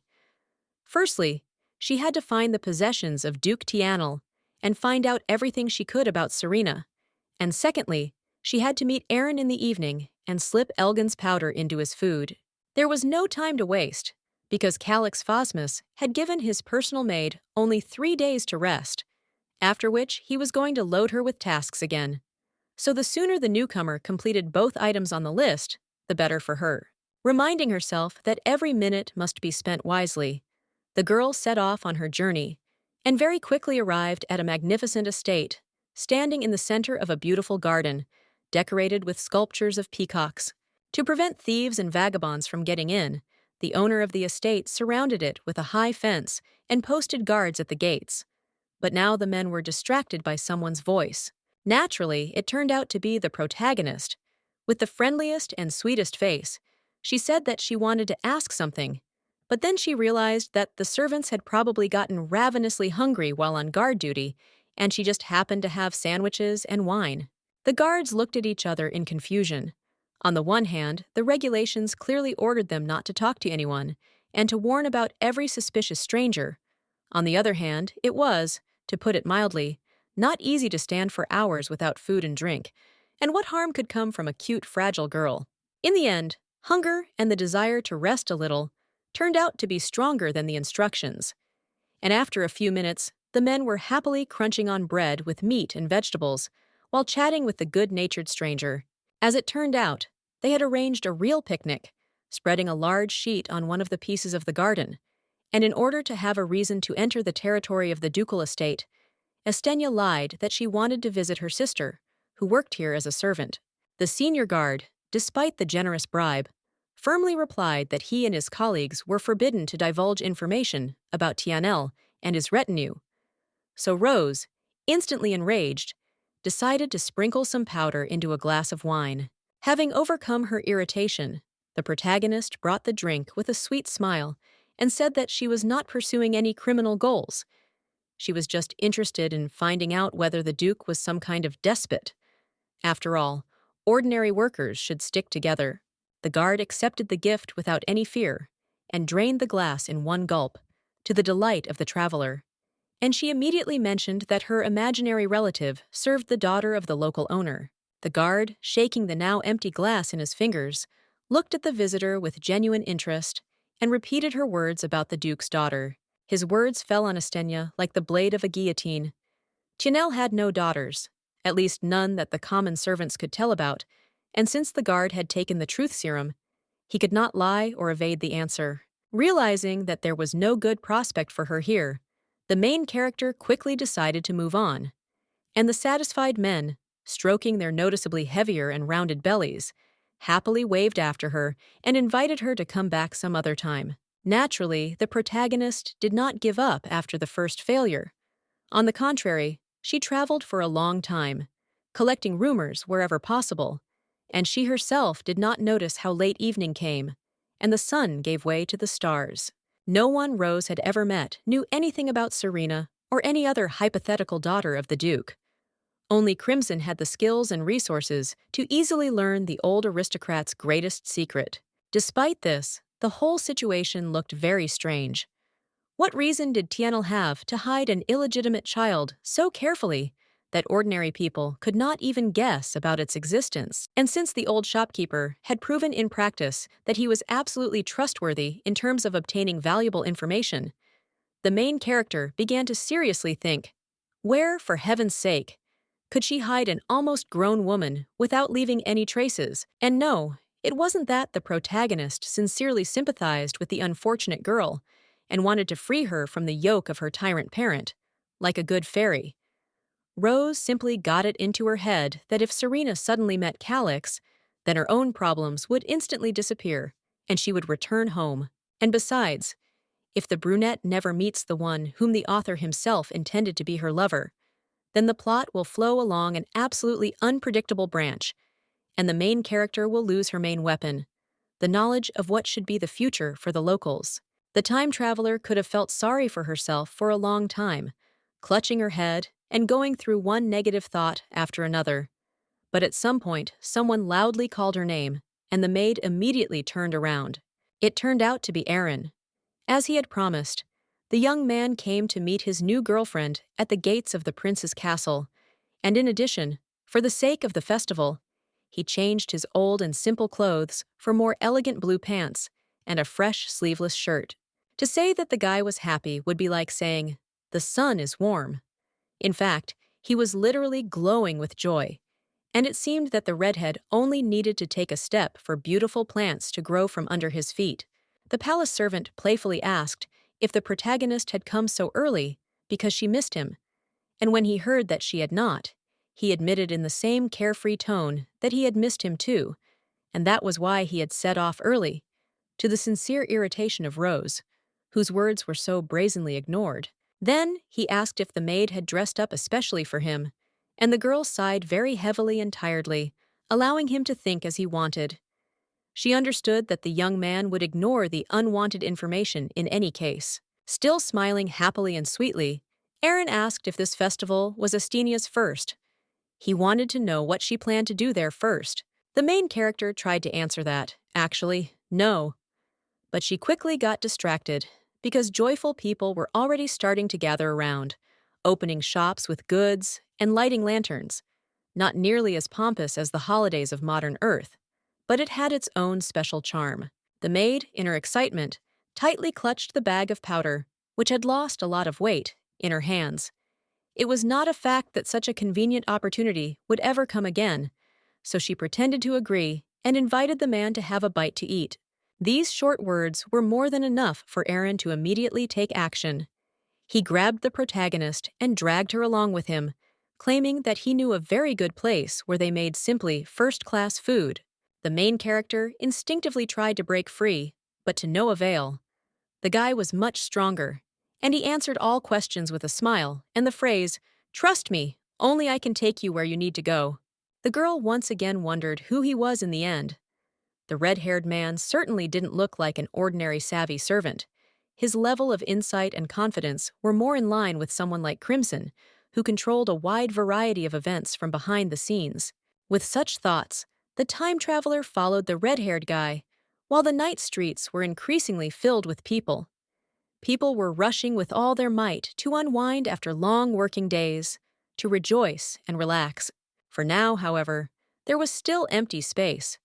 Numerous tables, counters, and barrels of alcohol remained unattended, because the owners and visitors were either hastily finishing their business or having fun somewhere else. Estenia kept shaking her head, looking from side to side. Everywhere her guide was recognized by people.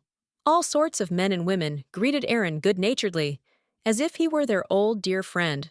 And it wasn't just teenagers or peers who did this. Some middle-aged merchant also thanked the red-haired man for a service he had rendered in the past. And a few minutes later, when there were more people on the streets, the red-haired trickster was literally showered with gifts, and Rosa felt like the heroine of some kind of absurd comedy, because she did not understand how such a person had made so many friends. On the other hand, it explained well why the young man had behaved so familiarly with the protagonist from the very beginning. Apparently, before he had to make only minimal efforts to become the best friend of the next person he met. And then, Aaron happily pointed to a completely unremarkable small tavern, standing in a row of many other similar houses. The man assured the maid that, despite appearances, this establishment offers divine, incomparable dishes. The traveler decided to trust him in this matter, and when they crossed the threshold of the tavern, its owner immediately pounced on the boy with questions: why he hadn't come in for so long, and how his grandfather was doing. At the sight of the pink-haired maid, the matron grinned sarcastically and asked if she was Aaron's girlfriend, and he calmly replied that no, but he really hoped that one day she would be, which sent shivers down Rose's spine. Taking off her hat, the protagonist once again thought that she had no idea what kind of person he was, when he was joking and when he was serious, and how to treat him in general. But, fortunately, today, she would get answers to these questions thanks to the truth serum. While the boy was enthusiastically ordering a royal dinner for the two of them, the former dugout waited for the hostess to put huge mugs of beer on the table and poured tree resin powder into one of the drinks. Having finished listing what he wanted, the red-haired man dreamily rubbed his palms, but asked if his new girlfriend was okay with him ordering everything to his taste, and the protagonist hastened to assure him that no, everything was fine. Estenia, however, was embarrassed that there was too much food, but the young man answered carelessly that it was normal when it was necessary to feed a small person like her. To this, the heroine snapped that Aaron himself was a lanky guy, but the man only good-naturedly advised her to eat more, so that they would be equal in size. After that, the guy took hold of the handle of a huge wooden mug and began to slowly sip the drink, and the time traveler watched this with wide eyes, afraid to miss even a second. The palace servant managed to drink the entire portion, and the delighted protagonist decided that this was the treasured chance, so she quickly began asking questions. The first thing the main character remembered was how the young man came to her room with Mila and asked if she had gotten what she wanted. And Estenia wanted to know what was meant by that, although Aaron himself was not at all embarrassed. While wolfing down a piece of fried meat, the man revealed that he had known all along that Rose and Calix were planning to infiltrate the underground slave auction, organized by the Third Prince. Moreover, the young man assumed that this was precisely why the main character was looking for an invitation, and her injury was due to the fact that the guards of the Emperor's eldest offspring were much more numerous and knowledgeable about spies than expected. To say that the protagonist was shocked would be a huge understatement. She expected to find out all the ins and outs about the strange acquaintance, but now it turned out that he saw right through her, so the girl ended up just screaming, "How did Aaron know all this?" Continuing to smile carefree, the boy reminded that he, just a second, is the grandson of Crimson himself, one of the greatest spies and information dealers in the country, and he, of course, helps his grandfather obtain various information. The second shock of the newcomer was so strong that she first froze, then screamed, and then began to moan and groan incoherently, making the most stupid and ridiculous face possible. As it turned out, all this time, the protagonist really did not know that these two men were blood relatives. She simply did not pay attention to either the strong external resemblance or to the fact that the guy himself once called the old shopkeeper Grandpa. On the other hand, it finally explained how Aaron managed to know things that an ordinary commoner shouldn't know in principle. And when Estenia asked the man why he hadn't explained the relationship to her earlier, he reproached her that she simply didn't care. The main character reluctantly admitted that in this regard, the young spy was right. The maid really did not care who he was related to before. But now the woman began to remember and reanalyze their few interactions. Yes, now most of the oddities and eccentricities received a simple and reasonable explanation. But at the same time, the former Korean woman suspected that the red-haired deceiver could still keep many secrets. Breaking out of her thoughts, the protagonist asked Aaron directly why the latter, having such connections, was working as a laborer in the palace kitchen, and the young man honestly admitted that he did not want to follow in his grandfather's footsteps, sniffing out and selling secrets. He was lazy and bored of constantly running around, communicating with different people, and the maid almost choked, remembering how sociable and clingy the guy used to be. But he couldn't lie because of the potion. In fact, the young spy's cherished dream was to travel, and he wanted to one day visit a place where rare dragons lived. And as a companion, the boy would like to see Estenia, because he liked her. Rose mentally sighed heavily, took a sip of her beer, and drank it down immediately when her interlocutor asked why they had slipped him the truth serum. Meanwhile, back at the palace, Calix stood with his blade drawn next to a large pool of blood, and behind him was his faithful Roel. They killed another spy and killer, and now they were preparing for a covert war with the Third Prince. Wiping the blood from his face, the brunette admitted that he really wanted to see her face when she found out about their conversation, without specifying what and who they were talking about.